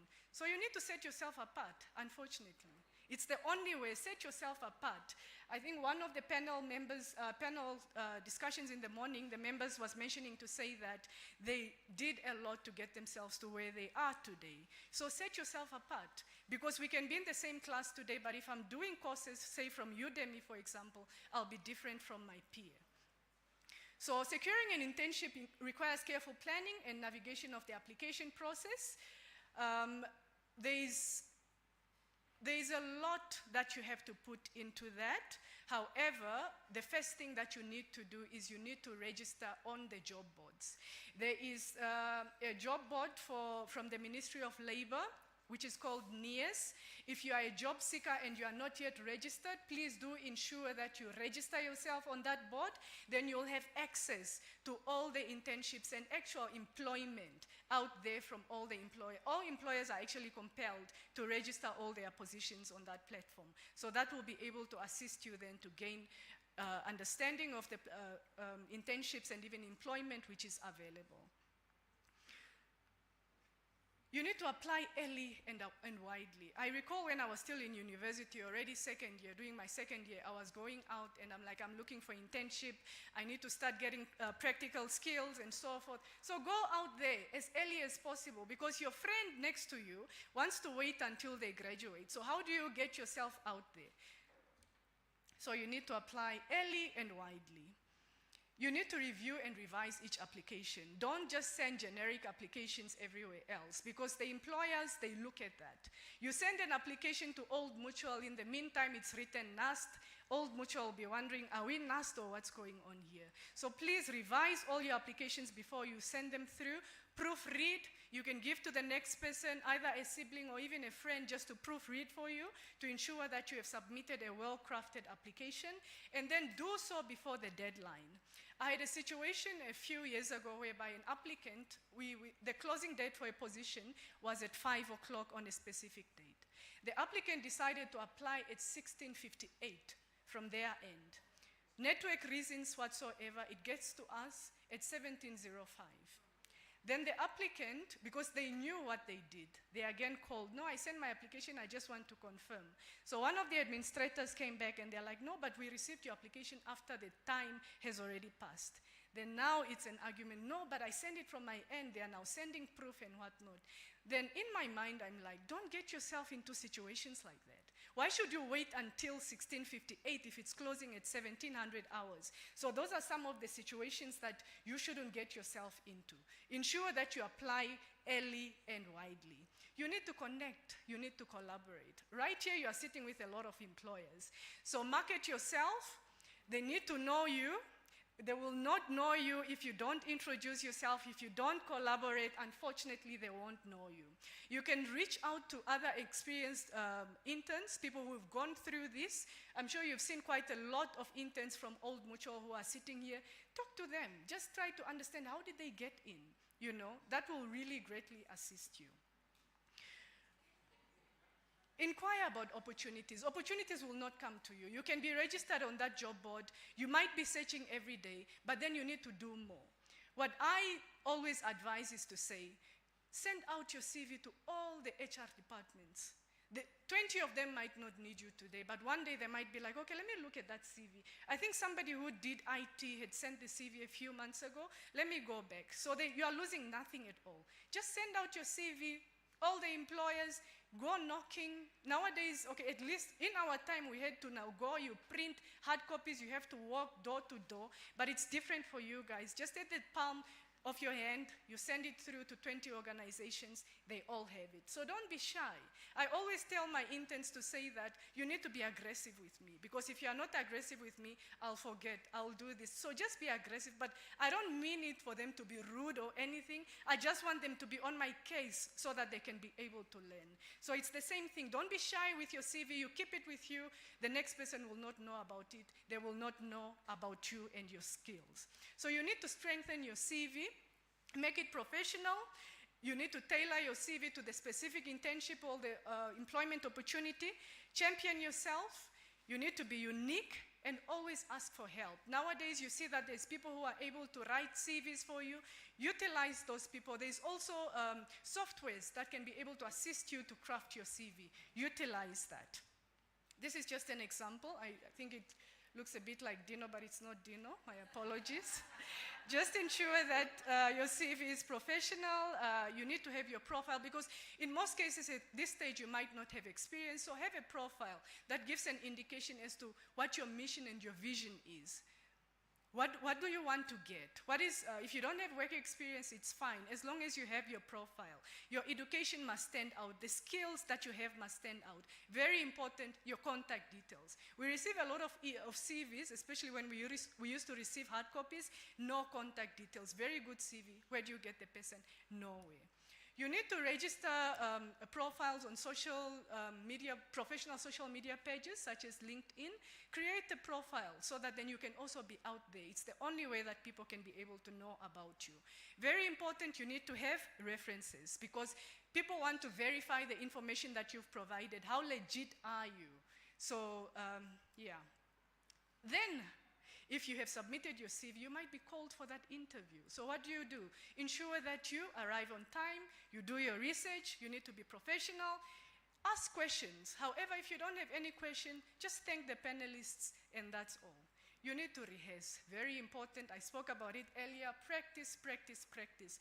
Practice makes perfect. So please ensure that you practice at all times. Then the last part of our presentation is about the scholarships. So, what is a scholarship?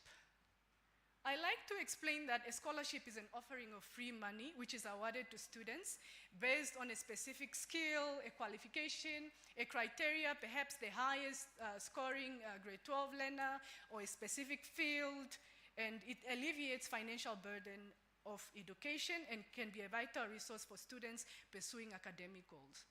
I recall when I was a final year student, I was just walking around campus when I was doing my undergrad. Then I saw on the job board, on one of the notice boards where they were saying, no, we are looking for students to apply for a scholarship and so forth. I applied. It didn't take long, maybe 2 days later, I get a call. This person with an American accent, they are telling me, no, come to a certain place. I studied at my first bachelor's is from the University of Namibia. They are saying, come to a certain place. I get there, I find other students sitting there. I'm like, this doesn't sound right. We said, somebody came. Then they're like, no, we received your application for scholarships. We are going to fully pay everything for you.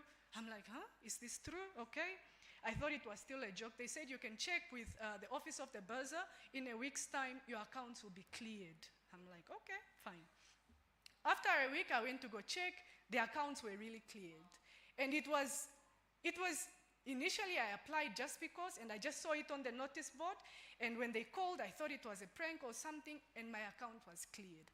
And at that time, I was really going through a financial strain in the sense that my other sibling was a first year and I was a final year. So you can imagine, that's why I explained to say that it is free money.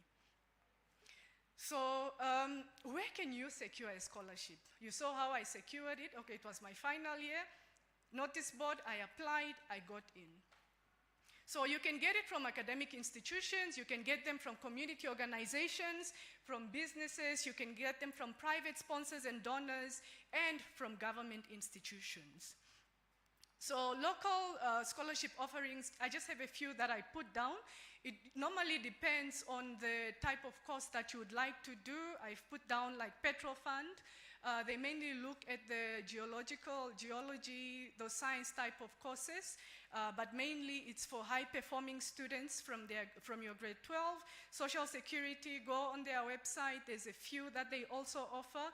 The Namibia Student Financial Assistance Fund, they have both the loan and the scholarships, so it's two distinct things. However, you can go on their website for you to be able to understand their offerings. Bank of Namibia, they also have bursaries. We have a lot of commercial banks and various other organizations that I've not put down. I just put down a few. you. So again, if you can go on Petrofund, that's what they had some TVET scholarships for 2025.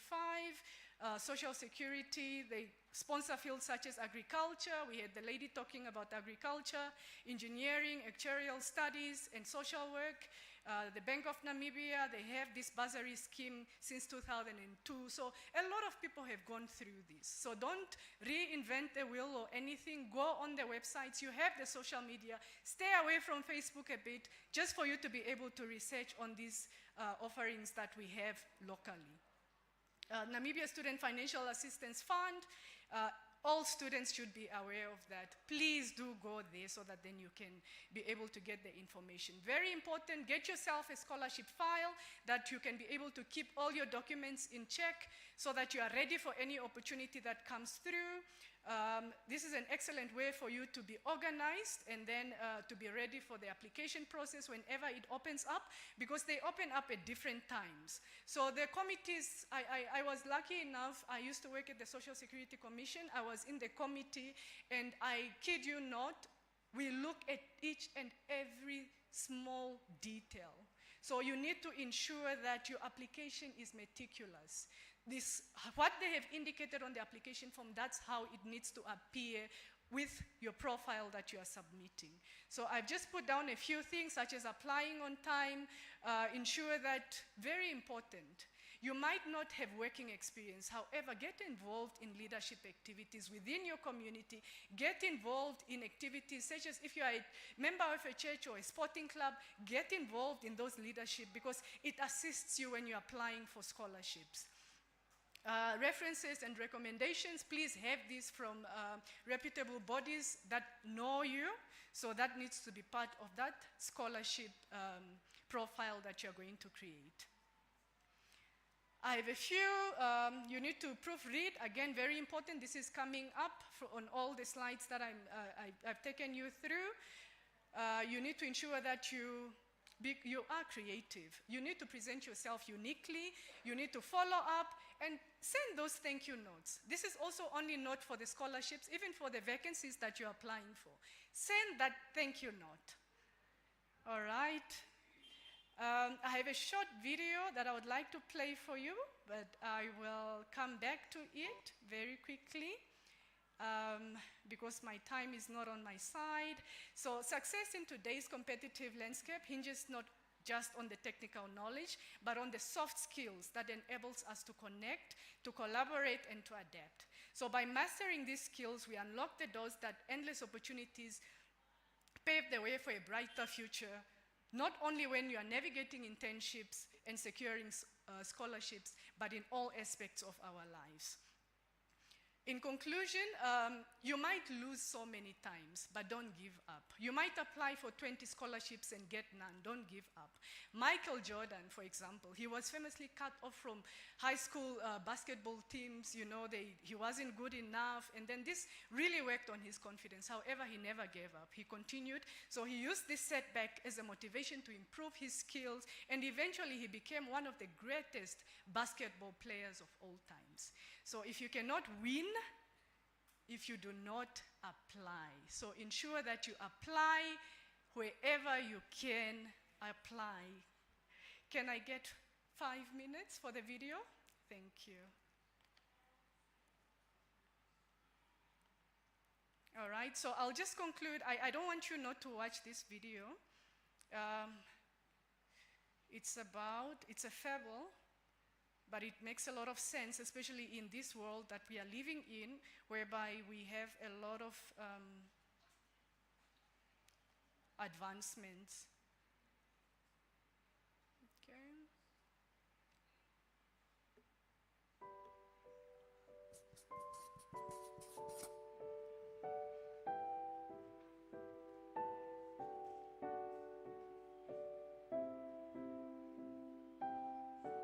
Who Moved My Cheese is a fable about 4 characters who live in a maze and they all love cheese. When the cheese disappears, Scurry and Sniff enthusiastically head out into the maze to find new cheese. On the other hand, Hem and Haw feel betrayed and complain. They waste their time and energy hoping the old cheese will return. Haw realizes the old cheese won't return, so he sets out into the maze in search for new cheese. He writes what he learns on the walls, hoping that Hem will follow him. Eventually, he discovers new cheese and sees that Scurry and Sniff were already there. Cheese is a metaphor for what you want to have in life. It could be a good job, loving relationship, money, or health. The very core message of the book is this: things constantly change, so we must adapt. The quicker we adapt to change, the more satisfied we'll be. With that said, let's cover the key lessons by looking at a real-life scenario. Tim was an author and sold books on Amazon. He got paid $5 every time someone bought his book. This was his cheese. He loved his cheese. But recently, Amazon made a change to their way of paying authors. They introduced a new program called Kindle Unlimited, where customers could download his book for free. The catch is that he only got paid for the amount of pages that customers read. He didn't like this. His sales were dropping. He got angry at Amazon for taking his cheese. He spent weeks sending nasty emails to Amazon about why they should give his cheese back and complaining to his friends. And then there was Dave. He was an author as well. Instead of complaining, Dave sought out new cheese. This brings us to lesson 1. Change happens. They keep moving the cheese. Dave accepted that change is inevitable. Amazon is constantly updating their business systems to meet the demands of their customers. Lesson 2. Anticipate change. Get ready for the cheese to move. Dave expected things to change, so he was not surprised when Amazon changed their payment system. Lesson 3. Monitor change. Smell the cheese often so you know when it's getting old. Dave was able to anticipate change because he kept up with the latest news about Amazon. He talked with other authors and paid attention to the frequent emails Amazon sent him. Lesson 4. Adapt to change quickly. The quicker you let go of old cheese, the sooner you can enjoy new cheese. Dave knew that hanging around and complaining would not change Amazon's payment system, so instead he quickly adapted to the change. Lesson 5. Change. Move with the cheese. To adapt to the change, Dave thought of ways to boost his sales with the new payment system. Through brainstorming and creative thinking, he was able to come up with several techniques that would encourage the reader to read more pages in his books. One technique was to combine books that weren't selling into one that was. That way, the reader was likely to read everything. As a result, his sales began increasing again. Lesson 6. Enjoy change. Savor the adventure and enjoy the taste of new cheese. Dave was happy that his work paid off. His success didn't end there. He created an online course to teach people how they could adapt to Amazon's new payment system, and it sold like hotcakes. Thank you. Thank you so much, Majori. I felt that was a lot to take in at one time, and I feel like we need that presentation somewhere. It should be titled How to Make It in Life. That was very powerful. Thank you so much. One of the things that Majori says is practice your emceeing skills. So maybe one person would like to come up. Here's the time and the opportunity now for you to come and thank our previous speaker. If you want to practice that skill now. Am I putting you too much on the spot? Come, Mr. Confi. I love it. Okay, so the key to thanking the speaker who has come before you is just to say one takeaway thing that stayed with you. That's the key, right? And then you introduce the next speaker, because emceeing is just about guiding the program. It's not about you. It's about the people who are attending and your speakers as well. Okay, my darling, so you just come up and thank our previous speaker in your best emceeing skill as possible. Oh, and you look like you're ready. Give her a round of applause.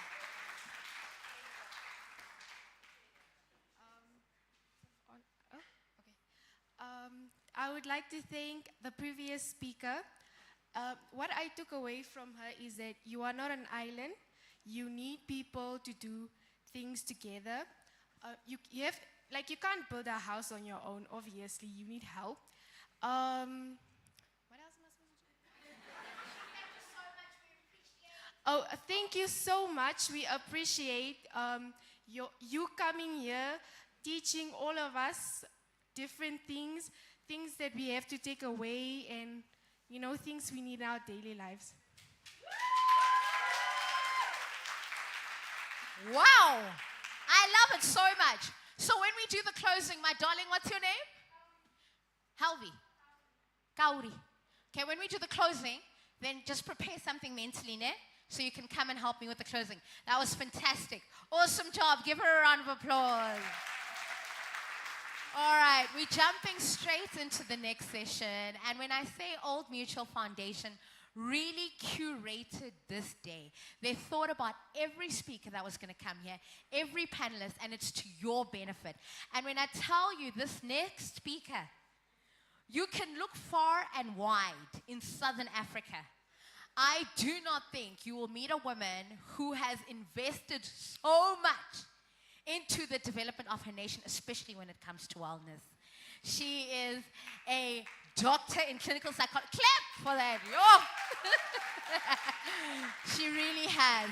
She really has invested so much into the nation of Namibia when it comes to wellness.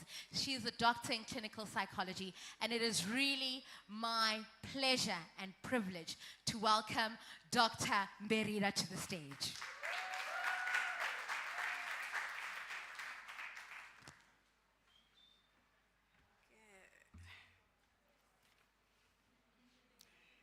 Hi, good afternoon. Good afternoon, future leaders.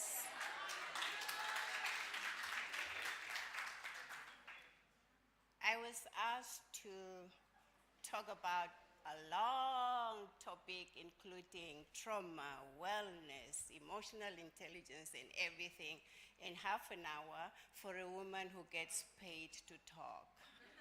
Can you imagine? So Marjorie, thank you because you covered part of what I was to talk about, the emotional intelligence part. So I am just maybe going to glance over that and not cover that. I want to start with a story, but I want to read the quotation, and you may have heard it this morning.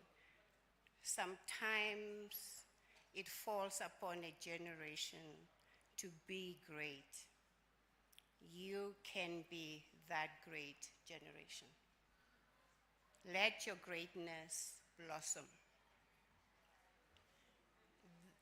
Everybody who spoke this morning was preparing you for the external things that you need to do to show up to become the leader that Nelson Mandela is asking us to become, to show up in our workplaces and to lead in a way that we can build others.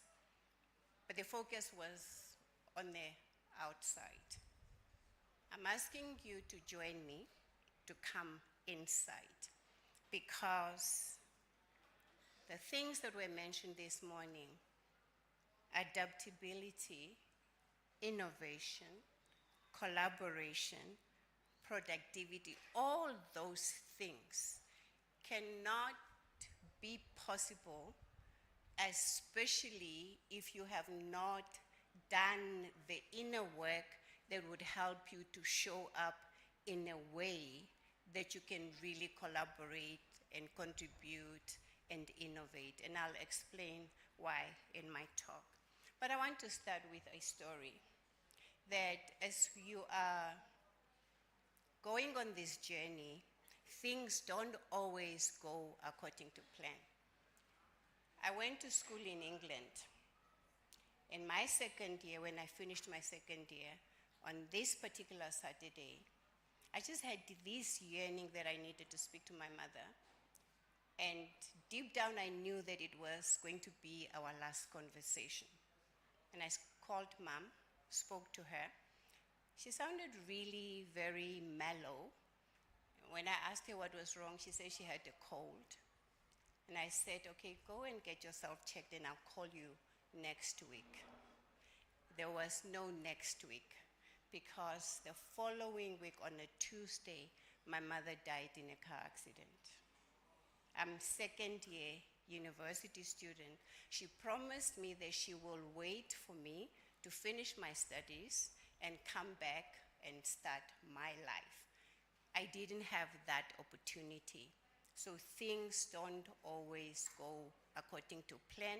And as you're navigating this journey, things may not always go according to plan, because what happened afterwards, I came back from Namibia, went back to England, and there was a part of me that wanted to give up, because that part of me that felt that I could not exist without my mother didn't want to fight for me. But there was another part that kept on pushing, the part that said, I can't lose a mother and not be educated. So there had two parts. One is fighting for me. The part that was not fighting for me got depressed, and I had to push through my master's with depression. So my talk is about emotional well-being and the importance of emotional well-being, because all these things that we're talking about that we want to achieve, innovation, collaboration, productivity, and all those things would not be possible if we're not emotionally well.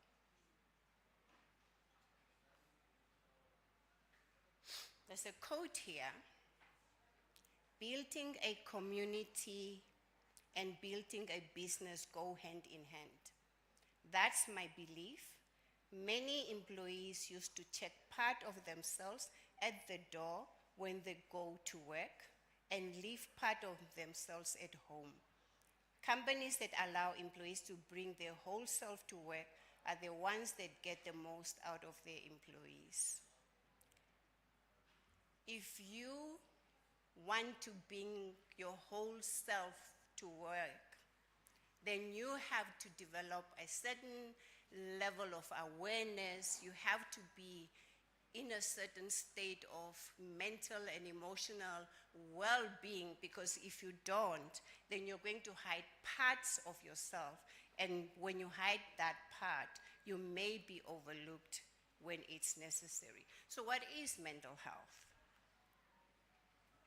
Mental health includes our emotional, psychological, and social well-being.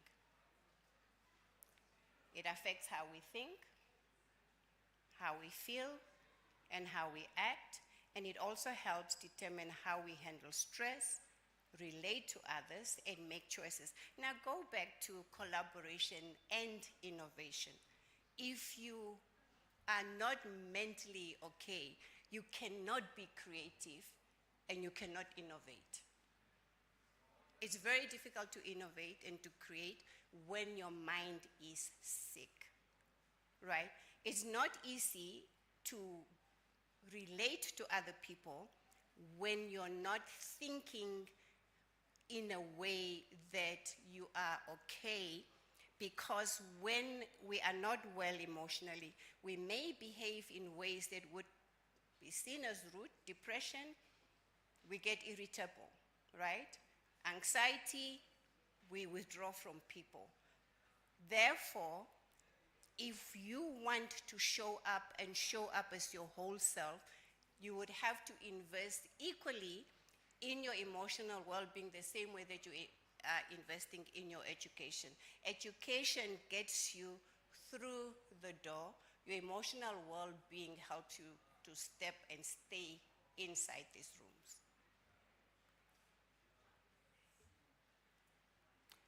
In the context of work, what is employee wellness? Employee mental well-being is a state where employees can effectively manage their mental health and cope with stress, work productively, and contribute to their teams. How are you going to be part of a team if you are not mentally okay? So I want you to look at that picture on my right and maybe on your left from where you're sitting. Now, assuming that everything is fine, this person that we want to employ has to be able to function properly, and those parts of the brain, especially look at that green part of the brain, that is the executive part of your brain. If that part is messed up with, then you would not do very well in most aspects. You would not do well in school, you would most likely not do very well in your work as well. Why? Because that part is a part that helps you to think coherently, it helps you to reason, it helps you with judgment, it helps you with memory, and it helps you with speech and everything. So, an healthy employee is an employee whose brain is functioning at a level where you can innovate, but if your brain is not functioning at the level that you can innovate, that you're healthy, then you cannot innovate. What is the importance of mental wellness? Obviously, Marjorie talked about productivity, job satisfaction, and your ability to stay long in your job also depends on how healthy you are emotionally. Because when you are not mentally okay, when you are depressed, you may make decisions that are working against you because you may leave your job prematurely, or you may end up having all sorts of conflict with people that make it very difficult for you actually to keep a job or to keep any relationships. When you neglect your mental health and you start working, or even with school, now that you're in school, you would realize that you are not mentally okay. Chances are you don't go to school frequently. You don't want to get out of bed, you don't want to do your assignments, and when you get to work, you would most likely be booked off, sometimes legitimately, but you are not going to frequently go to work. So depression, for example, is highly correlated with absenteeism. Are you following? How am I going to know if you're not following? Would you tell me? Okay. Right. We need healthy brains to be able to show up and function properly, right? So look at that picture. The depressed brain, right, is that part where you have so many dark spots. If I take you back,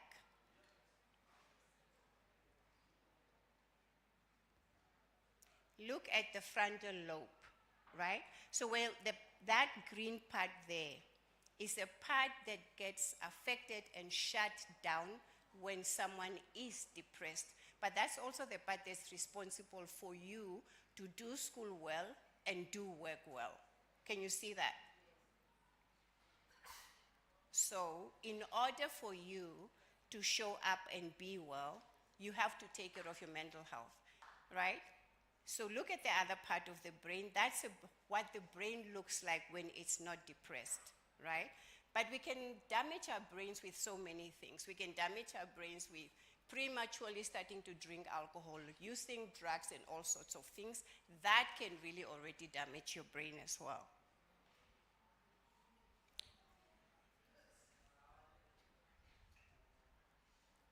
Most of us, sometimes without knowing, walk on broken legs and normalize walking on broken legs. What am I saying? We walk on pain because we have normalized pain. And some of this pain comes from childhood trauma that we would not even recognize, and especially so in African countries, because in most of our experiences, the trauma that we think is severe trauma is when maybe you have been involved in a car accident or major things happen to you. But the trauma that actually gets you and mess up your life without you knowing is the trauma that comes from the things that should have been done by your parents, but they were not done. Their praise, their not being neglected, not being compared to other people, those things actually traumatize people without us knowing. So what is trauma? Trauma is a psychological response to an event or series of events that cause significant stress or harm. That's what trauma is. And there are several types. I'm only going to focus on the third one for the purpose of my talk, because otherwise I'm not going to have enough time. Complex trauma is the trauma that I'm talking about.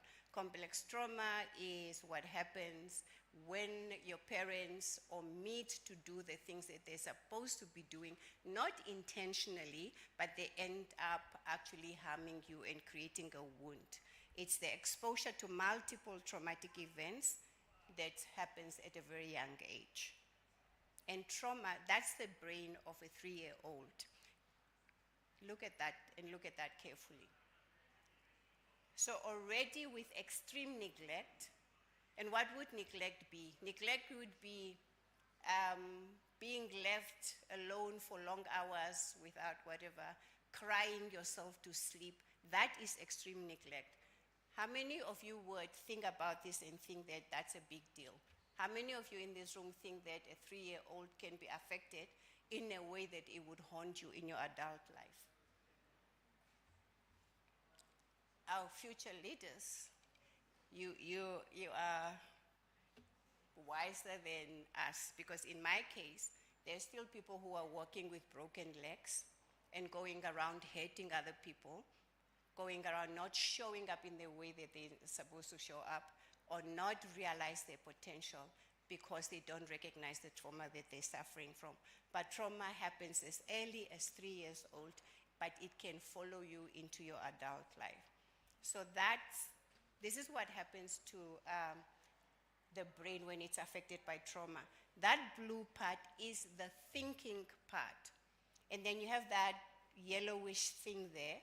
That is the part that we operate from most of the time when we are traumatized. So what happens is this part of the brain that's supposed to help us to think clearly shuts down when we are traumatized, and we operate from another part of the brain that's here, and that brain always lives with fear, hypervigilance. So you are hypersensitive to a lot of things. So most of us, when we carry this soft trauma, we hear and see things through our trauma, and we relate and love through that trauma as well. And so when we get to the workplace, chances are, because if you look at the hippocampus, that's a part of the brain that's responsible for memory. But what happens when you're traumatized is the hippocampus cannot do its job, because the hippocampus is responsible for memory and differentiating between the past and the present.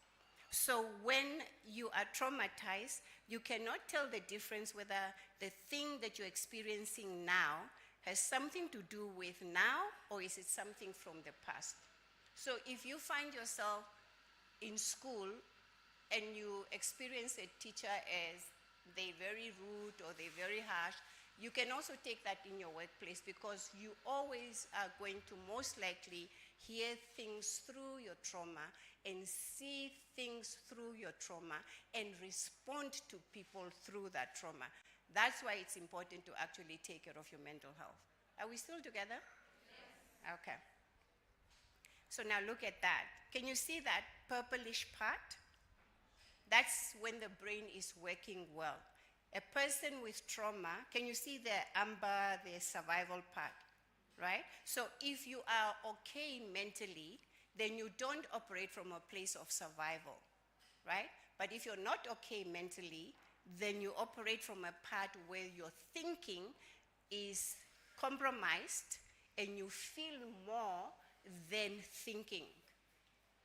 Does it make sense? So almost of the time you're going to react from and then say, what was I thinking? Because you react and you are driven by your emotions instead of your thinking. And that's not a good thing to take into the place of work, because as a leader who is traumatized, as a future leader who wants to lead people and going to lead people with different characteristics, who come from different backgrounds, you are going to be thoroughly triggered if you don't deal with your own issues before you get there. Just quickly, when we traumatize, we have 4 responses that we operate from. We either fight, or we flee, which is flight, or we freeze, which is that we just become almost like disabled or we fawn. I heard you talking about procrastination. As a clinician, procrastination and perfectionism are actually trauma responses. It's a coping mechanism, and people who also suffer from inability to concentrate or focus, that's another trauma response as well. So now you're going to get someone who goes to work, and then because they are like daydreaming and doing all these things, you would call them lazy, when in actual fact this person is actually suffering from trauma. Right? Have you heard about this before? Okay, so when we are traumatized, we dissociate, and when we dissociate, we end up with symptoms of ADD, which is inattentiveness. So we don't focus. And then we don't do very well. We don't get promoted. We don't pass our classes. We keep on postponing things over and over. Those are all trauma responses. You have to become aware of these things so that you can take care of those things early before you join the workforce. What are the effects of trauma on the workplace?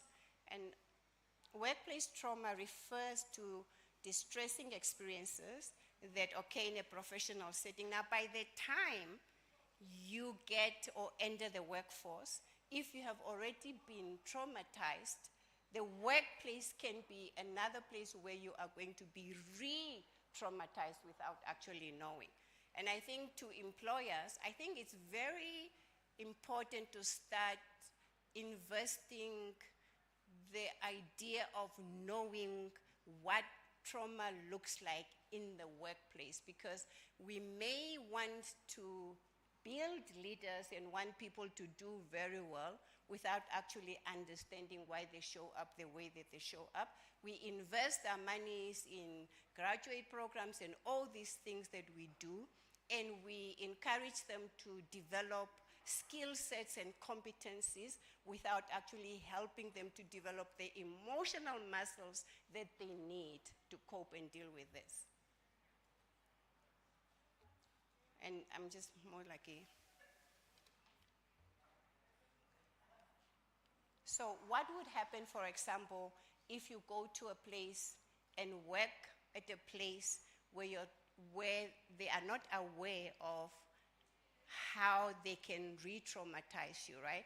Unaddressed trauma, especially personal, that can come through grief and all the many other experiences of life, can significantly affect an employee's ability to function effectively.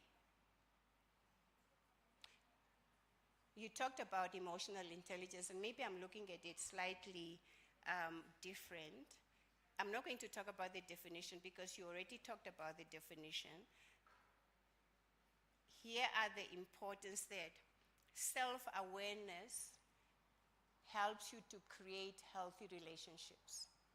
Without self-awareness, you cannot put yourself in other people's shoes, and you may actually treat people and end up with unhealthy relationships or conflictual relationships without knowing why you're behaving the way that you're behaving. Another part that is important is self-regulation, the ability to control your impulsive feelings and behavior.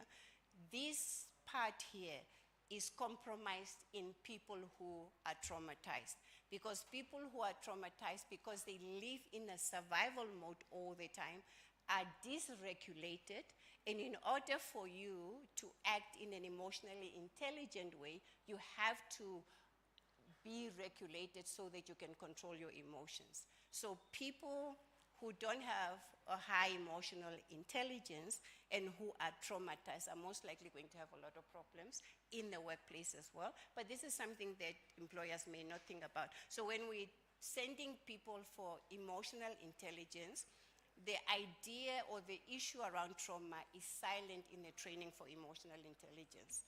Motivation, I'm not going to look at that because that was dealt with. The other one is empathy. You cannot have empathy if your emotions are stunted, if you're closed off, if you're defending and protecting yourself, and then what happens is, if you're in a managerial position, in your leadership position, how are you going to give people who work with you permission to feel the things that you have shut down in yourself? You can't. You cannot give what you don't have.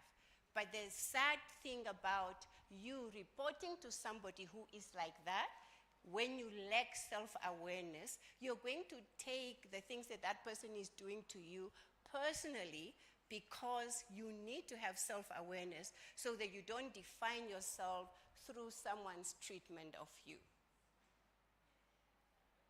And then the social skills, you also really talked about that. I'm going to skip this. Maybe you also talked about this. So she already covered the emotional intelligence part, so I'm not going to belabor that. I don't know whether this was discussed this morning. There is no innovation without psychological safety. There is no collaboration without psychological safety, right? And there is no high performance without psychological safety. And there would be no high-performing institutions without leadership that is emotionally intelligent to create an environment that harnesses the things that we're talking about here. So if you want to go out there and have a competitive edge as a leader of tomorrow, then you have to make a commitment to create a place and a work environment that actually allows everybody in their differences to show up without fear of actually feeling that I can't speak up or I cannot talk about my half-baked ideas because I am scared. When we are in environments, workspaces that induce fear, we cannot innovate, we can't collaborate, because we would rather protect ourselves so that we don't look bad. Does it make sense? Therefore, we really need, and know yourself enough, know your worth enough, so that you don't settle and rush to get into a company that does not align with the values that you hold for yourself. So we talked about, I think this is also done. So I'm getting to now, how do we do this? This is maybe more for employers. This is also not for you. So what are the strategies for positive mental health? Number one, balance your life. Balance your life. You cannot balance your life if you don't respect time management, isn't it? Because if you don't have time management, you most likely, today you woke up, anything goes. The next day you wake up, anything goes. So you have to really balance your life if you want to succeed. Perfectionism is not the same thing as striving to be our best. I cringe when I hear people who take pride in saying, I am a perfectionist. Perfectionism is fear. It's nothing to boast about, right? It's really criticizing yourself. It's also delaying things because you don't want to get to the finishing line so that you can be judged, because you would define yourself through what you do as opposed to who you are. So perfectionism is not the same as striving to be our best. Perfectionism is about healthy achievement and growth. No. Perfectionism is not about healthy achievement and growth. It's a shield. It's a mask. It's what we do when we don't feel good enough to allow ourselves to make mistakes, to bounce back from what we call failures, and to try again. You would get off that train as many times as you have to, but get back on that train. Don't wait that I'm not going to get back on the train because it's not perfect. Create whatever it is that you need to do, but don't look for perfection, right? Don't compare yourself. A flower does not think of competing with a flower next to it. It just blossoms, right? So don't compare yourself. One time I had a young woman who came to my practice, and she told me that she is suffering from quarter-life crisis. She's 25. And the reason why she was feeling that way was because everybody that she studied with graduated, they've started working, and therefore they moved out of their parents' homes. Your journey is unique to you, right? So don't compare yourself to other people.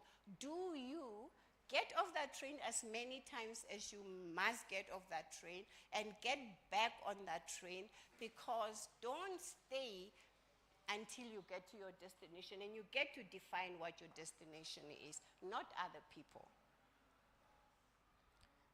Surround yourself with people who feel like sunshine.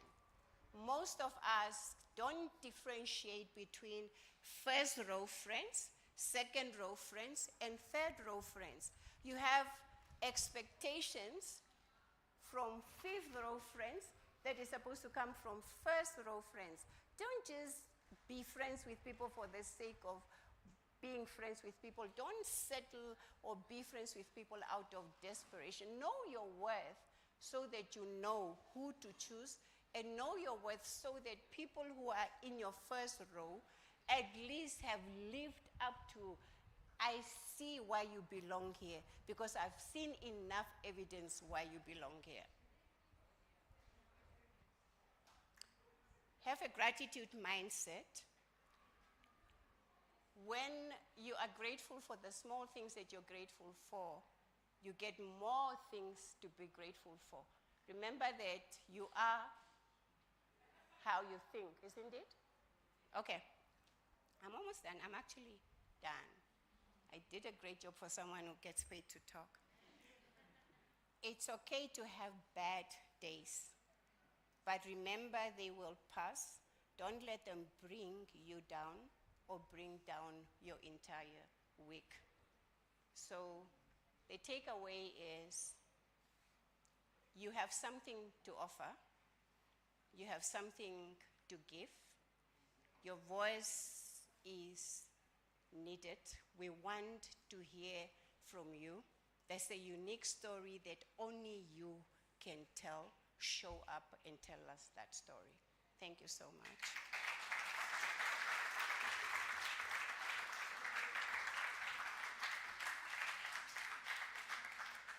Wow, wow, wow is what I have. Wow. Come on, Dr. Berira. You know, the youth would say to you, Doctor, that, oh, you dropped bars. And if you don't know what that means, it would mean you delivered something impactful and strong. So thank you so much for that wonderful talk. You really dropped bars. Let's give us some clicks. Yeah. So thank you very much. You know what I love about today? That from session 1, I just thought, okay, session 1 was, wow, okay. But then you go to session 2, and then you come to session 3. Doesn't it keep getting better? It just keeps getting better. So to the two wonderful, I know the pressure is on. I don't. And I'm looking at Dino, and I'm looking at Mr. Oh, the pressure is on for the final session. But quickly, we're going to go on a quick break. Is there anybody who has maybe a question for our two wonderful speakers? And if they'll kindly allow to give that opportunity. I see a question in the back there. Do we have roving mics, or can I? Go ahead. Thank you, Doctor, for that wonderful presentation. I want to find out, when you mention about perfectionism, is it perhaps the same as overthinking? Or is it in the same kind of category? When you just really an overthinker, you know when you are planning something, then you have plan B, plan A, plan B, plan C, plan D, and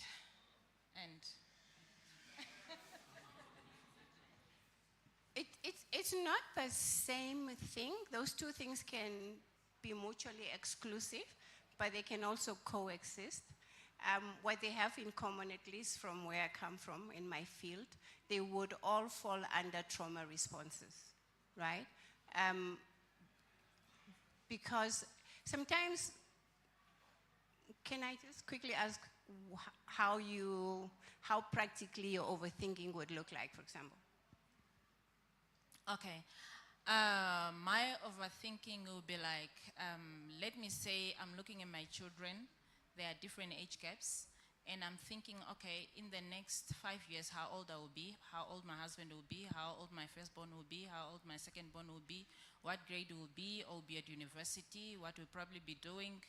And then I plan like my long-term or short-term planning is based on that. And if this doesn't work out, what will be the plan B? If this doesn't, but it's exhausting at the end, because then, but I feel like in order for me to see where I'm going and to track my life, I need to be aligned to something. And so I feel like I need even to align everybody's life along to see. I know I may not be in control, but I feel like I need to know, okay, in 10 years, the little one will be in this grade, and probably what is the plan for high school, what would the plan for what, things like that. Okay, so there's nothing wrong with planning, but then at the same time, this morning, the speakers were also talked about being adaptable, because things don't always go according to plan, right? And you have to be flexible enough to allow room. So is the overthinking coming from a place of power, or is it coming from a place of fear because you want to make sure that you control the future, which is a fallacy, because even with all the best intentions and planning, we may not control the future to the T. So if it's, and when you are like that as a mom and you're not mindful, unconsciously you are also transmitting that to your children. So if you want to give your kids the gift of the future, then maybe it would be helpful for mom to relax a little bit. Right. All right. I did think we had time for more questions, but we don't, so I apologize. So what we can do at this moment in time is take a 5-minute bathroom break. We're going to be here. The time now is 3:36. I believe the next session starts at 3:45, right? I'm right. I'm looking at my program. How much time does that give us? We do have time. One more question. I'll let you have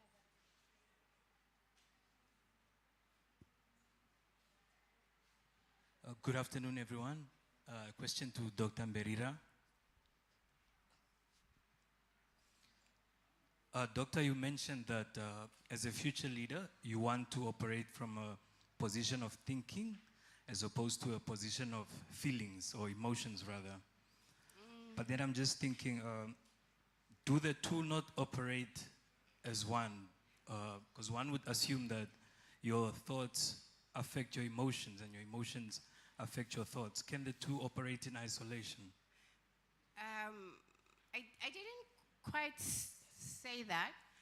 I said that the frontal part of the brain is responsible for executive thinking. I wasn't giving value judgment to is thinking better than feelings. I was talking about trauma, and I was saying that when someone is traumatized, the part of the brain that's responsible for thinking gets shut down because of the trauma, right? So I'm not, both are, I mean, if you want to be creative, then you have to go back and forth between the two, right? But sometimes one would serve you, depending on the context, better than the other, but not because it's like the idea of thinking versus feelings, one is better, but it's just that you have to utilize them. I was talking about trauma, that people who are traumatized feel more, they're more into their feelings because a part of the brain here is shut down. It doesn't function. I was coming from that. Did you hear me? So don't take. That answers, okay, awesome. That answers the question. All right. And that's not how I speak. I didn't say it's better. Okay. I think he said the question was answered. Great. So let's go on a 5-minute bathroom break very quickly. If you want to stay in your seat, you're more than welcome to. But if you want to refill your water bottle and head to the bathroom, let's just give a round of applause to our amazing two speakers for that session. Thank you very much, Majori. Thank you, Dr. Marira. Okay, 5-minute bathroom break, and then we'll be here at 1:45.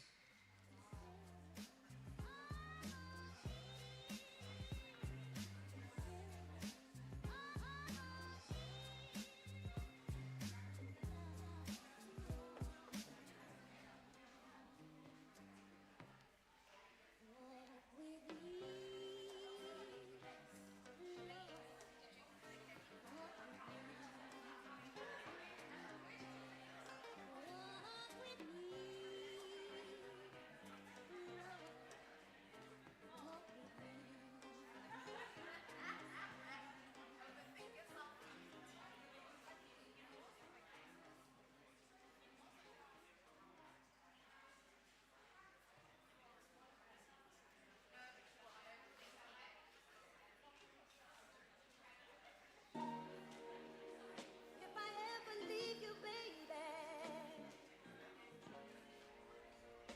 you can say I told you so. And if I ever hurt you, though I hurt myself, but I hurt myself.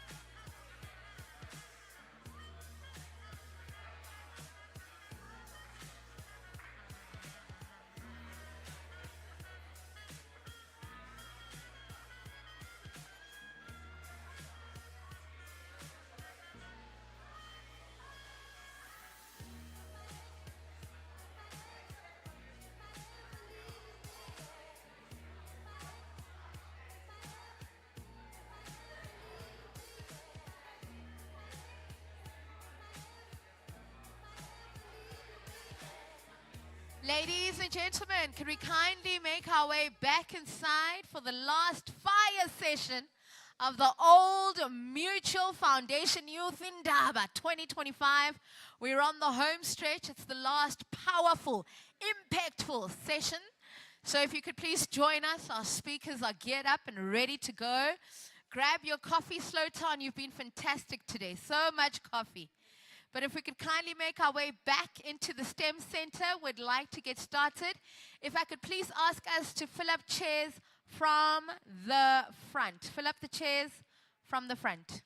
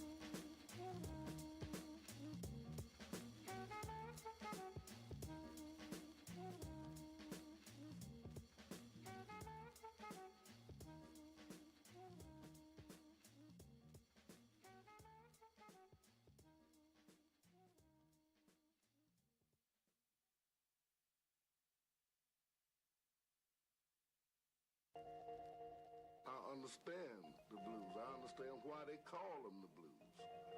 Because problems can make you have the blues.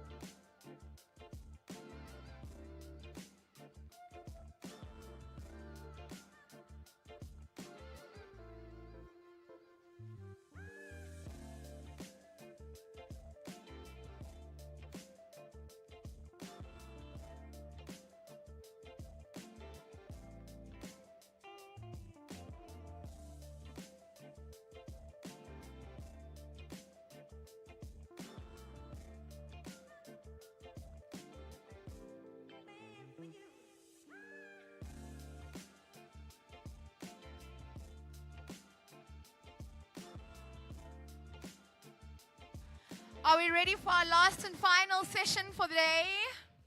Well, not the last one. We still got one more, but that's the one where we just enjoy. Yeah, go ahead, go ahead. Okay, can we all make our way back to our seats for the next fire session that we've got going on? Please, can I ask, if you're sitting at the back, could you move to the front so the speakers can see you clearly? There is plenty of space at the front. Plenty. Please fill up from the front, my lovely people. Please fill up from the front. Great.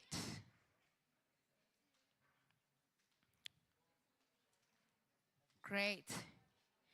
You know what I love about this Indaba is that Slow Town has been here the whole day. And I just have to ask, how many cups of coffee have you had? One? Those 6.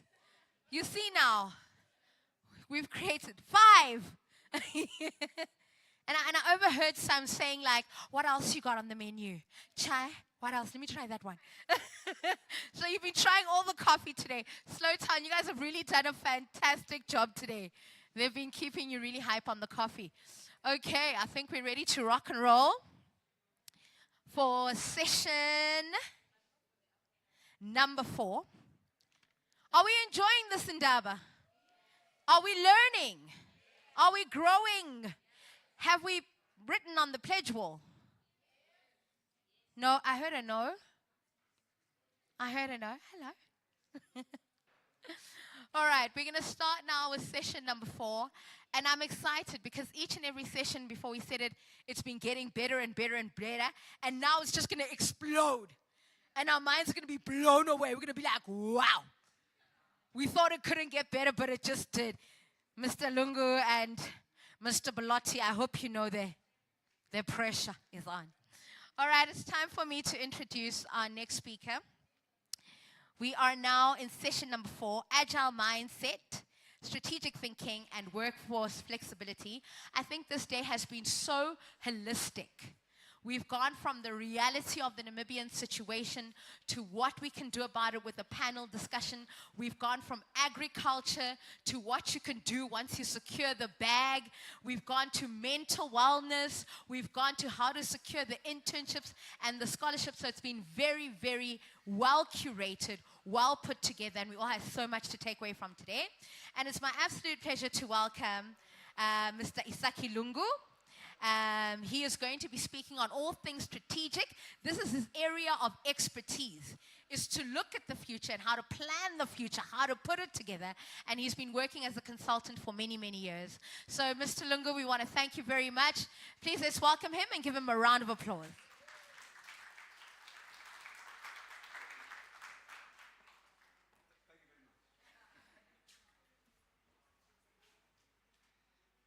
Okay, I just want to find out, are there any entrepreneurs in the room? Wonderful. So you're not employed. You're self-employed, sort of like you do your own thing. Yeah? Because I can't work with employees. I need minds that can adapt and are agile. Okay, so let's start with a bit of introductions. So my role is, I'm a principal consultant for a company called Greenfork Consulting. And our main focus is we look at strategy and strategy development. We'll talk a bit about that. In terms of what you're seeing here, this is just for me to establish credibility. Who is talking to us right now? So I'm pursuing a PhD in AI, artificial intelligence. And when we have time one day, let's come and talk about artificial intelligence and what it really means, the actual machines that do the work. I've got a qualification in business analysis and consultancy, and so my job is really, think of me as a doctor of organizations. I go into a business, I do a business analysis, I get a sense of what is going on. And part of it is looking at their strategy. Okay, yeah. And so when I go into these different organizations, which is what I'll be trying to do with you today. In fact, before I do that, let's all stand up.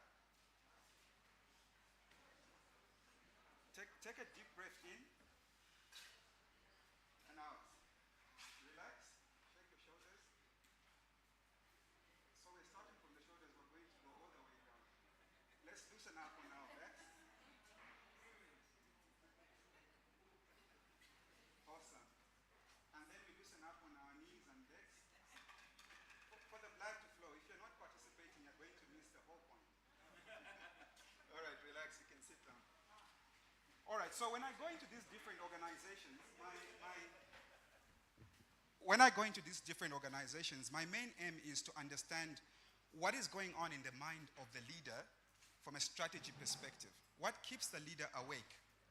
And what I've discovered as I have been doing this work, meeting different CEOs and different executives at different executive levels, is I have found that there was a lot of career misguidance or lack of career guidance. So I'm happy to be doing this with you because I want you to choose the right career. You find CEOs and people in positions they shouldn't be in. But they're smart people. They did sciences, they did mathematics, and they passed school and found themselves in the wrong places because they were not career guided correctly. So as I begin to do strategy, I want to understand, what is your vision? Close your eyes and tell me what you see. How is Namibia going to, what are the streets? Give me a model of what you're thinking in your mind. This is what I'm doing with these organizations. So to touch a bit on what Doctor was saying earlier, we have this sort of concept of there's the world as it is, and then there is a world as you model it in your mind, right? The version of truth that you have is a version of truth. It is not the truth. It is not an entire truth. There was somebody here that was talking about thinking, and she says she overthinks things, which is fine. Her problem is she's trying to make her thinking change the world. Your thinking and your worries cannot change the world, but you can adapt the other way around. As the world is changing, your mental model, your mind must begin to change as well. You begin to adapt and respond to the feedback that you're getting back from the world. Yeah? We get it? Yes? All right, so the map is not the territory. If you have a map that directs you and takes you somewhere, it's not the actual physical thing that you're seeing. So what we all have in our minds is a map which can be updated. So Doctor was talking about all sorts of techniques and tools that can help you to update your mind. When you have gone through a trauma, it is because your mind has interpreted a trauma. It's not because you have gone through a trauma. Some people have gone through what you went through and they didn't have a traumatic experience. Yes? All right, so what we see is there's reality here. Then our senses, our 5 senses, touch, taste, feel, whatever the case is, filters the world. What I haven't even put here, or I can't see properly, maybe there. Yeah, so as we filter the world, we generalize the world. If somebody comes and asks you today, what did you learn here? You're going to give a general picture. You are not going to say exactly word for word what happened. So we create generalizations, yeah? The next thing that we do is we create biases because of our beliefs. No, I'm a Christian, so I can't live with my boyfriend. Yeah? That's just a bias. I'm kidding. So, but for Christians, that is very serious business. For Muslims, they can marry more than one wife and so forth and so forth. And then we make judgments. This person is tall with a big nose. Compared to who? Compared to a mental model, compared to the world view that you have created in your mind. He's short, he's tall, he's big, he's fat. Doctor said, don't compare yourself. Don't compare yourself because you don't know.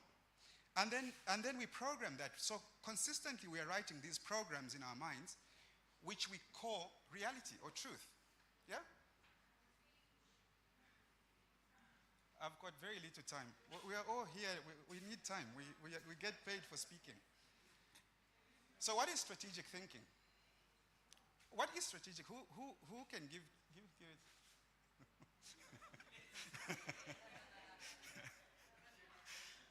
All right, so strategic thinking is really about looking into the future. This is Magnus Carlsen, and he's playing against, I don't know who he is, but he's looking ahead. So there's always a strategy, and a strategy is not the same as tactics. Tactics and strategy are not the same. So having a plan is not having a strategy. Yeah?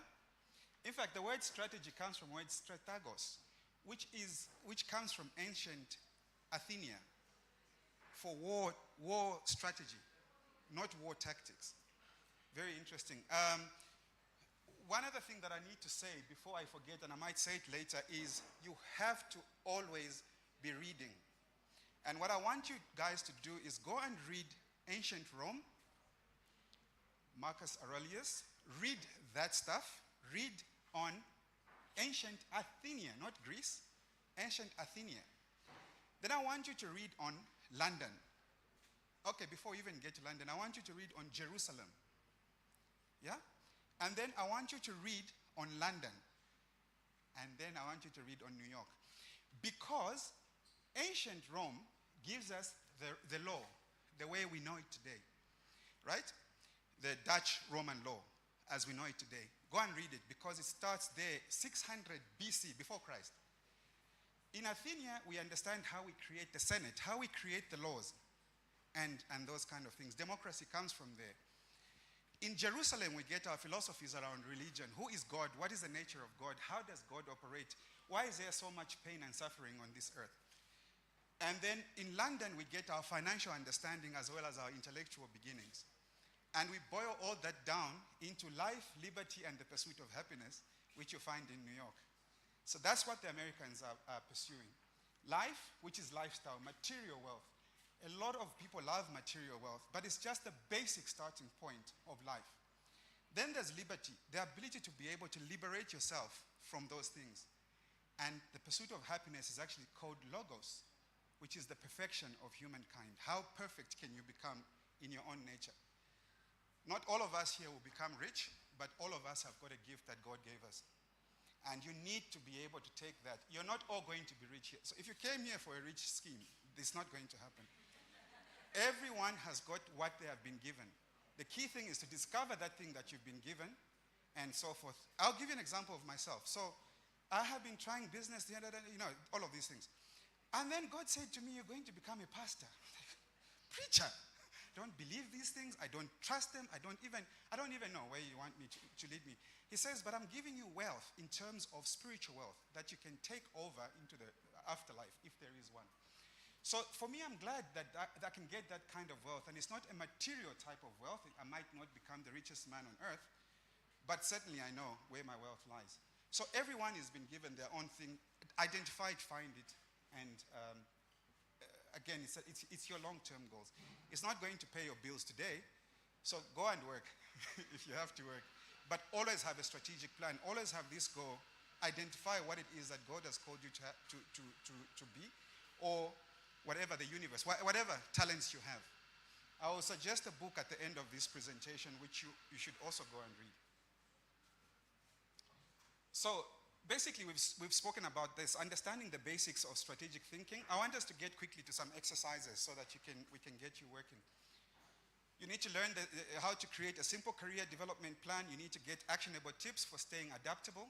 Very, very important, because we can't change the world, but the world can change us, and we adapt our minds. In a dynamic is not static, right? It keeps changing, and it's moving. So there's the first question. Every time you see this orange or whatever color you see it in, this color, it's an exercise time. Get a piece of paper and pen and write this. Either you write the question, take a picture, or solve it quickly. So I'll give you 2 minutes to write an answer to this.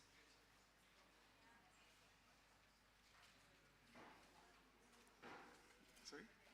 Oh yeah, it's for the kids. I can safely say there was Tony here thinking, I'm one of us. Me, I'm not one of you. Because they're not like us. Okay, so what's the one challenge you're facing in your career right now? What is it that you're facing in your career right now? Okay, so we go to the next step, and then we look at the steps necessary to create a career.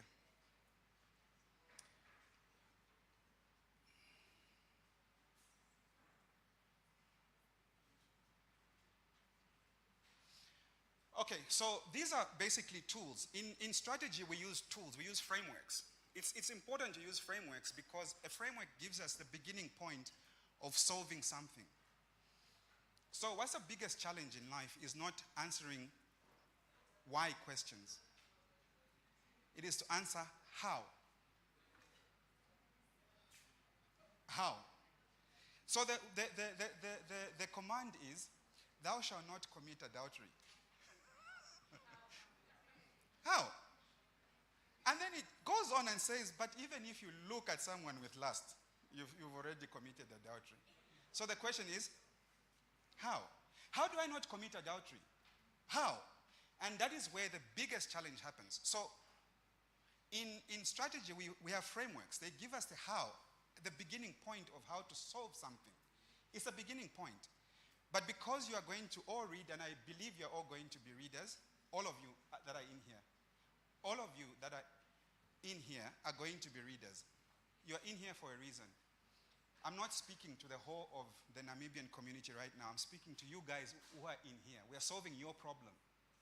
And I'm telling you, you're going to be readers because it allows you to have access to information and options in life.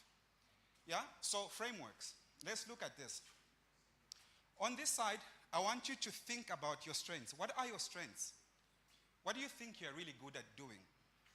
And this is not solving mathematics. This is a natural, intrinsic talent that you have. What are your strengths? Think about that very clearly. And then what are your weaknesses? As you think about this, write the notes, go and solve it at home. It's a very important question when we're interviewing you for a job. So go and prepare strategically. Go and prepare in advance what you think your strengths are, what you think your weaknesses are, and continue to develop them over time. Go back and look at them after 2 weeks, go back and look at them after 2 months, and so forth. We can't think once in life. In fact, there are many ways of thinking. Did you know that? There is critical thinking, which is the other person's problem. I'm not mentioning any names. She thinks about things critically. This is the problem. My children need to be bosses at organizations. This is the solution. I need to teach them and put them in school. This is how they're going to turn out, right? So that's critical thinking. It's got a beginning and a middle and an end. One-way dimension like that. So what happens in a critical world when things really change? When the world changes, the critical mind goes into crisis. It has to start reprogramming itself to get the correct answer. So it becomes stressful, right? Because you're thinking critically. In the world where I live, we think of things in systems. The fox eats the rabbit. And if the fox eats all the rabbits, what happens to the fox? It dies, right? Because it's got no food to eat. So what it must do is it must eat a bit and let them breed, and then eat a bit and let them breed. Because it's a system, it's an ecosystem of interdependencies. Things change, we adapt. Things change, we adapt. And so we use systems thinking. But there's also lateral thinking. Edward de Bono, write that name down. Edward de Bono. He talks about lateral thinking and those kind of things. So go back and look at your strengths, go back and look at your weaknesses, and continue to improve this process. Then look at what opportunities exist in your environment. I'm looking for farmers. I'm looking for tech designers. I'm looking for... I think we'll go too far. But basically, I went to this Vormenbroek, and I pointed to the security guard. Look at that. Those are popcorns. How much is that? He says $12. Then I pointed a small can of cooking oil. I said, how much was that? I think it was about $35 or something like that. So less than $50 can give you a product that you can put on the market.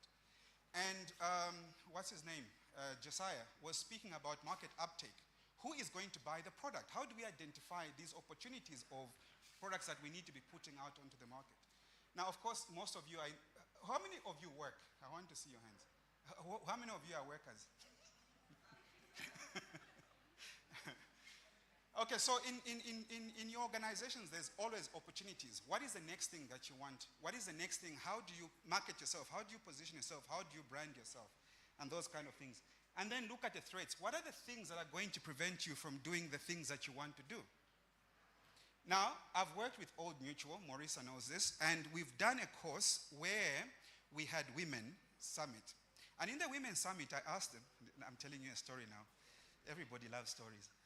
should I tell you the story? So now this woman in this women's conference comes and we ask them a question. What is preventing you from achieving the best that you can in your lives?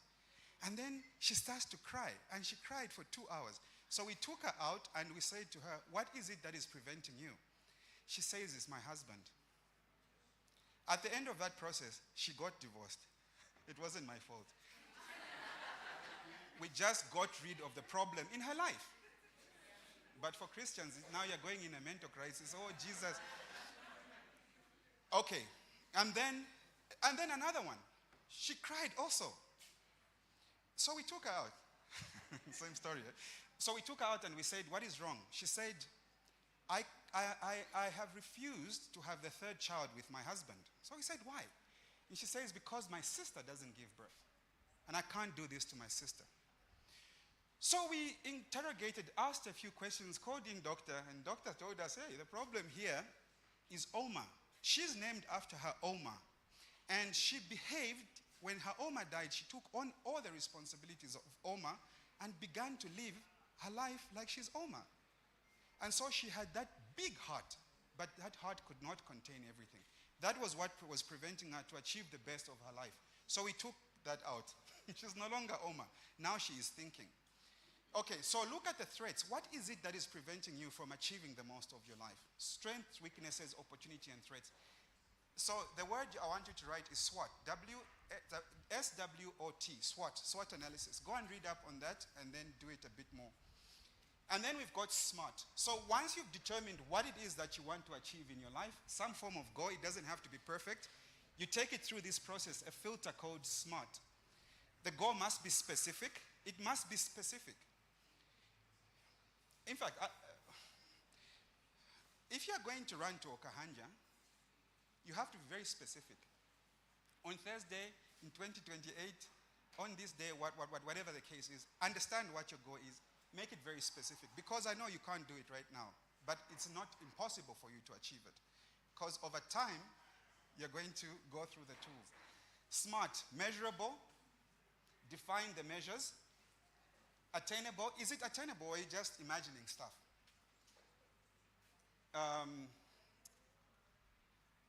What is that? Relevant. The goal must be relevant and then time-based. It must be relevant. The guys have been speaking to you about study mathematics. Find something that is valuable. Be a value creator. Create value. Be a valuable thing. It must be relevant, whatever you do. Yeah? So go and write this down. Value proposition. Go and ask yourself, what is your value proposition? What value do you bring? Because if we fire you tomorrow and you don't have your job, will you bring value to the space that you... Staying adaptable. So embrace continuous learning. I spoke about that. Do online courses, do certifications. Build a strong professional network. This is very important. Building a professional network. A network has got a language. And it's got value. It's got a currency. A network has got a currency called knowledge. If you know things that other people don't know, your network will grow because people will gravitate towards you. So the language of a financial system is money. The language of creating a network is knowledge. Know something. And then when you go to the organization and ask somebody, tell me this, at what cost? What do you bring to the table that I can negotiate you with? So be readers, be learners, continuously be learning. And then we know one size doesn't fit all. So I understand that all of you have got beautiful minds that can create beautiful things, develop and design them. Stay informed about industry trends, whatever trends that you are in. And then here's a question for you. Please take a picture or write the question. What's one skill you want to learn or improve on this year? What is the one skill that you need to learn? And you need to learn, what do you want to become a Ronaldo in? What do you want to become a Michael Jordan in? Yeah? Messi. A Messi. That's that debate, right?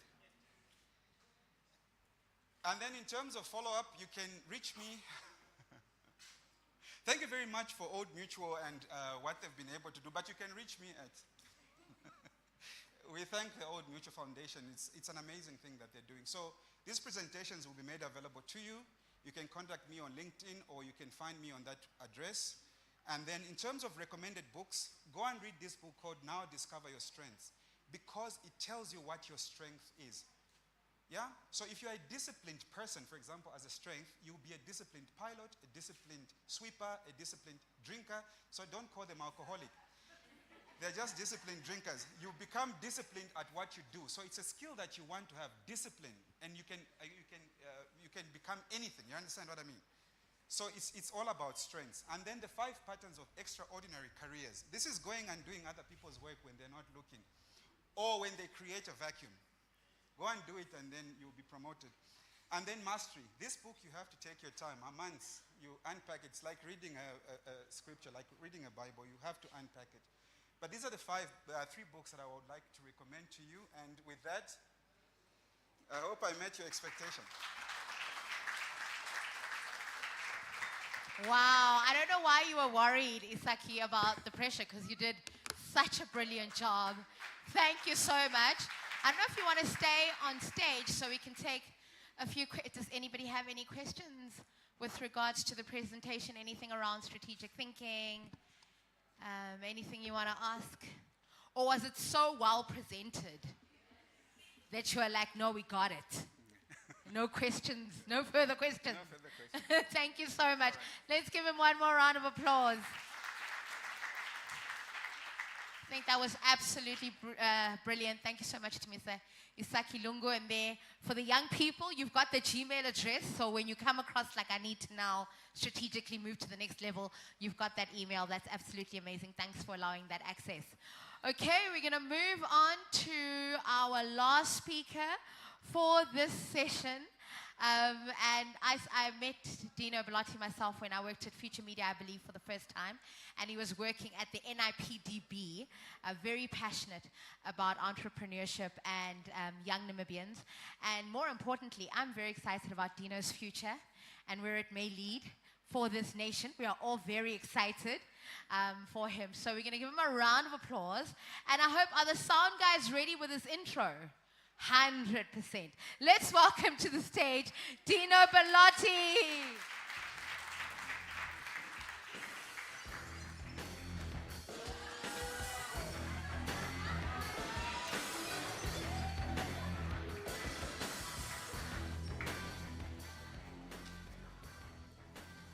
So the Born Freeze will not know that song. Who knew that song? Raise your hands. Okay, rather the other way around. Who did not know that song? Okay, can you play it again for a couple seconds? Louder. A bit louder.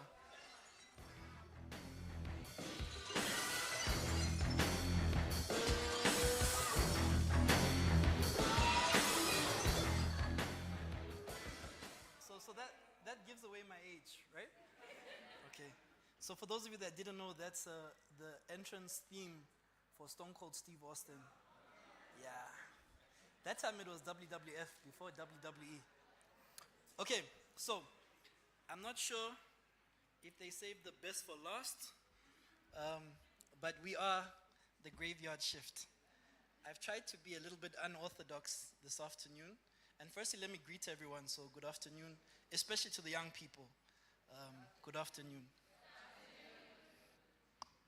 So I have a presentation, and some of you may have seen me on my laptop throughout the sessions. I've been changing it. And so Caroline, I think, is at the back, and she wasn't too pleased because I think we changed the presentation maybe 5-6 times today. But because I'm on stage, I feel like I get to dictate what I want to say, right? Okay. So I've taken a couple notes. I think I have about 10 points, and then we'll go into the presentation quick, and then we'll pivot.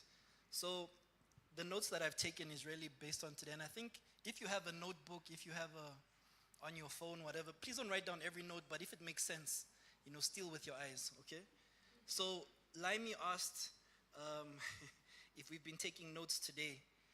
Where's Laimi? You're there. You did ask that question, right? I think you asked us earlier. Are you guys taking notes? And one of my mentors, and it was mentioned earlier today about mentorship, he said to me, steal with your eyes constantly. I remember being a young football coach. I'd go to different sessions. I'd see what I like. I'd write down what I like. What I don't like, I leave. Okay? So I think firstly, let's give yourselves a round of applause for choosing to be here today. And the fact that you've chosen to be here means that you want to empower yourself, right? Okay, second one. So yesterday I did an interview on NBC. We have a cleanup campaign tomorrow. So I tried to wear a suit, but it didn't fit. And I haven't worn a suit since September last year. But for those that know me, I only ever wore suits. So today I decided we're going to also wear tackies and a t-shirt with a suit. Okay? Thank you. Patty, who's not here, she said sustainable growth comes from empowering people. And Savannah, that was on stage in the panel discussion, also said that we should use our power to empower others. And I think that's profound, right? And you can take it in different contexts, but to empower other people. You won't remember anything I said if I ask you in a week's time, what did I talk about? But you remember the impact, hopefully, that we brought, okay? And so if there's a note that you're taking, it's how can you empower other people? And we're not talking about tenders, we're just talking about empowering people. Okay? It was spoken about the PhD, or rather, I think it was Majori, you spoke about scholarships. So I am a product of Old Mutual. I spent 9 years at Old Mutual. Old Mutual paid for my master's degree fully. Parnell, fully. Even my flights. And it was an expensive one. It was an essay one. And so, just like Dr. Lungu, I will refer to you as Dr. Lungu. I'm also busy with my PhD candidacy, so Marisa and team, you're welcome if we want to empower further. But the reason I mentioned that point is, when I say I'm a product of Old Mutual, I can't spend, or nobody can spend 9 years anywhere and not think and act and have those values. So I try to always sign out talking about do great things that matter. So Old Mutual is do great things every day. I worked at FNB for 1 month, and FNB's tagline was something, something, do what matters, I think. So we just integrated them, do great things that matter. I was only there for a month. Is Max here? Maybe not. He was exhibiting outside, and Max is a young guy. I wish I don't want to get this wrong. I think he's from Norway. I might be mistaken. And I met him a few years ago when he started his company in Namibia. And I couldn't understand why this young person, I think Max is maybe 23, 24. I couldn't understand why he's setting it up in Namibia. And so when I saw him earlier today, he said, Dino, I've only now started making money 3 years later. And I think it's also, especially for young entrepreneurs and people, you can't give up at the first obstacle, right? So he said it, I didn't. But he told me it took 3 years for him. And I think he told me about a Pupkovitz project that he just landed. So I'm really excited for him. Salomo is not here also. Oh, he's here. So Salomo is the chairperson of African Stars, for those of you that don't know. But his team recently lost 4-1 in Rundu. And I happen to be the chairperson of that team that beat his team 4-1 in Rundu. But I'll tell you guys, we could never beat African Stars. And so we gave a sizable win bonus for that game to incentivize the guys. But Salomo spoke of, and I really appreciated his data. And I wanted to say that I got a C in ordinary math. Yeah. They say in core you score, right? And I think in your slides, it was 8%, if I remember correctly. And I am also a product of a C in ordinary math, but I'm a PhD candidate today.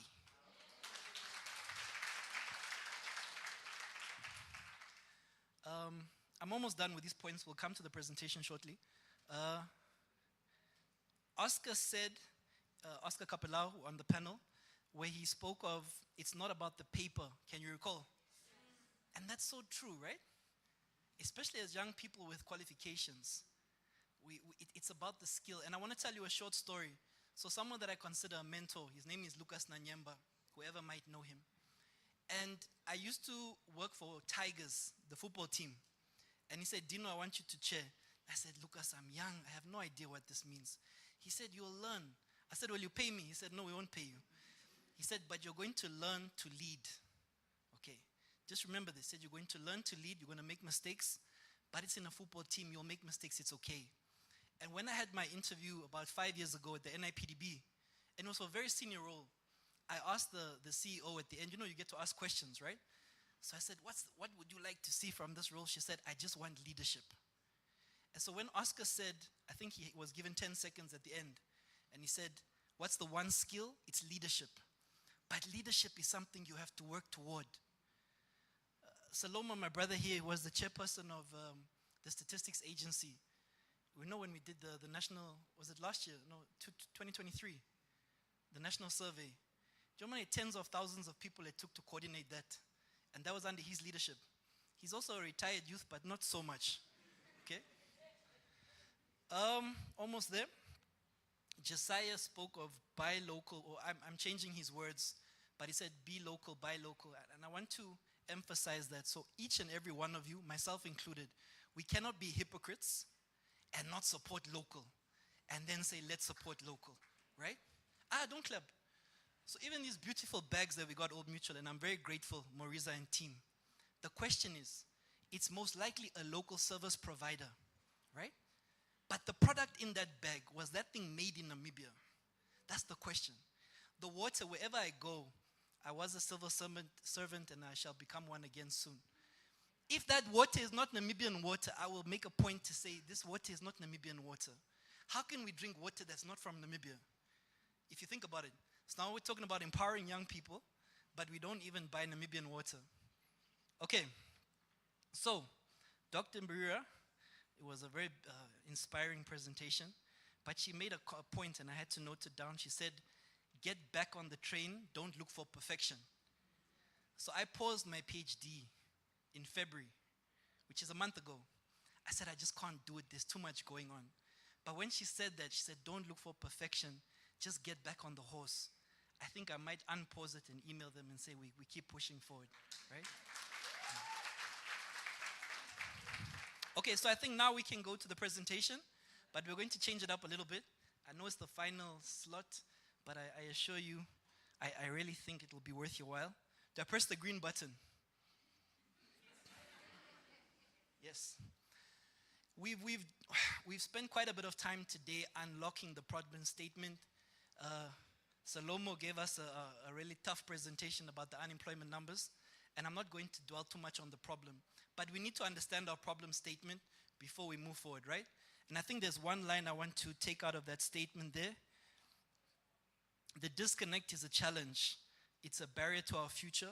Closing the gap is not only a necessity or not only necessary, it's urgent. And that's why you guys are here today. So give yourselves another round of applause. So there's this thing called the VUCA way, 1 minute. And I think you can read for yourself. But in this ever-changing world that we're living in. So when I went to school in 2019, where Old Mutual paid for everything, we didn't have AI. Okay. There was no such thing as ChatGPT. Nothing, zero. So we had to read every single journal. Okay. Now you get PDF, Chat PDF. You can Google it if you want. You throw the PDF into the AI. You ask the AI what you want to extract from the journal. It will throw it for you. Yes, 2-3 days ago, I learned of a new AI called Napkin AI. Like a serviette, Napkin AI. You copy and paste all the info, and it throws out a visual graphic. Guys, so if we're working smart or we're working hard, we need to leverage this AI. And Dr. Lungu is a candidate in AI. So before we started, I said, no, today we're talking about AI. And he said, hey, Dino, what are you talking about? So again, if we talk about the VUCA framework, we're talking about this volatility. We speak about this uncertainty, complexity, and even this ambiguity. And I think, again, we can spend more time checking this later, but I think it was important to just put this kind of, this framework in place. So now, I want to cue the music, and I also need 2 chairs on stage. If anyone can help me with 2 chairs, unless you just bring your chairs up. Okay, but we need to cue the music. Any chairs, it's fine. Thank you very much, Ian. It's my former colleague. Thank you, Ian. Okay, so you'll see there's a youth, a retired youth, and another retired youth. So I want to call up to the stage Brad to come and sit on one of the chairs. You're welcome. If you smell what the rock is cooking.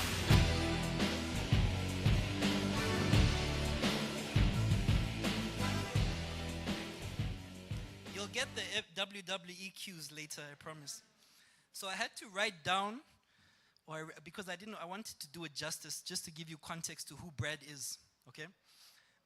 So, I consider him to be a really cool dude, first of all right? But he used to go by the alias of Sneakerhead. Is that accurate? Okay. And so he always had the coolest sneakers. I see he has some cool ones on now. But, and maybe that confirms the coolness that I'm speaking of. But today, I know him as a digital transformation leader. He's also the founder of something quite exciting called Must Disrupt. It's a growth and innovation consultancy, specifically aligned to SMEs, but I know he's done work with a bunch of corporates and everything in emerging tech. So we even talk about Bitcoin, blockchain, Web3, etc.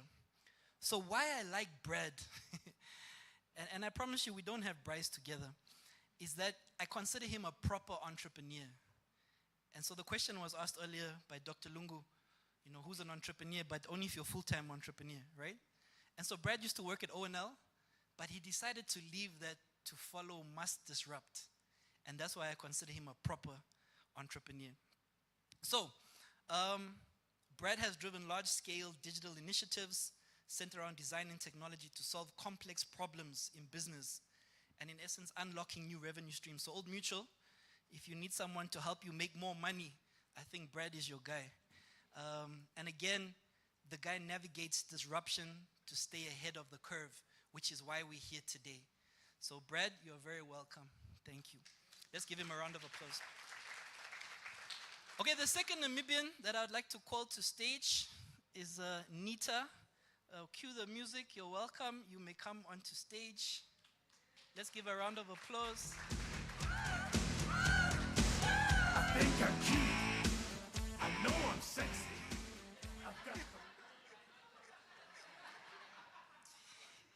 So that's Shawn Michaels for some of you that don't know. So Nita, and I must tell you guys the first time I met her, right? It was a momentum, sorry, Old Mutual. It was a momentum pitch event. Is that accurate? Yeah, and she just wowed me in that pitch event. And she won it. I think it was a sizable amount of money. But it was, and if I remember correctly, it was to come up with a marketing strategy as an independent consultant. And I was just wowed by Nita. I think I sent her a message that same night. Say, hey, who's this guy sliding here, asking me questions? So that's Nita, but let me give her a proper introduction. So she's very, very colorful. And I'm going to probably struggle to properly introduce her, but I'll try. So I'm going to summarize Nita as a proper creative and someone that builds brands, creates strategies, coordinates projects, and she does it with so much grace. She was the editor-in-chief of the Launch magazine, and she also co-conceptualized Namibia's first ever fashion pitch night. She's also into fashion, clearly. I also know Nita as the NABAN, the Namibia Business Angel Network sort of person. Basecamp with Josiah is also Nita. Sure, there's many things. She worked with Old Mutual Seed, the African Pathfinders Initiative, APLI, I think also the One Economy Foundation. So it's a very colorful Namibian. And on top of that, before you clap, when you Google her, she'll probably appear as a poet, a songwriter, a musician. I can probably go on all day, but let's give Nita a round of applause. So, we've decided to pivot a little bit, and I want to ask them questions that are going to make sense to you guys. So maybe I need another microphone, if possible. Thank you, Ian. Okay, so Nita, who are you? Go. Wild. No, wait. So Nita, if your journey was a book, what would the title be? And perhaps, what was that defining moment that shaped you as a person, and someone in my top 10 favorite Namibians. Yes, over to you. Wow, I actually hate that question. I don't know about everybody else, but who are you is such a daunting question. Because I think we're such multi-dimensional human beings. You don't know if you're speaking about your emotional self, your professional self. Obviously, the context dictates, but who am I? I'm a human being. I'm a child of God. I am a creative, a creator, like He who has created me. And I think we'll probably get into the rest of the stuff. Such a great introduction. Thank you. I'm really very humble. He's just saying a lot of great stuff. If I had a book that would sort of summate my journey, I think I would call it The Unknown is the Key, a creative's guide to failing and becoming. Yeah. Should I expand or do you want me to expand? I think there's a cheat code. I'm a poet, guys. Come on. I think it was Frank earlier in the panel discussion. He said fail forward. Can you guys recall? Yes. And one of my, well, not one, my supervisor, he had said fail fast and fail cheap. And I think for entrepreneurs, you're going to fail. And it's not a taboo to fail, but you need to fail fast and fail forward. Thank you very much, Can I Nita. quickly say something on that? Please, over to you. I can assume that not everybody in the room is an entrepreneur. So if you are in the entrepreneurial ecosystem, you've run a startup or you're a founder or past founder, the concept of failing is common to you because the whole idea of running a business is iteration. You've got to keep repeating things, trying different prototypes, trying to see what works and trying to see what fits. But even as an individual, as a student, as a human being, you need to fail. I think I unlocked the greatest versions of myself the first time I intentionally allowed myself or accepted that I had failed at something. I think it was my first year at U. And I'm not tooting my own horn, but I've always been a brilliant individual, brilliant student. A stars across the board since I could walk. My dear. Not a C in math. My dear first year. That is the real death. That is the real death. I think it also, failure realigns your mind, it realigns your focus, because sometimes it's not even always about the fact that you are unable. You just sometimes need a shocker, and constantly across your life that I'm not perfect and it's okay. And I kind of just need to take a step back and kind of figure this out. But it's not a bad thing to fail. As a student, as an individual, as a husband, as a wife, as a CEO, in whatever capacity you are in, get comfortable with failing. I like that. Thank you. So you can clap if you want to clap. So in my second year, I went to my father's office. I was at UNAM. And I went, and I think I was also emotional that day. I was doing BBA, Bachelor of Business Administration. And I said, Dad, I think I want to quit. And he said to me, my son, quit, we will struggle together. That was the best thing he could have told me, right? I said, no. So thank you, Nita. I remember it. Okay, Brad, similar, but with you, so I've tried to share a bit of Brad's background, but briefly tell us a bit about who Brad is, and also what shaped your perspective around agility or being flexible. Yeah. Cool. So I think firstly, thanks for thinking I'm cool. That's a really cool compliment. I think if you speak to my cousin's kids, they'll disagree. They'll be like, nah, he's lacking. He's Ohio. I don't know what that means. But yeah, did the conventional route. I went to SA to go study. And it wasn't until my second year, the end of my second year, where I had that moment similar to Nita's one, where I needed to take responsibility for myself. And that responsibility was dropping out of financial accounting and studying marketing, which at the time was really my passion. So studied marketing, came back to NAM, and I always knew I needed to work in a space that, was emerging. So at the time, the internet was the future. But Namibia being a bit slow to uptake things, there was no digital marketing roles available in the country. So I went up and down From Prosperita to Northern Industrial, there's nothing. So ended up getting job at MTC, and after 2 years I got restless. So that's the one thing about me. I tend to get restless after a while. And I was ready to go back to South Africa, and then I literally got the job of my dreams. And I think a lot of that was because I was patient and because I was prepared. You know, I was ready for this job. I was visioning it the whole time. And I had the opportunity for the last 10 years to work with Namibia's coolest brands, from Oshikandela to Tafelaga to Strand Hotel. After that, again, got restless. And I always had this, like I knew blockchain, Bitcoin, AI would be the future of the world. I like to say I've been to the future, I've seen what works, and I've come back to apply it. I haven't, nothing is for certain. So I knew I needed to be in that space, and I needed to do it here.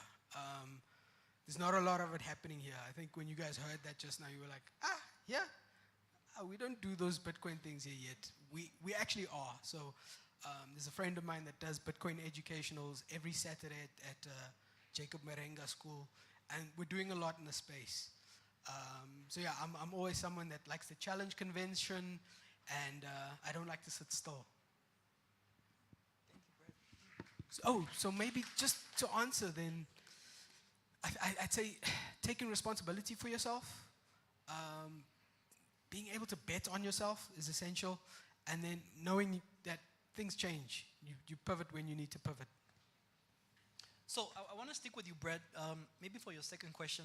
And we've really tried to put these questions together to make sense to the audience, right? So I think young people also feel a bit anxious around all this AI, all this technology. I was in my hometown, Okakarara, some few years ago. I think 2 years ago. You can Google it, it's the truth.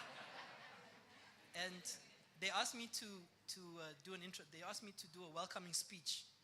We had ChatGPT at the time, so this was obviously a bit recent, maybe 2 years ago, I think. And I hadn't prepared because I wasn't the keynote speaker. And they said, Dino, you have 15 minutes to prepare. And I prompted that ChatGPT so quickly. And nobody knew that I obviously used AI to come up with a speech. And I delivered it, and they said, wow, that was really powerful.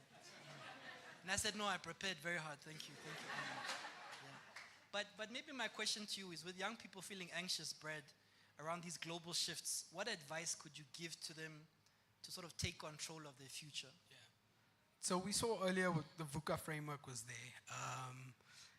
Half a decade ago, we were told, no more school, no more work, you will stay at home. Half a decade ago. It feels like forever, right? Things change. Disruption is always going to be there. There's that word, disrupt. What I would encourage is, and a lot of it was mentioned today, was around mindset also. Mindset is so important, you know, being able to understand that things are going to change, your plans are going to change, and knowing that we need to then, with the change, follow the change. So follow the change by not necessarily being ahead of it, but changing in time with it, seeing those opportunities within the change.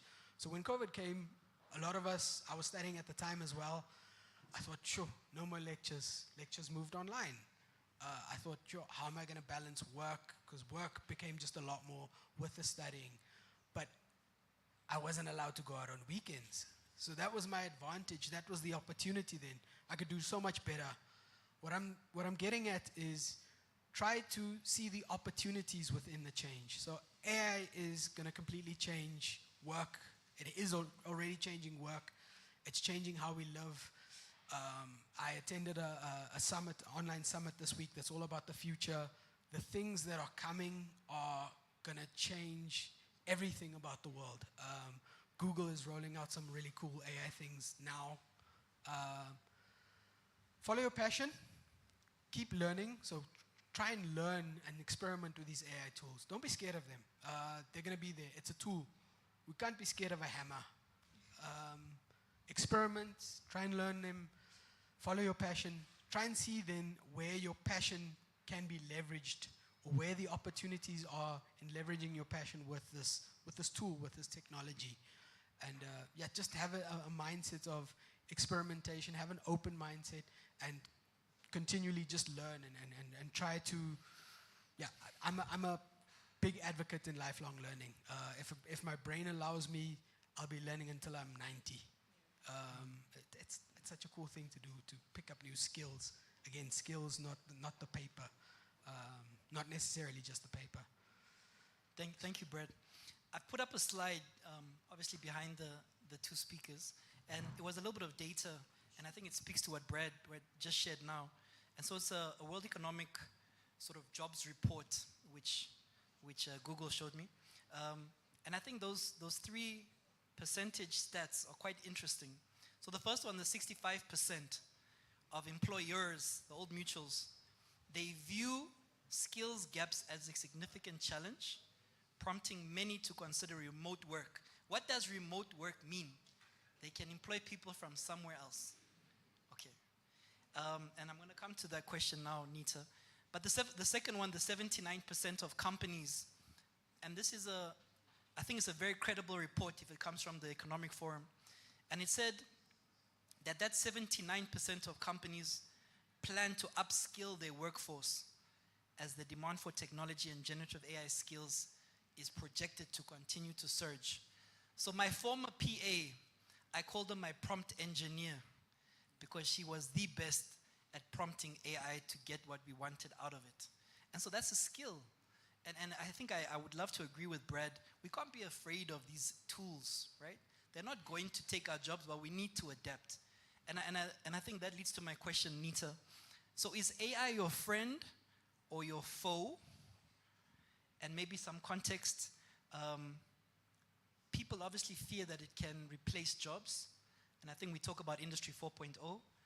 But from your perspective, how should the young people position themselves for this AI-driven future? Before I go into my perspective on AI, I love that you touched on remote work. And I think prior to COVID, it was a concept that already existed, but more so in the first world. And people came to be acquainted with it by force. So whether you want or not, in this house, remote work, 2020. And then coming out of that, people slowly came out of their shells and started going back to work and stuff. But I have been working remotely, I think, for a good 2 to 3 years now. All of my jobs are remote. Bar like a physical event or like a meeting with a client, whatever the case may be. And it works. It really does work. So you have to capacitate yourself in a way that even if you are not in a physical office, even if you're not in a building, 4 walls mean nothing. It's you as a person, the brain that you hold, the value that you bring to an organization or a team. That is what is important. And coming to AI being a friend or a foe, man, I love AI. I love AI. I think there's so many different types. People are so like, oh, ChatGPT, there's so many different types.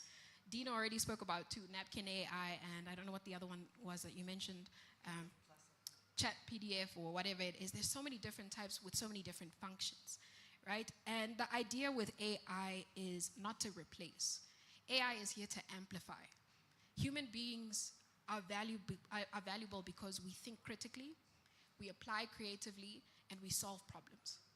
We are the reason there's models in the first place, because they're built off of human thinking, off of human ability, off of our critical thinking, as Doctor was saying earlier. So I think the question is not really, will AI take my job or replace me at work? It's how can I use AI to become indispensable in whatever ecosystem or environment I'm in? How can I use AI to capacitate myself? And I'm so glad that you spoke about prompts, because it irks me when people say, oh, AI is so bad, AI doesn't work, because you're not using it correctly, my babe. You're not using it correctly, eh? A prompt is so important, and I think just because we throw these words around so much, we assume that everybody in the room knows what it is. A prompt, put simply, is just the instruction that you put into an AI modular set that allows it to give you the output that you need for whatever task you've given it. So if, for example, let's use ChatGPT, for example, you prompt ChatGPT to say, hey, I'm Dino, I need a speech in 15 minutes because I'm about to present and I didn't know what the hell was going on. It's going to give you a speech, but trust and believe it'll give you the lightest speech with probably the least context possible, because you just said, give me a speech. Now, if you said, hi, I'm Dino, an MSME expert and professional. I've worked in so-and-so industries. This is my background. This is my past. This is my craft. I'm speaking on a panel, or I'm presenting on so-and-so topic that's in relation to so-and-so and so. I need a speech that will cover 3 to 7 minutes that speaks to A, B, C, and D. And my target audience is X, Y, Z. And at the end of the day, this is what I want people to take away from what I have said.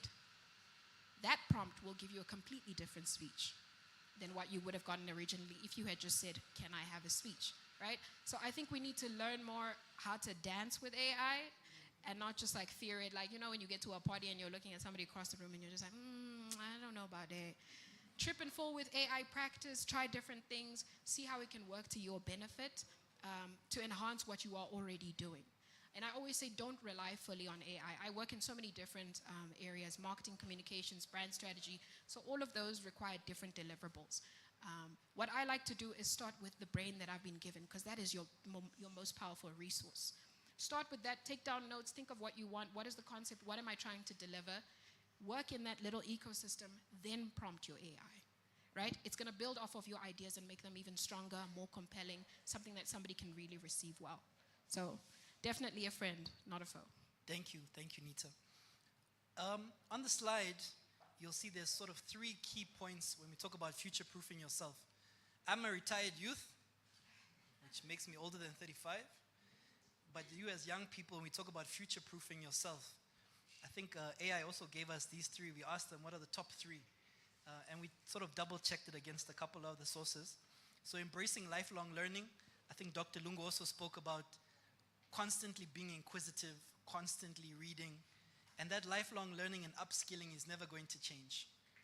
Second one is developing the digital literacy, embracing AI, embracing technology. And then as to Nita's point, adapting to remote or hybrid working. So I can tell you guys, when I was at UNAM, 2006, I was a part-time teacher.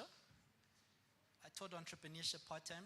Obviously, as a student, you want to make as much money as you can make, right? I was a youth football coach, making money. I washed cars on a Sunday in my street. Now, for some of you, you'll say, we all wash a car. But I literally had the vacuum machine and the bucket, and we went from house to house to house with my younger brother. I mean, we're 18, 19, and 5 minutes, we'll be there. And on top of that, there was a bookshop at UNAM, second-hand textbooks that we created or we started. And so what happens when you finish with your textbook for the year? You don't need it anymore, right? So we bought your textbook and sold it at a bit of a margin. And I'm just sharing my very youthful days background of being unlimited. And I think that's, when we talk about hybrid work models, we're also talking about be unlimited. You can do anything that you put your mind to. All right, so I was given a time cue. I want to ask Nita to navigate us through the next one, which might take 3-4 minutes. Nita, over to you. Right, cool. So Mentimeter is another tool. I think as Brad was saying, there's so many different tools that we can learn from. I think we should shift back a little so that you guys can see it. I think tech team. I think might actually stand, to be honest. I'm toch a youth. The others are, sorry, just retired youth. So all you have to do is, and this is something that you can use. I use this a lot in my presentations, Brad, too. You can use it to develop feedback. I think feedback is one of the most important ways to learn. It's a two-way, it's a peer form of learning. So what you're going to do if you do have a smart device, pull it out, scan this, and we'll go through the Mentimeter together. I think the team has it on standby. So just for us to quickly engage because of time on what you've learned, what are your thoughts, and perhaps for us to, if we have a bit of time, answer questions directly relative to what's on your mind and what you are thinking about. Right? So has everybody scanned that? Did something pop up on your phone, sort of green looking? Yeah? Okay, does the team, Brad, I don't know, can we pull up the Mentimeter? Awesome. Great, Brad? Cool. So once everyone's signed in, the question should pop up. If you can't scan the QR code, you can also go to menti.com and then use the code 14816921.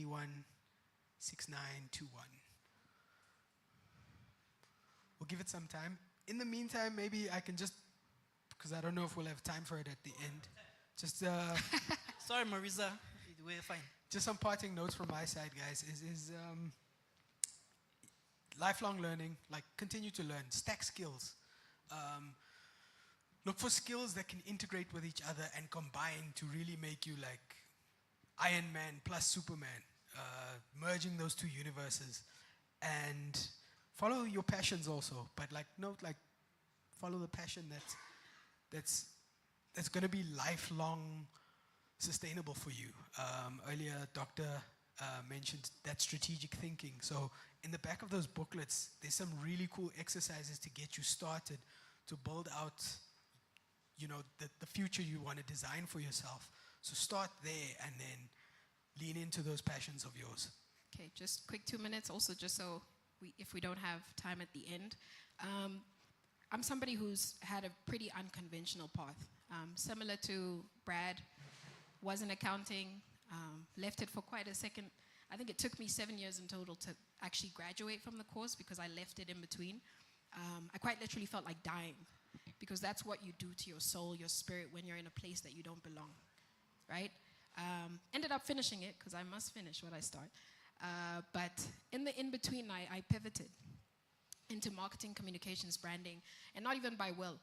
I mentioned earlier that I'm a child of God, and I think purpose is such a serious, serious thing. When you succumb to your purpose and what you're actually supposed to be doing, it's kind of like light work. It's like a river flowing. Things just happen, which is why I can easily say that I'm not here because of anything that I've done.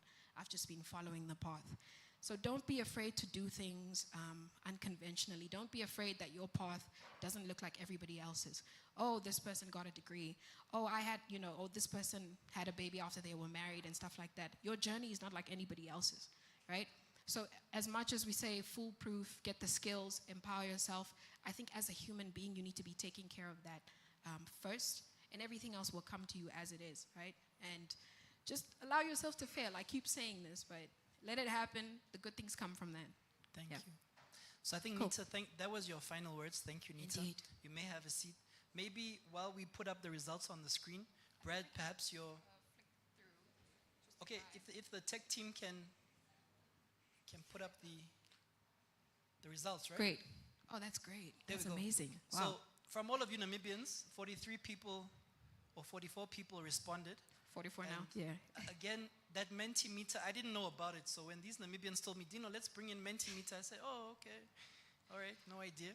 But you can see this is what do you call this? A word collage. Yes. Word collage. So whenever you are experiencing a major change, how do you feel, right? So this is a summation, obviously, of everything live in the room that we're getting now. Excited, nervous, scared, and all of these things are okay, right? It's important to feel your way through things. Don't try to bury things because it's going to explode on you, right? So 61, great. We can go to the next one. This was just a general little icebreaker. Right, you want to take the next one? Yeah, next question was learning new tech skills is... I'm actually happy to see this one got so little votes, overwhelming and best left to the techies. And then the answer, obviously, it's great to see we're so forward-thinking, is a challenge, but I can improve with effort and practice. I think let's do one last one for the sake of time. So maybe the third question. We can go to the next one. Team at the back, if you can prompt the next Fill one. this in, we will get Yeah. in on the back end. And so I think as the last one, Nita, you can My speak favorite. to this. Yeah. Failure is, 2 of us said, a sign of weakness. And it's cool. Everybody's allowed to feel, the way they want to feel or interpret something that they want to, Something to be avoided at all costs. I worry about you guys. I worry about you guys. It must happen. There's nothing that you can control in this world outside of this little human body, right? You could be driving 60 zone, you are cruising, everything is nice, nyana. I come with my Lambo, 180, and then you couldn't control that, right? So something to reflect on. A reflection of my abilities. I also worry about you guys. I worry about you guys, unless it's really, really your fault. It's okay to fail, right? So we want to be up here where we realize and believe that failure is an opportunity to learn and to grow. It's a free experiment. It's literally allowing you to prototype at your life, at your career, whatever you're working on. So I don't know if we have time for one more. Nothing. but, I think yes. the gist of it was experience, right? Yeah, but yeah, please use Menti for your presentations. It allows you to get that engagement, that feedback from people. So I think let me ask everyone to give Brad and Nita a round of applause. They may go back to their seats.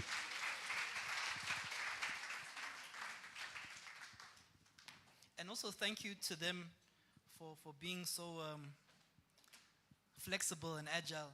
And I think in my closing statement, Marisa and team, Dr. Lungu asked a question earlier around strategic thinking. And I'm going to share, I didn't want to share it, but I'm going to share. We'll be a bit cryptic with what it was. So, and please correct me if I'm wrong.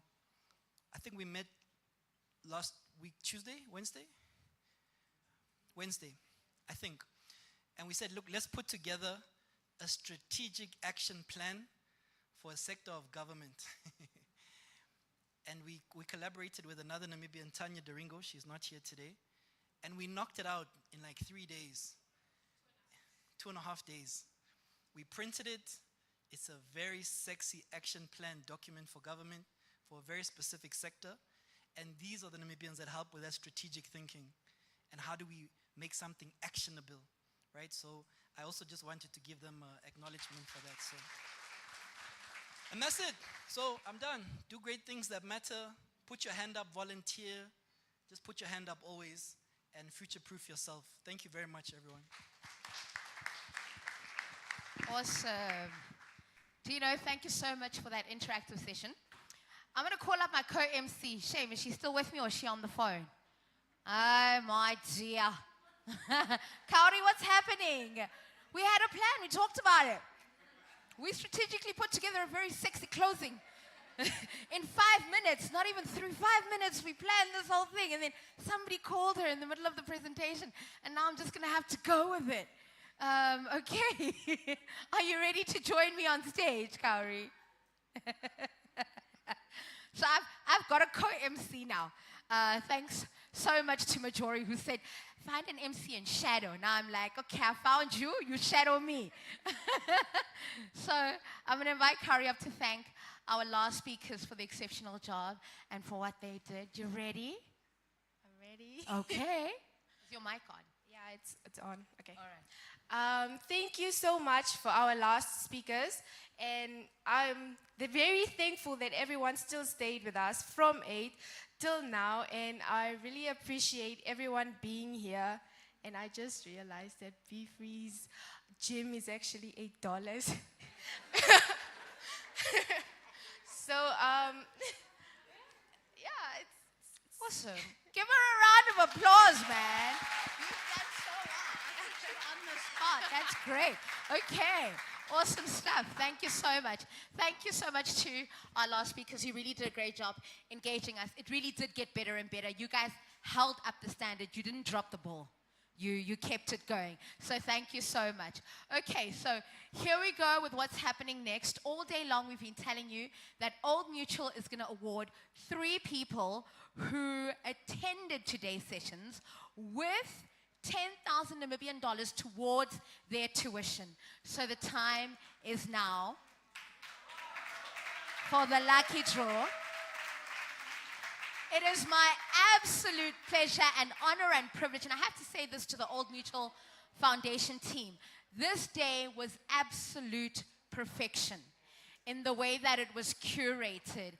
If you're a young person and like it was worth its weight in gold, the time you spend can be tangibly translated into like your future finances. Like I can feel it in your bank account. That's how impactful this day was. So it's my absolute pleasure to welcome to the stage Miss Mauriza Fredericks to come and assist me with the live draw. Can we give her a round of applause?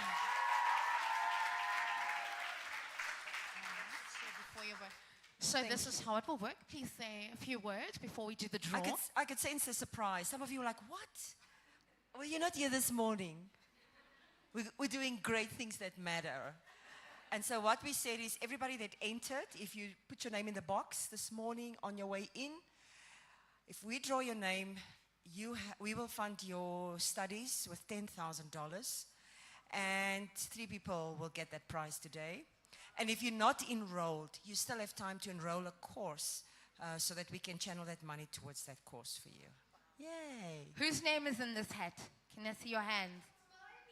All right. Okay, here we go. Number 1. Drum roll.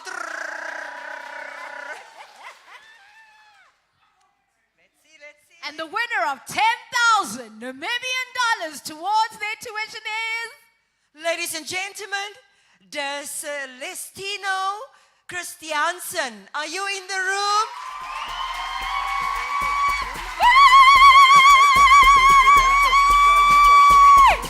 Come on! Yes! Congratulations! Quick interview. How does that feel? I didn't expect this. Are you currently enrolled? Come close, we don't bite. Are you currently enrolled? Yeah, I'm a third-year student studying at the Namibian University of Science and Technology. Come on! And what are you studying? I'm studying my BA in Regional and Rural Development. Fantastic. We will make a contribution directly to your tuition fees. Yeah. All right, we're going to ask you to stay up here so we can get a picture of all 3 of you. Okay, that's next. 1. We mean serious business at Old Mutual. Tino testified earlier, full tuition paid. His studies was paid, his flights were paid. Ladies and gentlemen, drum roll. What's with the C's, the name starting with C's? Sharila.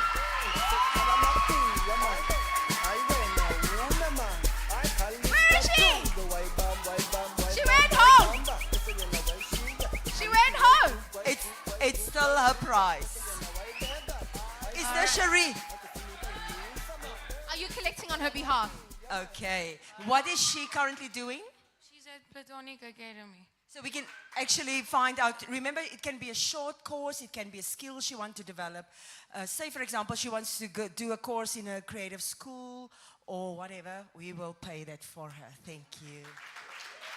Awesome. Okay, there we go. Final one. Shake, shake, shake. Can we have that WWE music? Okay, there was silence. And the final winner, $10,000 Namibian dollars towards their tuition goes to... Ladies and gentlemen, Ishmael Kauta.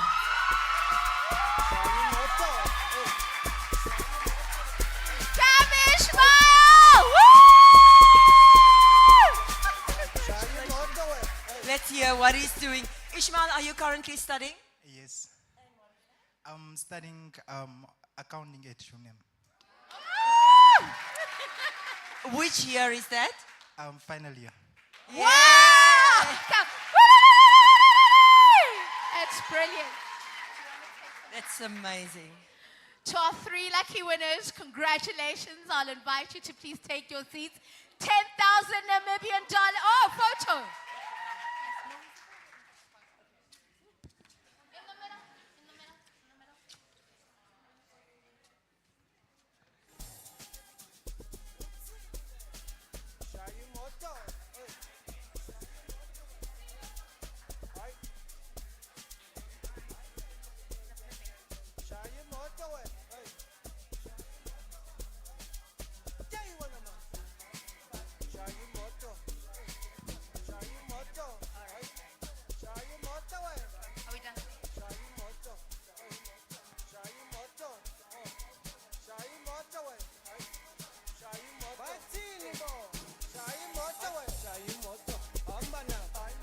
Congratulations, guys.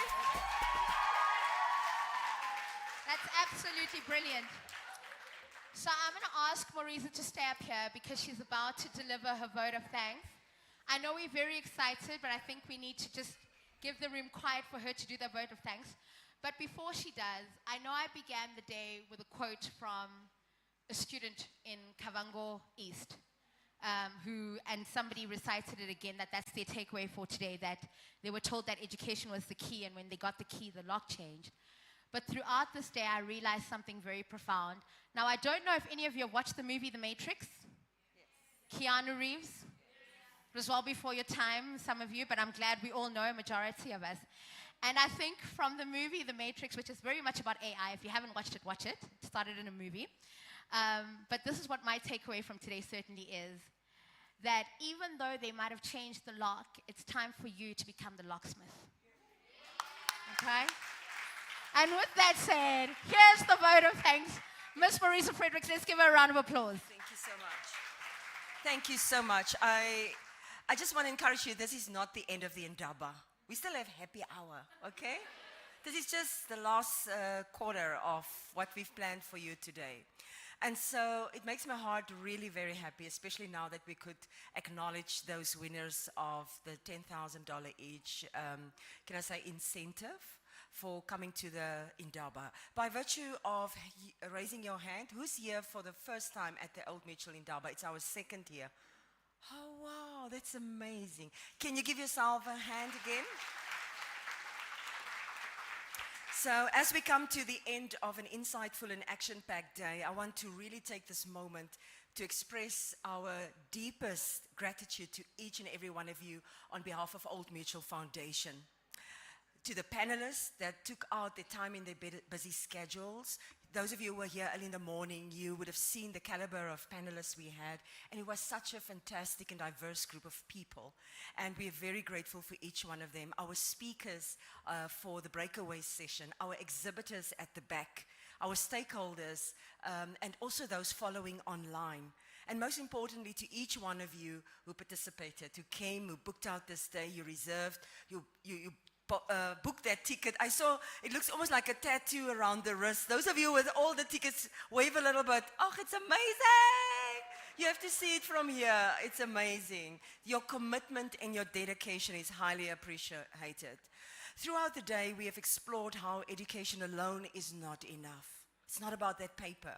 And that analogy that Oscar used by saying it wasn't about getting the flying license. It's about switching on the key, putting the gears and the buttons in place to get the flight, the aeroplane from point A to point B. So we know now that it's just not, education alone is not enough. How bridging the gap between academic knowledge and practical skills is the key to unlocking real opportunities.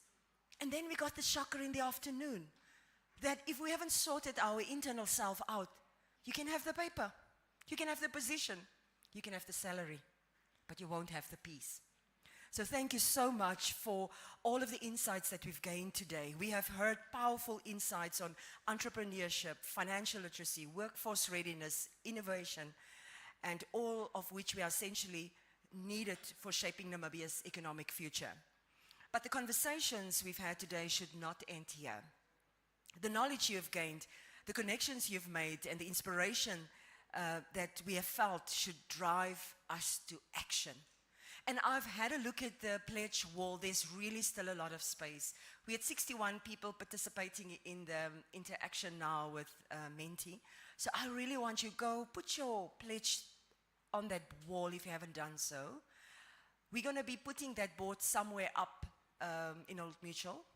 And 10, 15 years from now, you'll come back and say, come show your kids, this is what mommy wrote or daddy wrote. Or just come there for yourself and say, I honored that pledge I made, or I didn't, and I need to work at it. Because we learned we can jump back on the train today. So at Old Mutual, we are committed to being more than just a financial services provider. We are your partner in growth, empowerment, and success. We encourage you to stay engaged, keep learning, and make bold moves towards your future.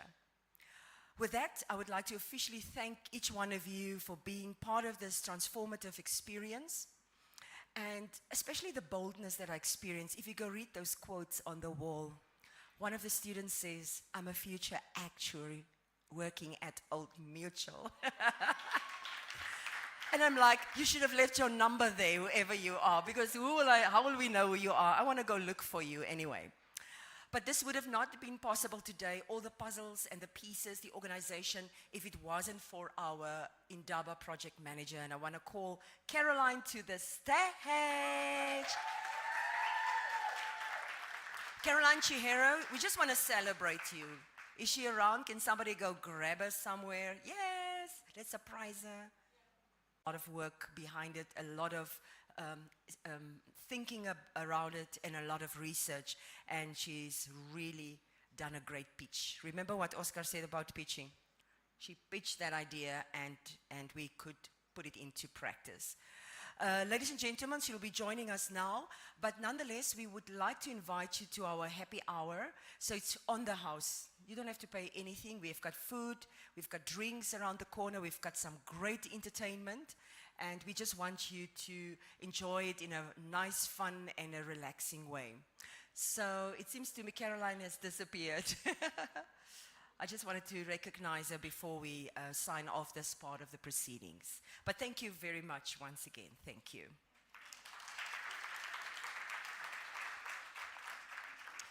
Okay, can we get some music?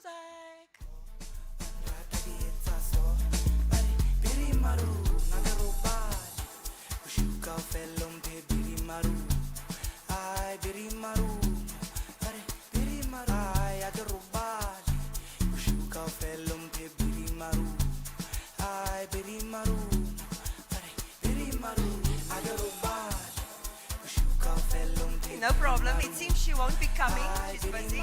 You can make your way just around the corner to our happy hour session. We would like to do a few live interviews. Can you join us for the live interviews with the camera team here? And ladies and gentlemen, when you see Caroline, just say thank you. Let's surprise her. Just say thank you, Caroline. Where is she? Okay.